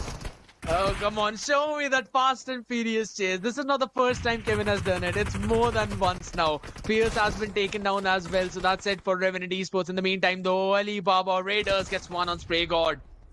They have not lost their members yet. You low in HP, and so is Roman OG. They're going to get their heals up on time. And it just seems that things are getting even more difficult for Team X Park. A couple of players still standing, Sarang and Dreams. Can they find the pick is going to be the question, as Roman was moving forward with the DBS in hand. That nade is good. Deals a lot of damage and needs to heal himself back up. He tries to go in for a safe position, and he, with his own Dreams, was able to take down Dreams with that nade. I messed that up a little bit, but he definitely did not. With that spray down, and Sarang is the one with the G. That's a DBS in his hand. Another one for himself, and it's down to the last 1v1 maybe. Again, some good amount damage dished out. Now it's going to be the last 1v1, I guess. Sarang up against possibly the last member, Chris and Dukey. There are still a couple of more standing. Was able to get the revival on time. Yuki with that perfectly nade is going to be throwing it to perfection or not. Well, he's not been able to find that opening, but now Sarang has dropped down to, well, not a lot of health, and that health has gone against him as he in turn is going to be dropped down. And of course, with that, the players of AR, Alibaba Raiders, are going to be able to get all the 3 players picked up again. So that means that they will survive this battle with 4 finish points converted. A beautiful turn of events for Alibaba Raiders this time around. Sadly for X-Park, not the kind of outing that they hoped. Sarang, he fought valiantly. But in turn, in the end, the conversion that he needed has not been provided to him. Not even a single finish point, sadly, has been provided to the players of X-Park with all of that chaos. But hey, from one fight to the next, we push on ahead as this Vikendi is turned into quite a bloody one. Seems like I'm playing on a map where teams they just want to go in for those fights now. And I love the space change coming in from their side. And imagine, all right, listen, I'm just going to ask you, imagine if Ronnie, with that survival tactic, gets the 3rd place. I'm just saying, imagine. A pretty wild thought. But look at the points but it he is would acquire possible for his team. It is. We've seen that happen for other teams previously. It definitely is possible. In fact, in the same tourney, we've seen that happen. So somewhere along the line, Soul fans are definitely going to be elated with you. And what do you anticipate? Or you could be the caster who cursed them. So either ways, we'll find out what tangent is that conversation going to lead. As we've got another few seconds before we actually move on from stage 1. And I just realized we're only part of stage 1. Boy, oh boy, this has been a chaotic start to Vikendi. I thought I was just playing on a white Nusa map. That's how many fights were being taken apart so early on. Oh my god. Come on. That's not even a fun zone to watch because look at that. It barely shifted. Most of the Exactly. teams are already where they were. And I don't think so. They're going to change a lot of their positioning. Ronnie definitely needs to. He'll be trying to farm those first aids. True, High very flicks, true. Madrick getting his shots thrown in his way. Team Forever are going to love this circle though, along with Wingod. They're the ones who are almost at the dead center. Team Forever just a little bit off center, but should be worried about iFlix as well as Middle, who would be trying to converge in the exact same spot, along with Reckoning, who are now making their way from Cement Factory. Up towards north of FS, you've got TWM as well as Alibaba Raiders, who try to avoid a lot of those fights. But down south towards Winery is where I want to look forward to. It's going to be Orangutan now starting to make their way. They absolutely are. Now, an interesting play being made here from the side of OG, as you were mentioning. Just Finally- slow rotate. Well, very, very slow rotate indeed. Finally seem to be wanting to get away from the Blues. For Chemin also, they're not yet wanting to get into the zone. And so it takes us back to the known lobby that we've been part of in the past 3 weeks. The slow and steady race. True. Again, Slow when it and comes- steady indeed. Comes to the zone itself, I am questioning and wondering, what if we've got the players of Hydra and Metal in close proximity right there? Could perhaps be the ones who might want to start off this fight, and that's exactly what will take place right here, where Metal have been able to create that opening, and in turn, they're going to be able to push all together, and with that height advantage against the players of Hydra. This nade could do perfection right here from Sayyid's side. Let's see, Middle Esports, they need these points. They need to be hungry for them, and they are devouring the players of Hydra left, right, and center. Brilliant laid, brilliant low toss nade, specifically by Sanyam. Wants to try and get the confirmation on that flush as well, as they've got the height advantage, but Hydra still trying to get the revive on Starboy himself. They've still got Europe on his feet. In the meantime, they were able to take down Top Dog, so that's going to provide them some leeway. And Dura, whoa, he actually doubles it up. Now probably want to try and triple it up as well as Sparsh moves forward. But it's down to Sayyam and Encore, who are still surviving behind the vehicle. Sayyam switches back to FPP. Wants to find the pick on the back of it, but still trying to make sure that he survives as there was shots being fired his way.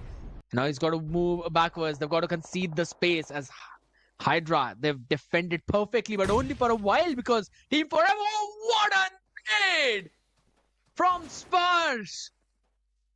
What an outstanding play! Gets all 4 people of Middle, and that is not the start you would have wanted. All 4 players closely together. Fell together. That was disaster right there, but beautifully cooked nade, as you perfectly mentioned, from Sparsh. And that chaos ended up went to and fro for a while before that nade came in, of course. Sayyam, he moved back to be able to get that first aid popped, and that in turn just got him and his entire team so close in proximity. There was no walking away from that scenario.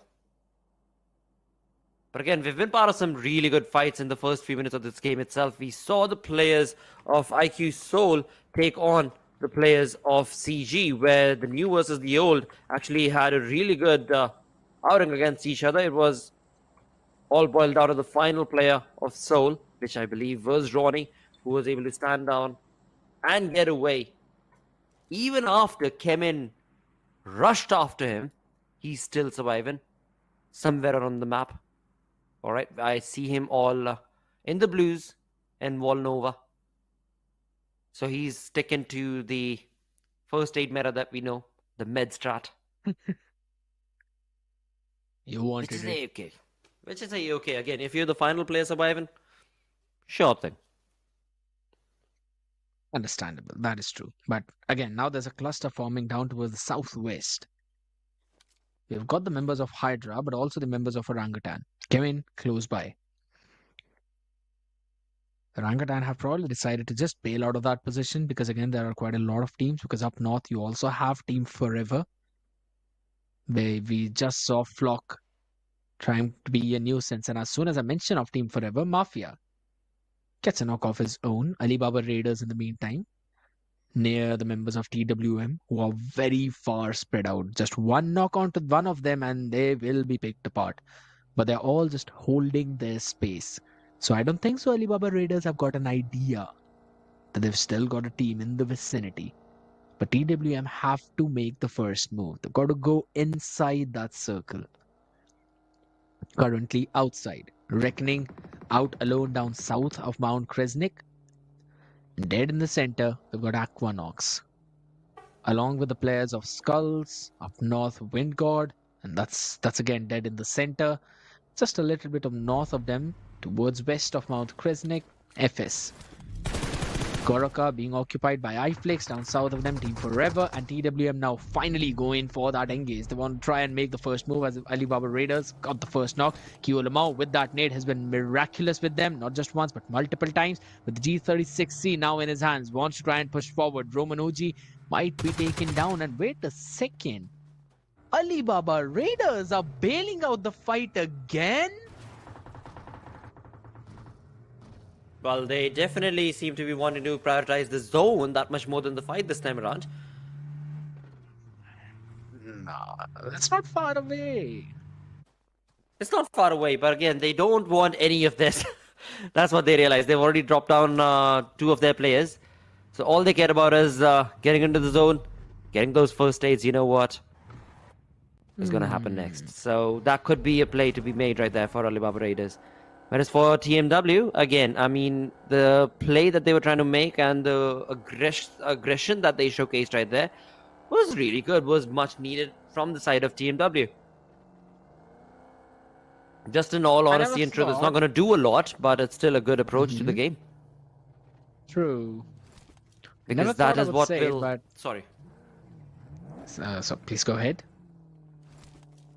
Yeah, just to complete the thought that TMW, the aggression that they made was real good, but when it comes to the overalls, it is not going to make a big dent onto their opponents or their push. But at the same time, that is the kind of play style that we want to be able to see from a team like that, especially being one of those that qualified through all their merit through the Open Finals. I don't think I would agree on to that, but yeah, I do. I am going to agree with the fact that yes, there are a couple of teams who are going to do that mid-strat, and it is possibly good at this point. One from Ronnie himself, who was looting in the entirety of that southern part of the map. And now is going in for a long rotation directly from the western part. And the second is going to be the members of Alibaba Raiders, who also solidified their position just a little bit of a southwest of Goroka. In between Orangutan and iFlix. Might also be caught by Hydra if they're not careful, but Ronnie needs to be careful. He's directly jumping into the members of Orangutan. I think so that's going to be it for that guy. Until and unless he tries to survive from that position. Look at how well he went in for that drift and retreated from that space. Like, I don't want to be a part of this. No. Ape Army, you can have that area. I'm going off my own way. Sorry to bother you. But interestingly enough, I mean, there were 4 players from OG, and I'm sure OG themselves did not overextend in that fight. And that's the reason why Ronnie was able to just, scoot out of that. No problem at all. I'll take another right, take another left, and get into the zone through here. So it is going to be a tough conversion for Ronnie, but we'll come back to that, because right now the zone has constricted, and the number of teams that are remaining are 13 with only 43 players. So not a lot of land available for these players, as we've got the players of Team Forever finally taking on some shots and play being made from their side as they take on the shots against FS. They drop down Atanki. Veron is already down. It all boils down to the final player, FS is Aru. What all is he going to be able to do for his teammate?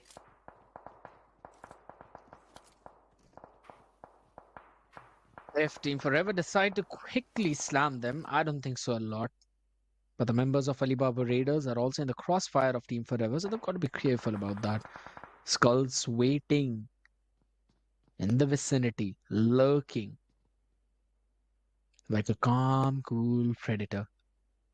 But that is if they decide to pounce on the opportunity of a third party. You also see far in the background Aquanox, who can definitely play as a spoiler in the game. We've seen one of the few spoiler plays can also get you the chicken dinner.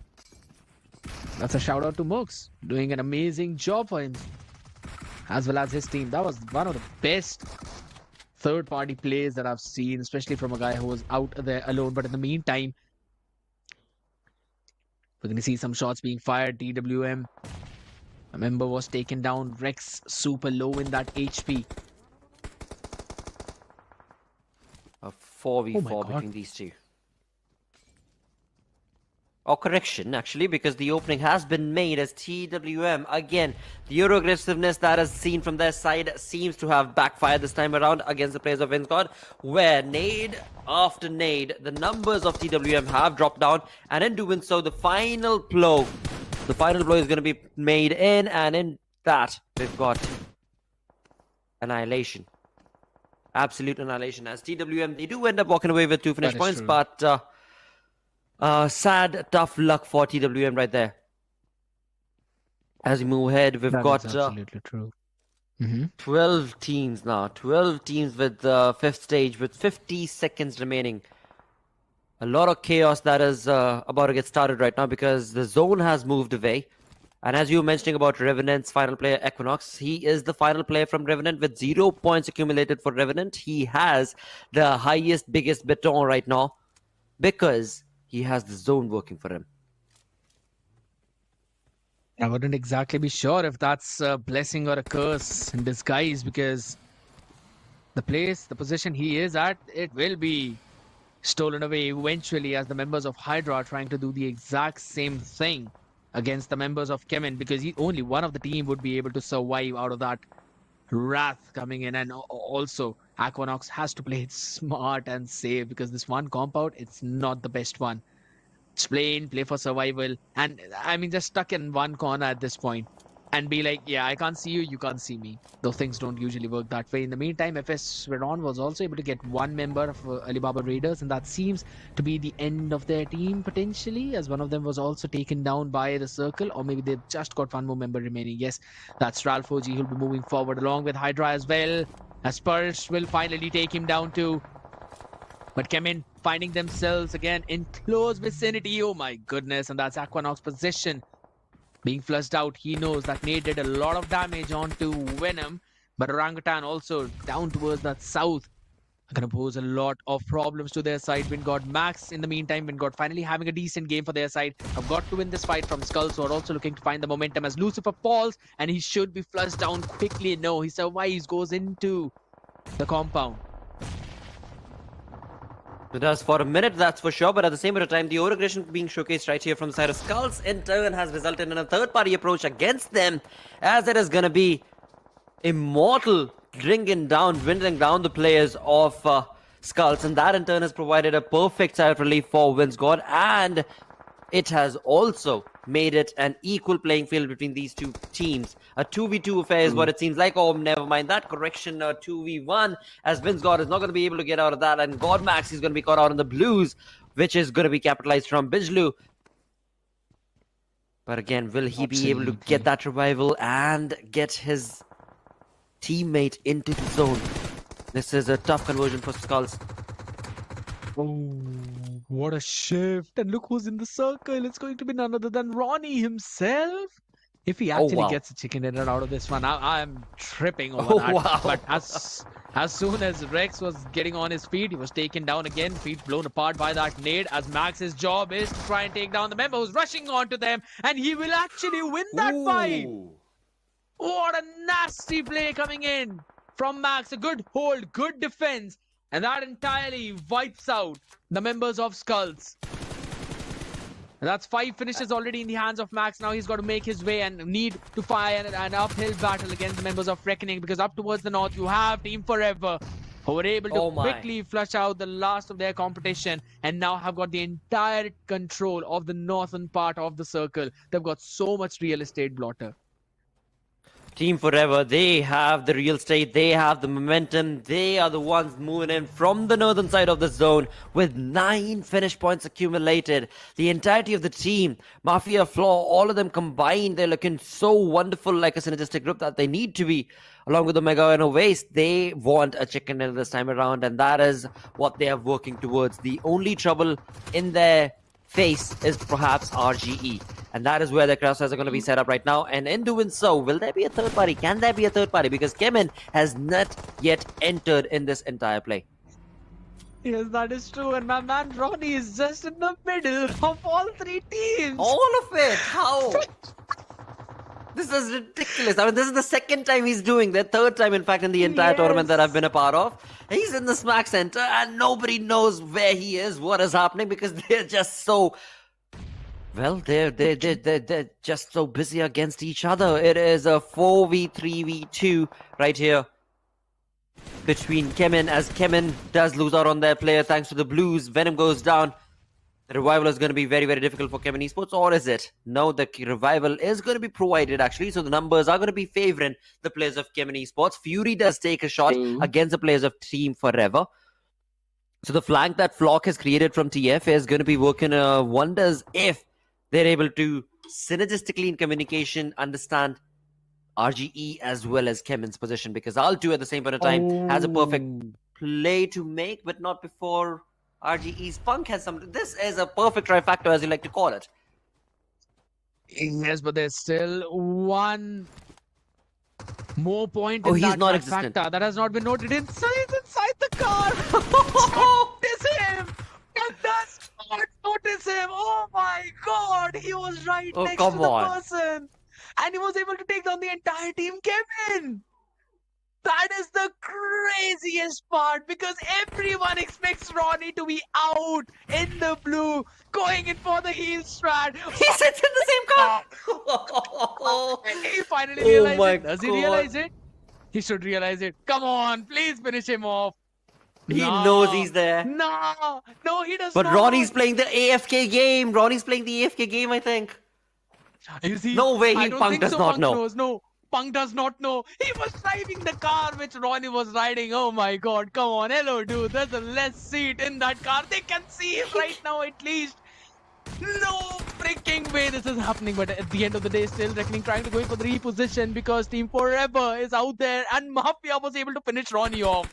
That is nasty. My man would be laughing out loud in the background, just like the audience out there. But this fight is going to be crucial for Reckoning, because they really need to win this one to try and move up in the ladder. And so is it important for Team Forever. But that blast on that car, good opening coming in from Flock. Absolutely perfect annihilation being showcased right here. At the same point in time, Hunter, the final player from the side of Reckoning, is going to be able to utilize his G36 to bring in at least another finish point, but not before Team Forever have another bullet, another lead to answer, because the numbers favor Team Forever, and that in turn has resulted in them walking away with an incredible chicken dinner. But at the same point in time, the way this played out and the way Ronnie just played in those final moments, that was a beautiful clip that is going to be memorable throughout the entirety of this play as we move into the LAN finale itself as well, because being in the center of attraction from all the directions, and he was just, like I was saying, it seemed like he was just playing the AFK game. You know what, I'm sitting here, you want to do something, do it, don't, then it's absolutely fine. And that IQ mentioned, you mentioned it perfectly, that what if, just what if he ends up being second or third in this game? And that's exactly what ends up taking place right here for the side of IQ Soul. And you know what, the fans, they do this for IQ Soul. That's all that I can say, mate. There's just... Are you scared yet? Well, you should be, definitely, because that's how IQ Soul loves to play, with the hearts of the entire country.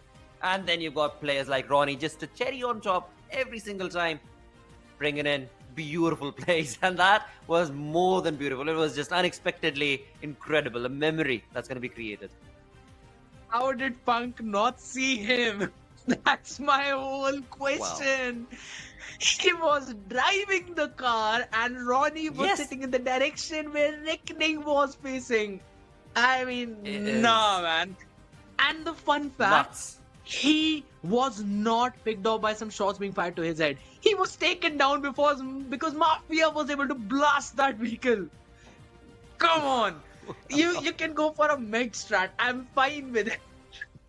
Exactly. That is still okay. But being in the smack center of the fight and being AFK and not caring to entirety of what play and what happens, and that's just kudos play to Ronnie and his team. That's all that we can say, because My man was trolling this game, dude. Exactly, He was trolling this game. There was nothing else happening apart from his trolls. And I'm gonna sit here and here's my phone. I'm just gonna keep it so that it gets cooled down a little bit. You can do whatever you want to. But we're gonna have a look at the highlights as well. I know this is going to be the funniest moment, but at the end of the day, we saw some good starts coming in from all the other teams out there. And it was a good match, specifically for Team Forever and Reckoning. It definitely was a perfect start, in fact, and this is the moment that we got the final player from IQ Soul, Ronnie, getting away, as Carnival Gaming were the ones who dealt the brunt of it all as Chemin jumped in ahead along with Revenant. But then moving on from one fight to the next, Ronnie somehow made his presence all the way into the zone, and as we reached there, slowly and steadily, so many of these names and teams that needed those points were being dropped down like flies. I mean, Metal Esports, they were part of a fight that did not sustain for too long, and this final nade was all that could dictate against them. As we pushed on towards TWM, this was the second fight that we saw them take and initiate, but sadly again, just not being able to synergistically come together in the fight is where TNW completely dwindled down, and when God, they had a sigh of relief thanks to a third-party approach that was showcased, but not for long actually, because they got those finish. Max stood there for a little bit longer, got the entirety of SkullTz eliminated, but like I said, before he was himself third-partied from Team Forever itself. I love the split that came out from Reckoning, because they had to be worried about the members of Team Forever that were up north. Also at the same time, Right. they had to take care of Chemin Esports, who were down to their left side, western part of their entire circle. And we've seen multiple times all these trifectas of the teams that have been happening. I guess this is the third time that we are seeing. And it was very well played, specifically by the members of Team Forever, as they were finding some good opportunities. They found some good flushes. Even on the members of Wind God, we saw them finding those opportunities and pickoffs. And if I'm not wrong, they also had a hand while taking down Chemin. But we're going to have a look at the MVP of the game. Please give it to Ronnie. I know it's not going to be him, but I really want it to be him. The funniest play of the game entirely. But jokes apart, it's going to be Flock with 6 finishes and only 40% finish contribution. That means his team at least had 16 finishes, and this should be somewhere around a 31 point a game for Team Forever. Well, they needed this kind of a game, and that's exactly what they've gotten in the bag, and thus in turn solidifying their top 16 position, I believe, because from the 20th position True. that we saw them earlier, they're going to be most certainly jumping up a big number when it comes to the overall ranking. But along with that, again, nothing taken away from the second team as well. Of course, we see the MVP on our screens. That's going to be Flock, along with his perfect flank angle that he had created. And that's not it, because from the side of RGE as well, Punk had created a flank angle already. So a wonderful turn of fight that was being showcased. From one side it was Flock, from the other it was Punk RGE pushing on. But overall, when it came to the mastermind of it all, it was, like you perfectly mentioned, Ronnie from Seoul, who definitely is going to be in the limelight. But in all of this, is he the one that we shall see in the stars of the match? Probably not, No. but he is definitely going to be the star for Vikendi right now. We're not going to see them at all, but yes, Flock going all out along with Finisher as well, being Flock himself, Team Forever. The man was stepping up like anything. With a damage of 1071, that is immaculate coming in from his side. Max as well, the 3 rescues and health restored of 237, was doing a phenomenal job until he himself was being flanked by the members of Team Forever, specifically Oasis, who found that opportunity and a third party potential when God were fighting SkullTz. Reckoning on the other side as well, not getting any stars of the match, but getting those crucial points and placing themselves in that second spot. They really needed that to happen, and the way they were able to change things after the map of Sanhok, definitely doing a good job into that one. But looking at the match ranking, Team Forever 30 point, Reckoning Esports 20, and IQ Soul, I was talking about a 15 point a game, and that's what we have. Absolutely, all thanks to Ronnie, as you mentioned as well, that this player is going to be dictating the final fights, and that's exactly what he did. But along with all of that, again, nothing taken away from the consistency that every time is brought on from the side of Chemin Esports. This time around, they do exactly that once again and find themselves on the 4th place with 14 points. Though, one thing I do want to point out in this week number 4, till now, between Group B and C conversation, Carnival Gaming. When you talk about consistency, Carnival Gaming was definitely one of those names that was always going to be part of that conversation. This time around in week 4, at least on day 1 till now, Carnival Gaming haven't really been the kind of consistent players that we've seen from them. So that is something that CG is missing about. And I wonder if the final game on a known map of Erangel is what they have been waiting for, or it's just not their day. Not entirely sure. Could be possible, and I'm also looking at the same stats coming in from Alibaba Raiders, because in the first one they were not able to get the main win that they wanted. They were taken down early on in those fights, and even in the second map of Vikendi, you could say it was pretty okay, but they've got to do even better if they really want to solidify their spot in the top 16. They were at 11 back when this evening started. I don't know how many points they have taken right now, but I'm not quite sure if they're still on 11. They might have dropped down. We've got to have to look at the overall leaderboard, which is going to come in a while. But yes, at the same time, Team Forever having a great game for themselves, Reckoning as well, stepping things up. I was wanting to see both of these teams perform. And on the other side, I love the point that you touched on to Carnival Gaming, because yes, it has not been their day. And on the other side, I mean, just imagine a situation where Team Forever, they had a 30-point chicken dinner, and that is massive. Yep. Reckoning stepping up, doing an immaculate job and getting those important points. Chemin as well, changing things, playing aggressive. We normally see Chemin play in the blue most of the time. They're playing aggressive. And among all of these Goliaths, there's just one guy. Ronnie's sitting in the car and he gets all the attention. Only because of the fact he got no attention from any of the player in the entire game. How did it not come to mind in any of the players that, oh my god, there's an awkward cars position there. Wait, I can't see through it. There might be some player inside it. No, they did not care. And that was because the chaos that was around them. And this chaos is where you always thrive in. Those last minute adjustments. And I love to see all of them. Again, I mean, these are the kind of strats that we want to be able to see, you know, in 2024. This is the kind of play that needs to be made. You're talking about mid strats? Nah, that's ancient history, mate. This is how you jump into a fight and just sit there in between. Like, you know, the best way to hide is in plain sight. And that's exactly what he did right there. Beautifully. That even though there were opponents in his car, they were like, all right, you want to go out for a ride? It's yours, let's go. So an incredible turn of events. And again, you know, like you perfectly mentioned, chaos. That is the most critical thing to mention right there, because there was so much of chaos. Because from one side you had the players of Reckoning, from the other side you had the players from Team Forever, and there were numbers on both the sides. It wasn't just 1v2 sort of a situation. There were flank angles being created. So in all of that, you don't expect there to be a player sitting smack in the center of that entire play. And that is, again, like I said, a completely different kind of a play that was made from Ronnie. But the craziest thing is that even actually Pain Fixes mentioned it in his analysis of the games. Ronnie's done this time and time again. So there's something to do with Ronnie and how he plays around the minds of the lobby itself that needs to be brought in to highlight right now. But with that, it seems that it is time for us to go on a short little break with one final game remaining that is to be played on Erangel. Stick around, we'll be right back.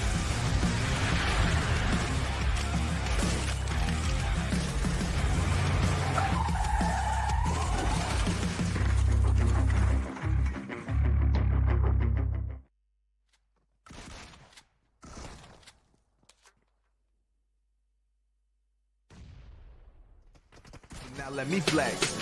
Ha, yeah, I'ma work through the struggle and hurt, cause I know my worth, and I gotta be first. Ha, yeah, I gotta be first.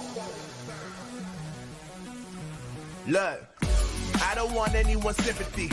I understand what it's meant for me. I give my focus and energy. If it's meant to be, then it's meant to be. But mentally I'm undefeated. They hear that and say I'm conceited. Like there's no reason. Like I don't beat them and come back again just to teach them that when you work under pressure, you reach higher measures. They'll try and bring you down, but you cannot let them, and only get better and focus on cheddar. Eye on the prize and you'll become a legend. Like, when I'm in the room, it's a red alert. You wanna compete, well, get better first. I got 10 toes in the dirt. Push through the hurt just to show them my work. I'm the best. Yeah, I'm the best. I never stress. I know what's next. I'm who they test. Like we playing chess. But I'm unimpressed. So now let me flex. Yeah, I'ma work through the struggle and hurt. Cause I know my worth.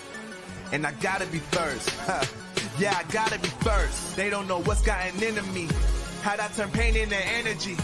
Through all the struggle and hurt, remember my worth, and that's why I gotta be first.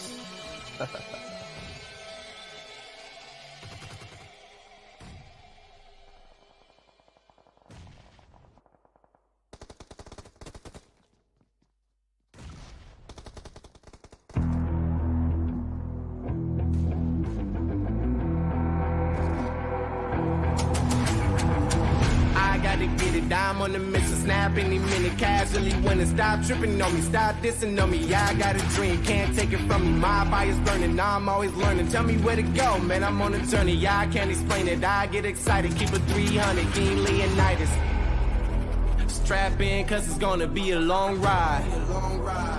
Working on me every single day and night. There comes a time when your worlds will collide. If it's holding you back, push it right to the side.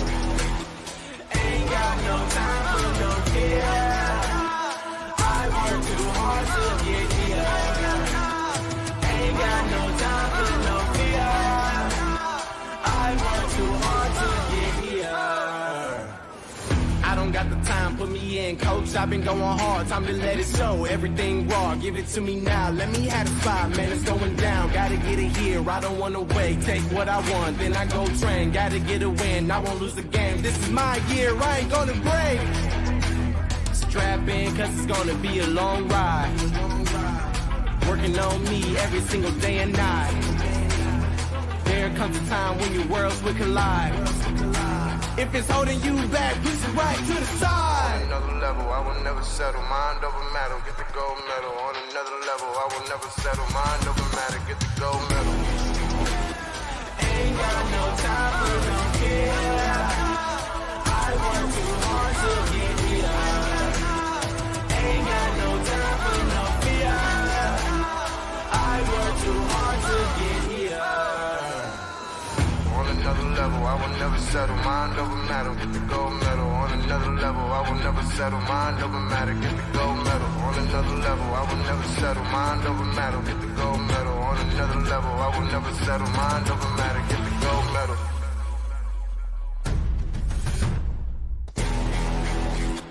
Ain't got no time for no fear.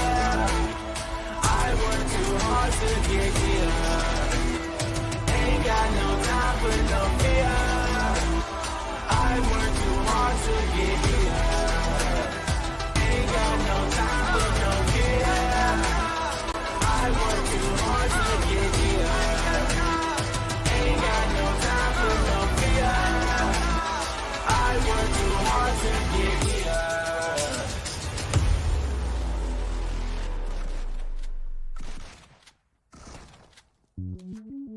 Welcome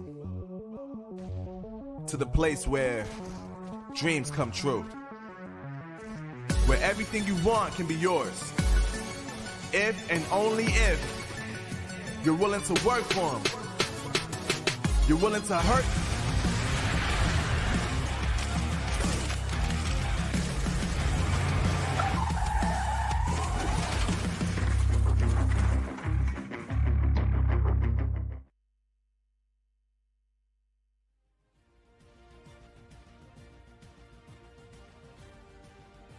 This is where the chaos is gonna get started all over again.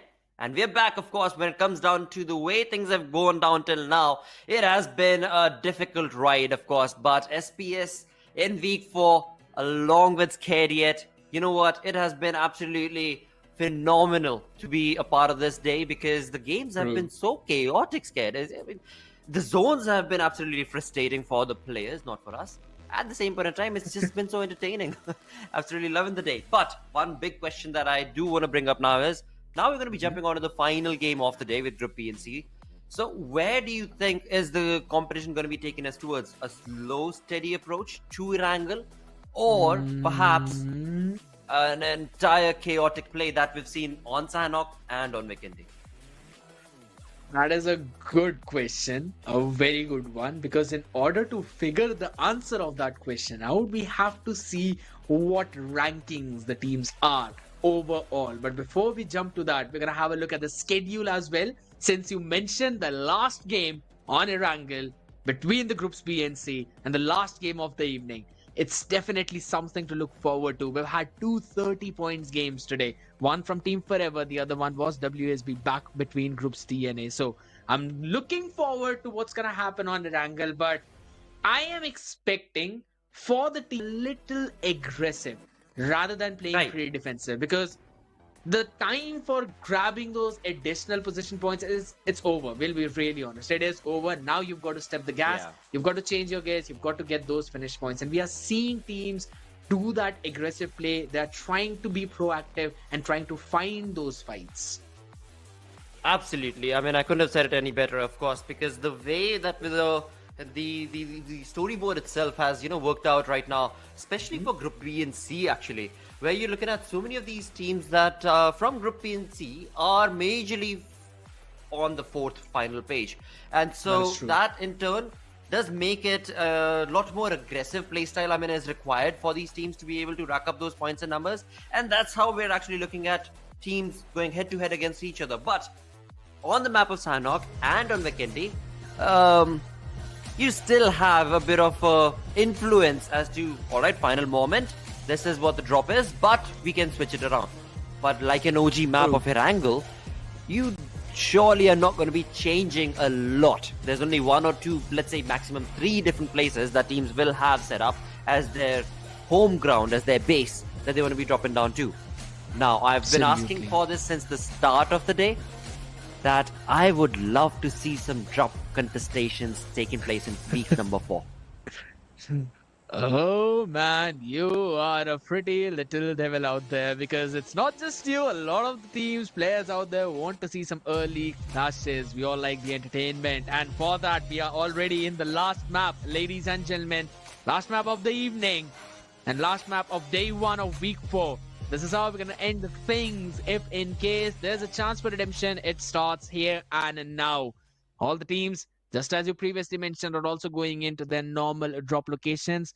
Since there's absolutely no 8-bit right now, Primorsk is going to be empty. Orangutan are not going to have any trouble. And even down south in military base, we're going to see probably the members of Reckoning dropping up, because they always try and take military base for themselves whenever there's no God's Rain out. But where is Revenant looking forward to? If it's going to be the same old Milta, I think so we might possibly see some early skirmishes, because FS drops in Milta power and their rotation might be right from between where Revenant are, because Medal are going to drop down back in Novo, and up north we also have Team Hydra in the Georgia City. And with that, the comfortable zone is actually going to be favoring the teams, as you were just mentioning about FS being towards Milta power and Revenant being down towards Milta.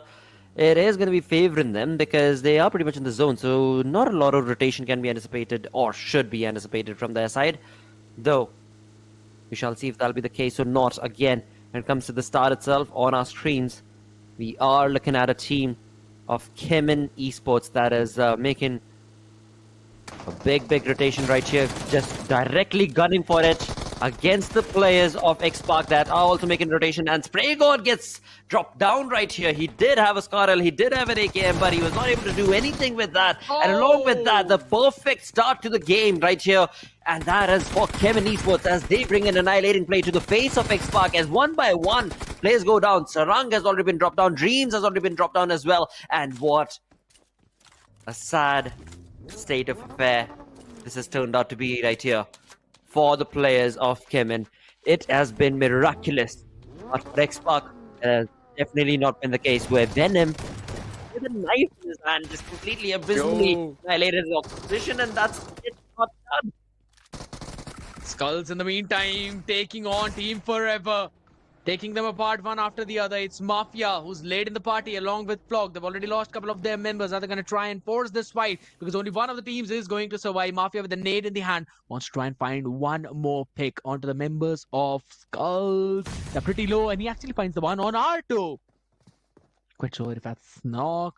B is still standing strong. He's already noted the position of Flock. He wants to jump in, quickly take him down with Flock in his knee angle. Tries to go in for the spray down, not quite connecting those bullets, but still will follow it up. Beast will also fall down at the same steps of his teammate.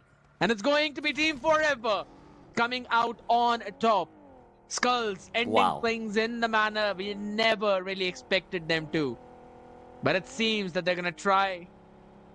Not exactly try. They wanted to try and get some early finishes, but they will have to concede their spot on the 4th page itself. Team Forever getting 4 finishes. Now I think so would be looking to try and find a few scraps left and right. But apart from that, I think so it's better for them to try and pick up those med kits now and go for the med strat. Again, for Team Forever, I mean, they've done the deed that they were required to do when it comes to day number 1 of week 4.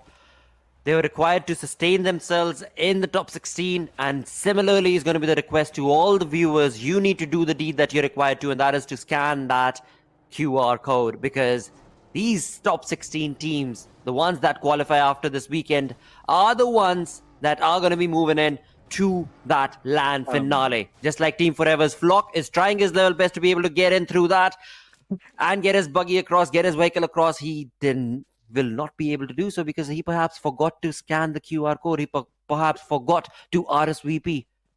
You shouldn't do that. You should definitely RSVP right now and get yourself right there at Noida Indoor Stadium.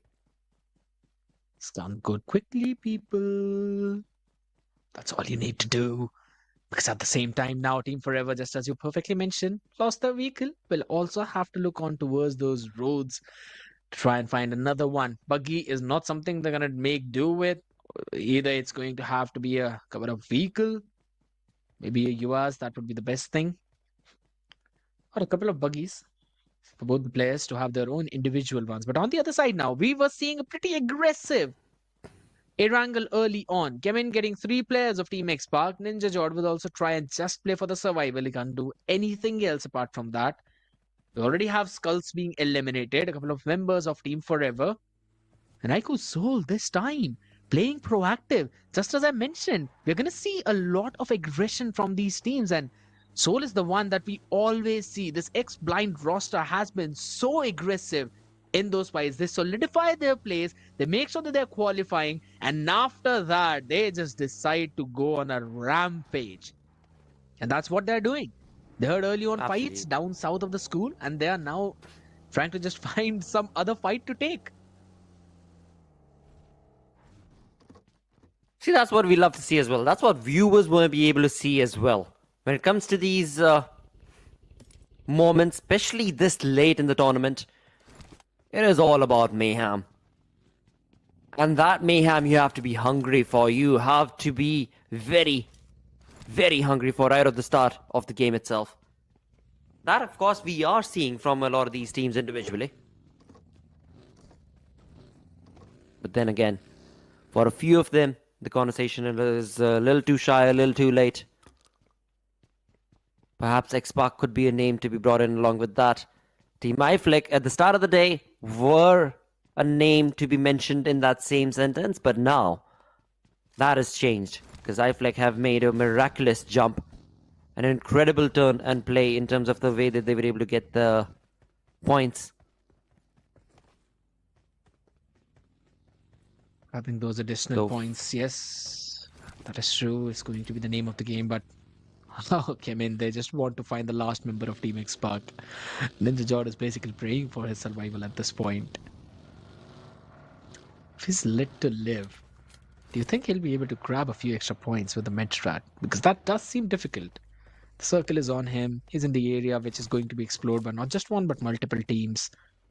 I don't think so he'd be able to hold his position any longer. Maybe he could go towards the shoreline, somewhere around the edges of Lipovka, maybe. To try and find a few extra meds, but Yeah, they're all just Chemin trying to hunt for that one guy. They're in the exact same compound too.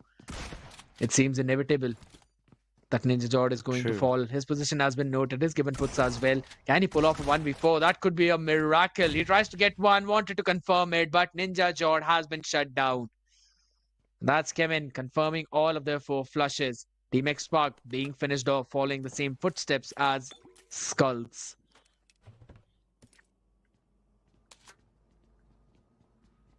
Chemin Esports, though, as you were mentioning beautifully, when it came down to the previous game as well, this team has picked up the pace, and rightfully so. I mean, initially we saw them throughout the first 3 weeks, just taking a slow and steady pace, a passive approach to the game. And now in the 4th week itself, they do not want to be taking any chances whatsoever at all. They know they're looking comfortable in the first page of the overall, but they want to be able to solidify it so that they do not move out of that first page, and of course out of the LAN opportunity, that is the top 16 teams that are going to qualify. So Chemin Esports off to a wonderful start as of now, without having had a single loss, with all 4 players, 4 finish points. A definite good start for them. On the other front, previous game it was Carnival Gaming who were annihilated and eliminated thanks to, of course, IQ Soul's play. This time around, making a lot of noise. This team also, another team like Chemin, likes to stay quiet, but in week 4, that is not the case that we're looking at from the side of Carnival Gaming. Though at the same point of time, as we touched upon previously, the consistency that we anticipate from the side of Carnival Gaming, that also has dropped down in terms of the points that they're accumulating. 3-2 points is what they get per single game in the past 2 games. Is not the CG that we've seen. Though again, this being the final game, who's to say that this could be the change in the pace that they were waiting for, because CG find themselves in a really good spot, pretty much in the center of the zone. Out in the open they are for sure, but still in the center of the zone with a really good control.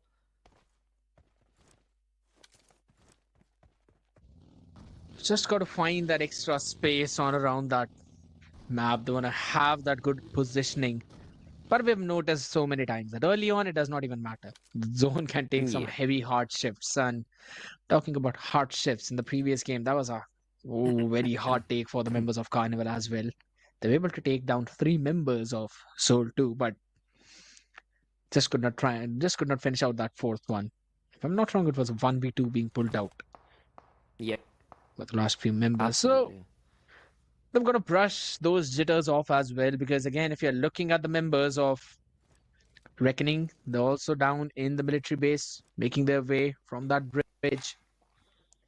Will be going in for the rotation as well. On the other side, the teams who are up north, Chemin, Alibaba Raiders, Hydra, they'll be looking forward to enter in the circle too. I love the discipline coming in from the members of Team Soul, because they tried to find some early fights down south towards Farm and between Farm and Pochinki.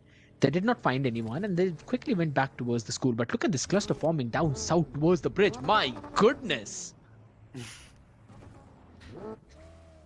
This is where the chaos is going to be ensuing. And again, you were talking about falling back, and that is exactly what I was noticing on our screens. It was FS Esports. They made a rotation from Melter Power. They were going up north through prison. They were trying to make their way, and the zone shifted, and they had to backtrack as well. So a lot of these teams have already apparently counted the trajectory of the zone, and they expect it to be towards the Norupnoy Bridge, or at least down south from the farm towards the ridges, which again, we're still not entirely sure, but on our screens, we've got a perfect chaos ensuing right here, where Insidious, as you perfectly mentioned, was dropped down, and the play being made right now is dictating a lot of I definitely agree, but look at Soul. They're now trying to take the fight again against one of the teams who are very close to them. TWM, they're also looking to try and find a momentum, but maybe they just want to bail out from that fight. They don't want anything of what Soul are selling to them. Down south as well, towards the bridge, you're going to look at so many teams. Team Forever, Middle, Orangutan, iFlix, Revenant, just a bit up north, Wind God. Wind God have also changed their play style, now playing very centralized, dead in the center. Trying to find a few extra fights left and right, but Soul, oh my goodness, they just want to bring the fight to TWM. They are done with the patience play. But QLMR finds the first one. Bio also wants to try and find something else, but Nakul with the DBS has something else to say. Will be able to take one down and also confirms it. With the info that he has on his hand, with the flank coming in from Sam. Oh my god, he needed a pretty spray. But that wasn't pretty at all, as his power, the nade, will now find the advantage in the hands of members of IQ Soul. And they've got the perfect cover of Rich from the one side, so other flank angle is not going to work. They've got to create something else. Sam needs to do something else. Sam needs to find an opening right here. TWM, the trouble that has been brewing from them, or for them rather, from day one itself of the tournament has not been easy. Open finals was okay, but now, that too against a big name like IQ Soul itself. Look at the way IQ Soul have just completely transitioned and made that entire circle around the players of TWM. And that in turn, I mean, DBS in his hand, Sam all by his lonesome is going to try. But sadly, a 2v1 situation, wasn't even able to get a knock. And just like that, the entirety of the squad of TWM gets annihilated with 0 finish points on the 14th position. And of course, IQ Soul walk away with all 4 players with 4 finish points. Easy peasy. No worries at all for them. 2 finish points to S Power, as we've seen him being the powerhouse of aggression when it comes to the plays. But at the same point of time, I mean, the entirety of IQ Soul, you know, the best part about them is the synergy with which they play. And you can already see it as soon as they start a fight. You can see it. Are they really interested in the game today? Or are they just there to, you know, have some fun? Where they take on individually 3 individual teams, or they take on one team, get it done, move on ahead towards the second one. And today, it seems that latter is the mindset for IQ Soul. They want to rack up those points. They want to rack up those numbers. They're hunting. They are just hunting. They've already racked up everything they wanted to. They don't even care if they all get taken down one after the other. They'll either, I'll be out loud while saying it, they are either going to have a behemoth of a chicken dinner with over 30 points. We might possibly see 15, 16, 17, maybe 18 finish points for them. Or they're going to get just eliminated. And with the start that they have had, I seem the former is going to be the case. But for Orangutan, they also need one more chicken dinner to try and solidify their place in the top 10 as well. Not the prettiest space to be at as of now, because the point gap is just so very low. In the meantime, Carnival Gaming also trying to find the exact same thing. They're going to get back on towards that first page from where they are being pushed apart. In middle, with the momentum not in their favor, could this fight be what they want to change?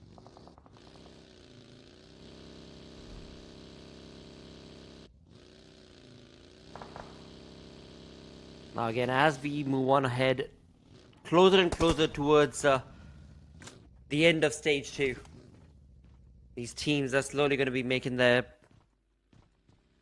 plays a little bit more tighter, as we see the players of CG having found themselves in the compound, and in close proximity to them, they've got the players of IQ Soul rotating as well. That's the team in green. So a decent position being held on from both CG as well as IQ Soul as of now when it comes to the zone. But up north of the zone, we've got the players of Chemin Esports, the team in purple in the mini map that we can see on towards the top right hand side. Now Shelter has been taken over by these two teams, Alibaba Raiders and Chemin. They're both towards the north, and as far as this zone is concerned, they're the only two around Shelter region as of now. So a very slow and steady progress is what we're looking at when it comes to this final game of the day, which I'm liking actually. If I'm not wrong, you've actually created a problem for one of their own players, as they're stuck inside now between those vehicles. But on the other side now, middle, finally trying to go in for that fight, but Encode is the one who gets taken apart. Carnival Gaming retreated from that compound only for iFlix to take that space. And now iFlix are looking to try and find a few picks of their own. It's a 3v3 situation. As all the three players from middle just so far behind. A smoke wall being created, threatening a push, but that's about it. Nothing on the back of it. I really love all these shiny cars though. I really hope there's a version of Koenigsegg cars in there. My favorite supercars. You've got Mustangs, you've got McLarens. And we just saw one in the hand of Carnival Gaming. Quite a lot of scratches on it. Just because of the way they were driving on the other side. Still, it's all the fun part that we're talking about. The thing that's not fun is the position of middle in that leaderboard. And they're still trying to find some kind of redemption. A Koenigsegg way all the way to the top. Though sadly you don't get medals for that, and the performance we've seen from Middle Esports, I'm sorry, I'm being salty. Ouch. It's just tough. And, you know, the conversion again. I mean, it's no, it's just honest truth actually. That we've spoken about time and time again. For medal, it has been a tough tourney, that's for sure. And the conversion itself, it seems, is now absolutely not happening. It's just not possible. At the same time, when it comes to the plays that they're making itself, that is what they can take away from the tourney itself. Right now, Middle Esports, the way they have themselves scattered across this compound, the communication that they're part of, the way they're able to hold this compound against their opponents themselves, that is iFlex, a team that got really incredible finish points in today's games itself, is again commendable in Middle Esports' approach. So, kudos play. But now, this is where things are going to get that much more trickier. Because the zone has moved, and now we don't have a lot of land space available for all these 13 teams to be able to share. At the same point in time, don't seem to have a lot of compounds as well. We've got a lot of shacks in this zone. Not a lot of compounds from the looks of it. So another open-ended fight is what we can anticipate from this one. One of them is also brewing towards the western side, where Orangutan are being stopped in their way by Soul.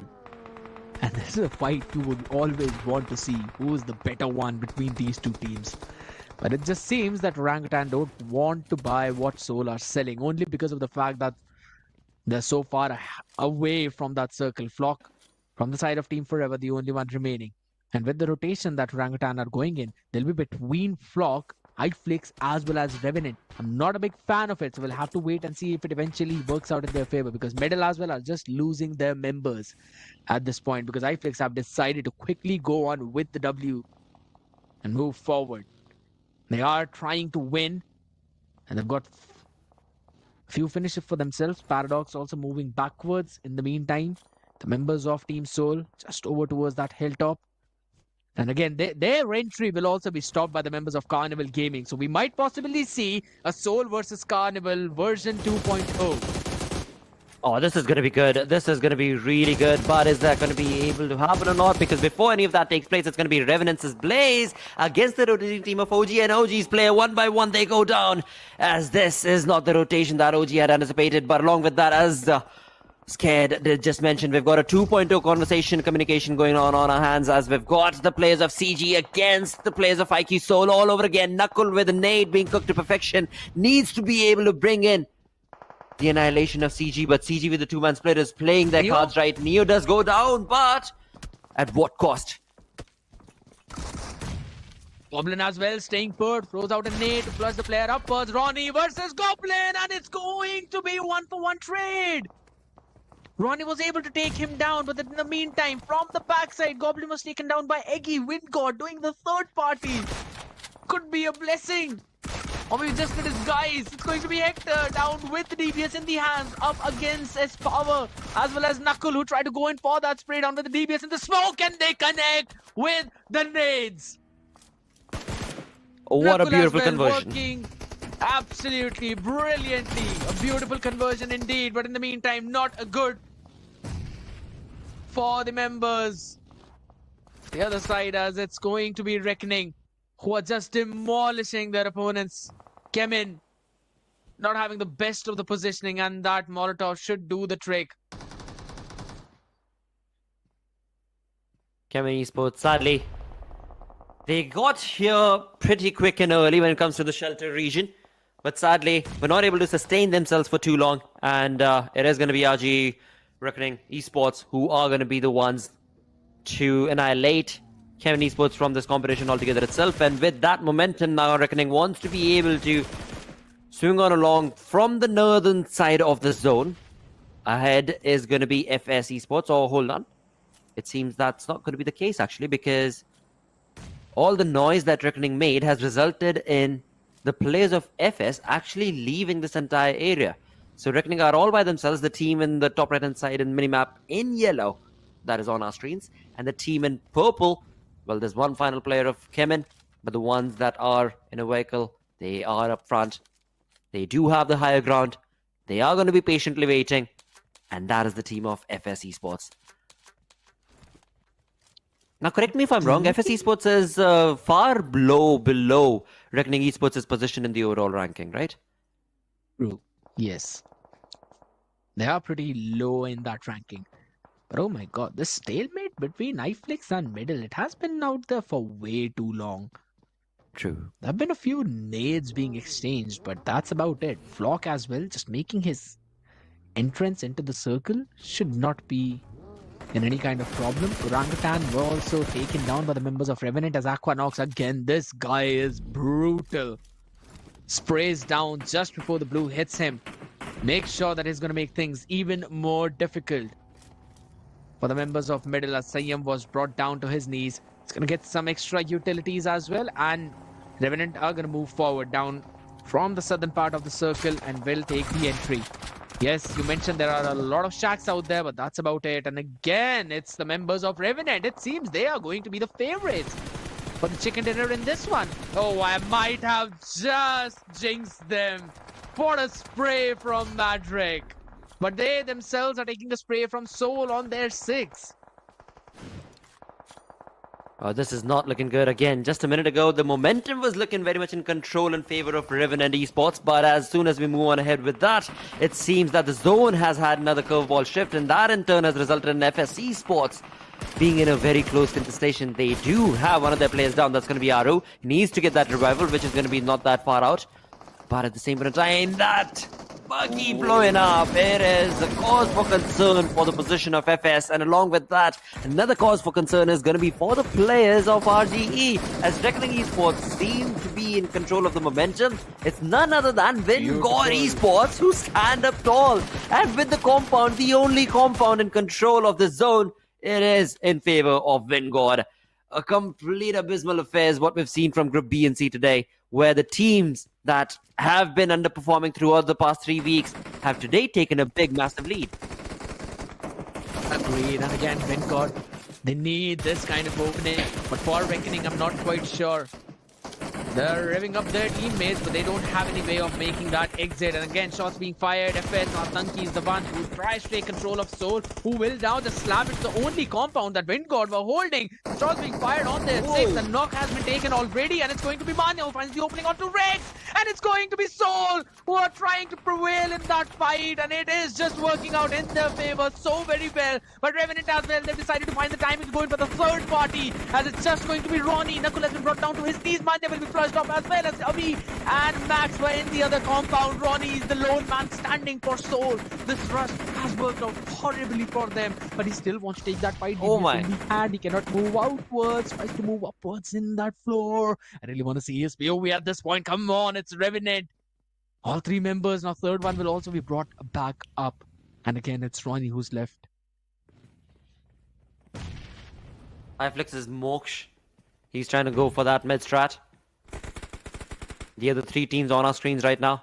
Hydra getting eliminated right there. FS Esports, they've got the momentum this time around.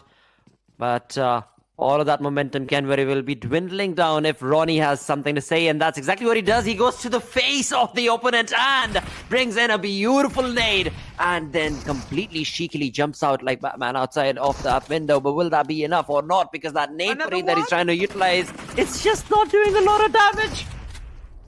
Oh! He tried. Man, almost pulled off a 1v3, but the reposition from Sensei. A great play coming in from his side. A fake receding footsteps. And then coming back as soon as Ronnie jumped in. That was brilliant.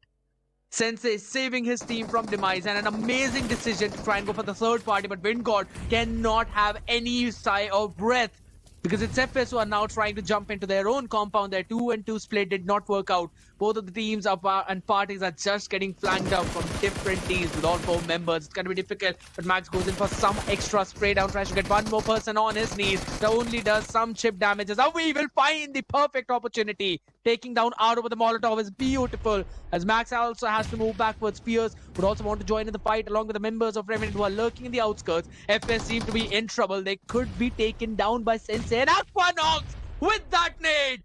Fierce comes into clutch and gets a massive vehicle explosion. It's only Secret remaining. He tries to take down Sensei, but Aquanox will be able to get him down. Atanki gets back up as well on his feet.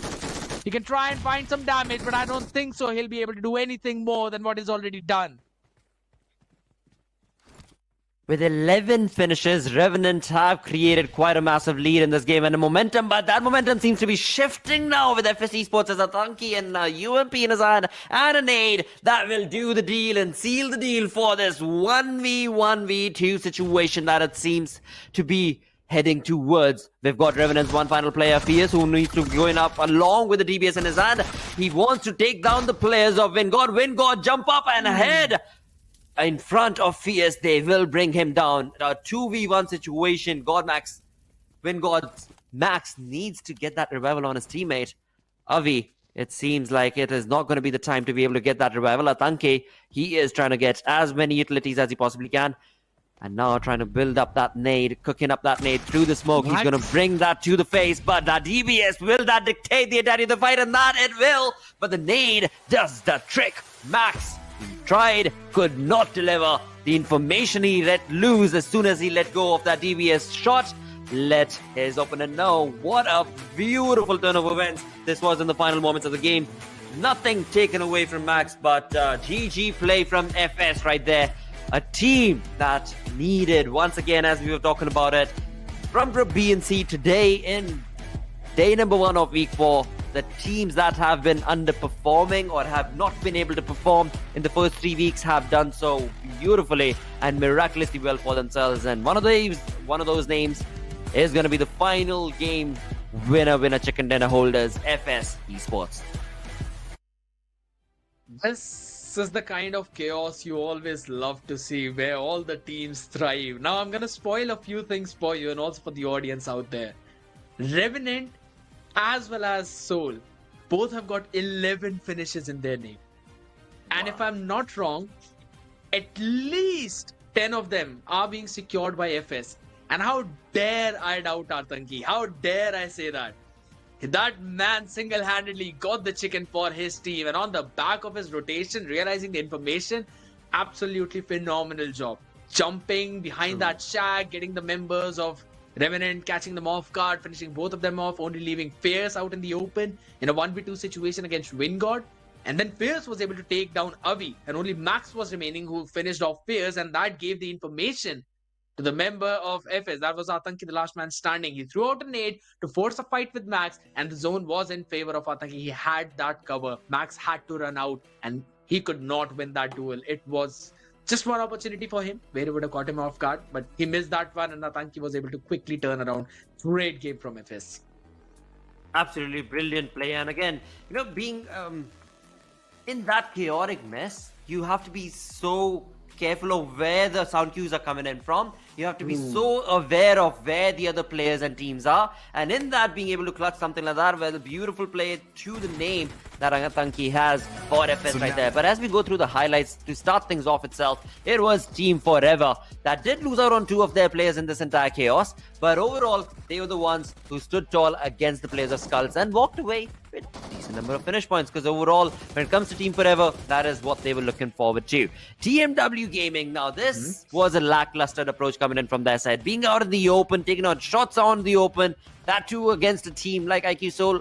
You know what, never mind whatever the team you take on shots against, but at least get your base set up. And that is where TMW Gaming could not set themselves up right, because it was an open all-out call against Soul to come on and pounce on. And that is where TMW Gaming could not get that fight in their favor.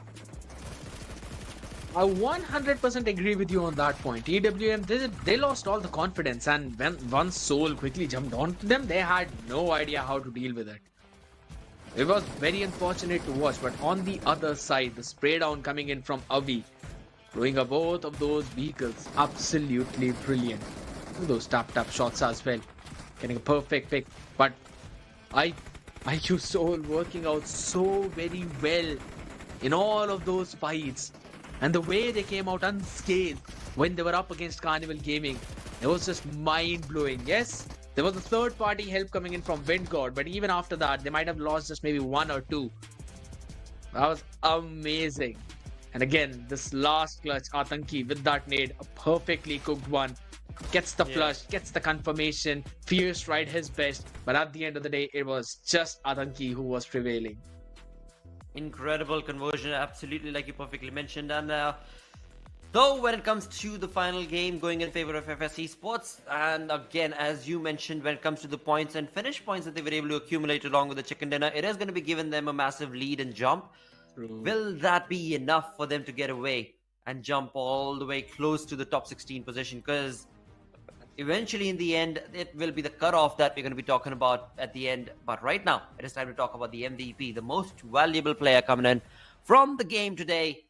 For this, Erangel goes in favor of Revenant's Aquinox with 4 finishes and 36% finish contribution.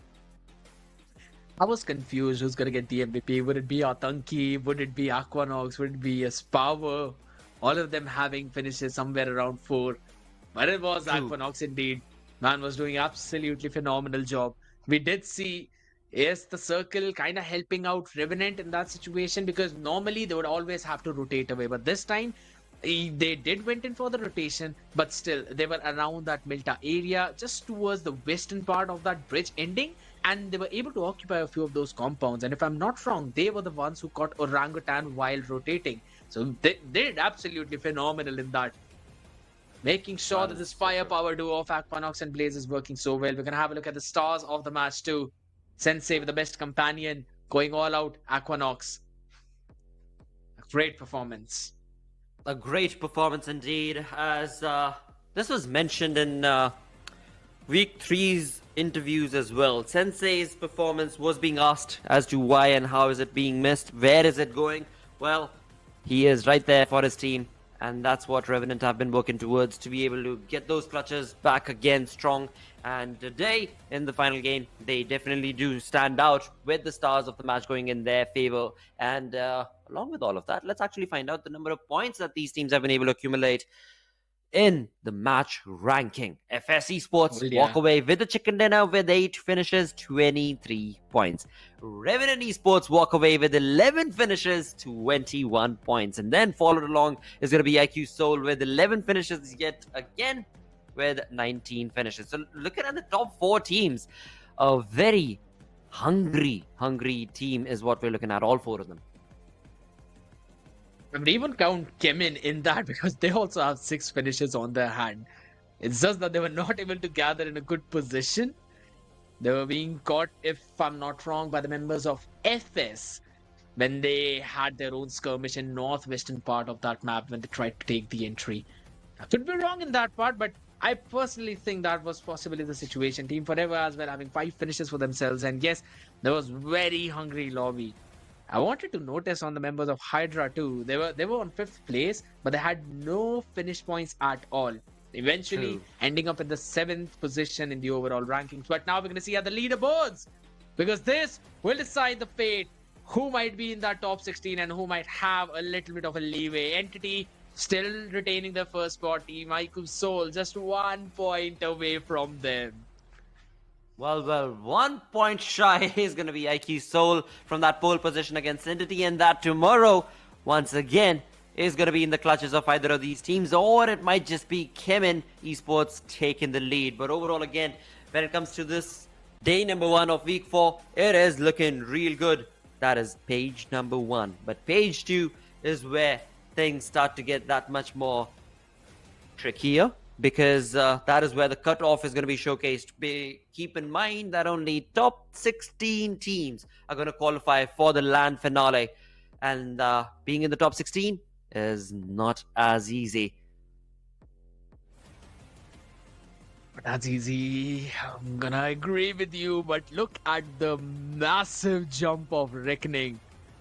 Yep. Right at 16th position. I love the way how they are playing. Even the fan favorite Godlike is also at the 12th place, working really well. Carnival Gaming from the top 8, they've dropped down way too low to 14th place, and now are also being threatened a little bit. I would not lie for that. So they would have to level up their game. Alibaba Raiders falling down to 15th position. Blind making their way to up 9th place. And iFlix as well. We were talking about this team. It was 17th at that time, taking a 7th slot jump, moving up 10th place with 243 points for themselves. I was talking how the cutoff might actually reach to 50, but looking at the way these teams are playing, I mean, I wouldn't be surprised if it reaches somewhere around 260 to 280. That's what I was thinking as well. Looking at 219 already on the 16th position. Yeah, we could very well reach a 260 margin, and only 1 point shy is going to be Big Brother sitting on the 17th position. 3 points shy is going to be Gen X FM. And along with that, of course, as you go down the list, the numbers keep increasing, where Team 8-Bit on the 19th position with 212 points. So it is still not too far away till you reach Hydra officials, where you are looking at 205 points, which again for Hydra officials, if they are able to, get those numbers for themselves, all of these teams on the second page, actually, or my apologies, on the third page, have what it takes to get in the top 16. OR Esports, FS Esports, as we just saw, Hydra officials, Team Together Esports, maybe. But the numbers, when it comes to the total points and numbers, there isn't too big of a difference for them to be able to climb up, because tomorrow and day after are the 2 more days that these teams are going to have that are sitting on the second, third, and the fourth page. But we'll just have to wait and see if it actually would be possible for teams like Medal and TWM Gaming, including SkullTz as well in the mix, because it's somewhere between 70 to 80 point difference between them and the 16 spot right now, which is just going to increase even further as the days go on. So it's going to be difficult for their side. For Xpark, Team Zero, they all have to pull off a feat that FS were able to achieve right now. So that is the only way for them to potentially try and move in the top 16. And I am not quite sure if that would be so easy to achieve. And FS, if we're talking about them as well, they themselves have to do the exact same thing. They're the ones who've got to try and make their move. This is the last few chances that you have. 3 of the games are already over, so only 6 are remaining. Exactly. For all the teams, 6 games is what does remain before we find out the top 16 that shall qualify for that LAN finale itself. And of course, every team, 32 teams, apologies, participated. Only 16 move on forth. So it is a tough draw. But as we move on to the finished leaders, nothing much changes over here. Ninja Boy is still going to be leading the charge. But one thing that has changed today is the difference itself. Because you talk about Punk, he has gotten so close to the lead that Ninja Boy had created earlier. It seems that now it seems to be catching up. And that is one of the reasons why we are seeing Reckoning moving up as well in those slots. If I'm not wrong, they were at the 16th place themselves. So that's the kind of performance they really need to pull off. We expected this team to do good. Punk individually is doing brilliant. His team also needs to step up now with him. They were able to do that today, and I'm expecting that to happen tomorrow too. Ronnie as well, moving from the 4th spot now to the 3rd spot. 27% finish contribution with 43 finishes of his own. Now let me have a time to calculate. And he's got 43 finishes and a 27% finish contribution. If you're going to double it, that means at least 2 more players from his team should have somewhere around 43 finishes themselves, and it clearly shows what a great team effort the entire Soul is putting in. And it's not just on the back of one player. All of them are playing brilliant. Now, how do you stop a team with such a massive firepower? Absolutely. So perfectly mentioned by you. And the stats, I believe, are absolutely correct, because that's not only going on for them, but also for GE as well. For Ninja Boy and along with his teammates, because they all just combine their efforts together to be able to get those numbers racked up, at least as far as the finish points are concerned, the finish leaders are concerned. But when it comes to the finishers, well, the day number 1 does come to an end right here, does come to a finish, but not before we have a very big request, which is going to be the RSVP for the LAN, because 16th to 18th, the LAN is going to be taking place. Top 16 teams are going to be qualifying. Quickly get that QR scanned, as you're going to be able to get your tickets sorted. Along with that, you'll see all the fan favorite teams and everybody who's going to be able to qualify, and I'm sure some big names that are going to be there casting the games for us all. Now, in all of that, we are still to go through tomorrow and day after to figure out which 16 teams are we looking at. Again, you can probably take out the top 5 of the lot, but then all the way from the 8th all down to the 16th, there can be a lot of changes, but we'll find out what will be the case tomorrow and day after. A basic cushioning can be given to the teams who are in the top 8. Yes, I agree. But if we are really checking for all the possibilities, and based on the way things are going on right now, how Seoul has just decided to leave everything at B and they're going in for those slam plays. Normally, we were not seeing those slams coming in from them. We were seeing a more conservative play. They were trying to play for the positions. And that is one of the reasons they had some amazing not just finished points, but position points as well. But this time they've just changed the gears entirely. It's like they've decided, you know what? At the end of the day, we want everyone to see that we've got more finished points than our position points. And that's why, based on the firepower they have, they are performing exceptionally well. Now, we can give the cushioning to them. But at the same time, I still feel that the other teams, yes, they can try and make an upset in the entire bottom 8, like 8 to 16. That's what I want to say. So they can try and finish all of them off. But before we go further ahead, I really want to give a huge shout out to all of our sponsors, Snapdragon Elite Gaming, because their winning matters the most. And I messed it up yet again. Snapdragon Elite Gaming, where winning matters the most. Second is going to be none other than Samsung Galaxy S23 Ultra. Level up your game. And on third, we've got Monster Energy, Unleash the Beast. A huge shout out and thank you for all of these sponsors that have made the tournament possible. And at the same time, what are your options to see what's going to happen on the LAN? Well, absolutely. With that, today's day does come to an end, and it has been an incredible day. But that's A-okay, as we'll be back again tomorrow to find out a lot more things that are going to be going up or down. Well, things are going to be swinging all around tomorrow and day after. Till then, we'll bid you adieu. Take care. Stay awesome. Bye-bye.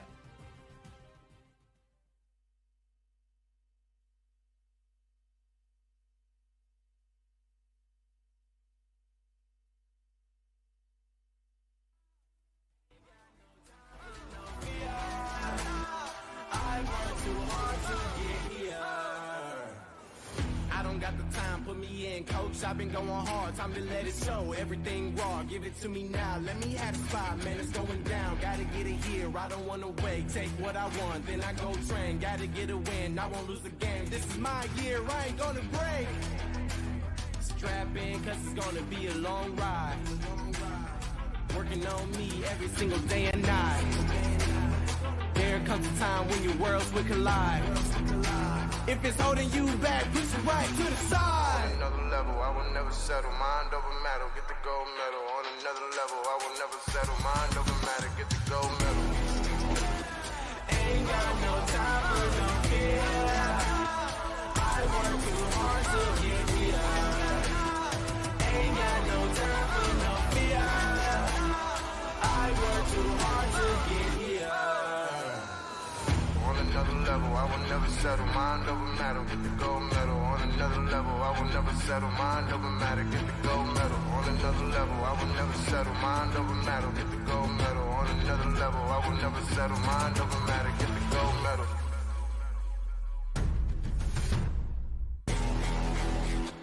Ain't got no time for no care.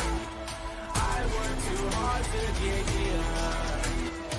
Ain't got no time for no fear. I work too hard to get here.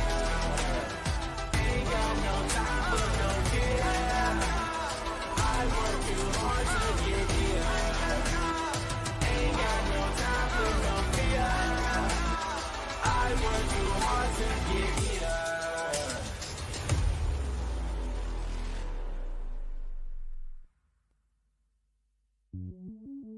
Welcome to the place where dreams come true. Where everything you want can be yours. If and only if you're willing to work for them. You're willing to hurt for them. But most of all, you're willing to be first for them. Ha! Look, I'm going straight to the top. I don't know how I would stop, like it or not. I got some goals that I'm hitting. You hear what I'm spitting? It's hot. Look what I got. Whole lot of passion and pain. The road to success is insane. Stay out my lane, cause I'm on a mission. I'm getting what stands in my way. Yeah, I'm a beast. I wouldn't play with me, baby. The way that I'm training is crazy, and I do it daily. You wanna talk about drive? I got more drive than Mercedes. I've never been lazy. I'm in the room, it's a red alert. You wanna compete? Well, get better first. I got 10 toes in the dirt, push through the hurt just to show them my worth. I'm the best. Yeah, I'm the best.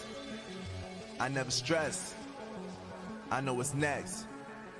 I'm who they test, like we playing chess. But I'm unimpressed, so now let me flex. Ha. Yeah, I'm a work through the struggle and hurt, cause I know my worth, and I gotta be first. Ha. Yeah, I gotta be first. Look, I don't want anyone's sympathy. I understand what it's meant for me. I give my focus and energy. If it's meant to be, then it's meant to be. But mentally, I'm undefeated. They hear that and say I'm conceited. Like there's no reason. Like I don't beat them and come back again just to teach them that when you work under pressure, you reach higher measures. They'll try and bring you down, but you cannot let them, and only get better and focus on cheddar. Eye on the prize and you'll become a legend. Like, when I'm in the room, it's a red alert. You wanna compete? Well, get better first. I got 10 toes in the dirt, push through the hurt just to show them my worth. I'm the best. Yeah, I'm the best. I never stress. I know what's next. I'm who they test, like we playing chess. But I'm unimpressed, so now let me flex. Ha. Yeah, I'm a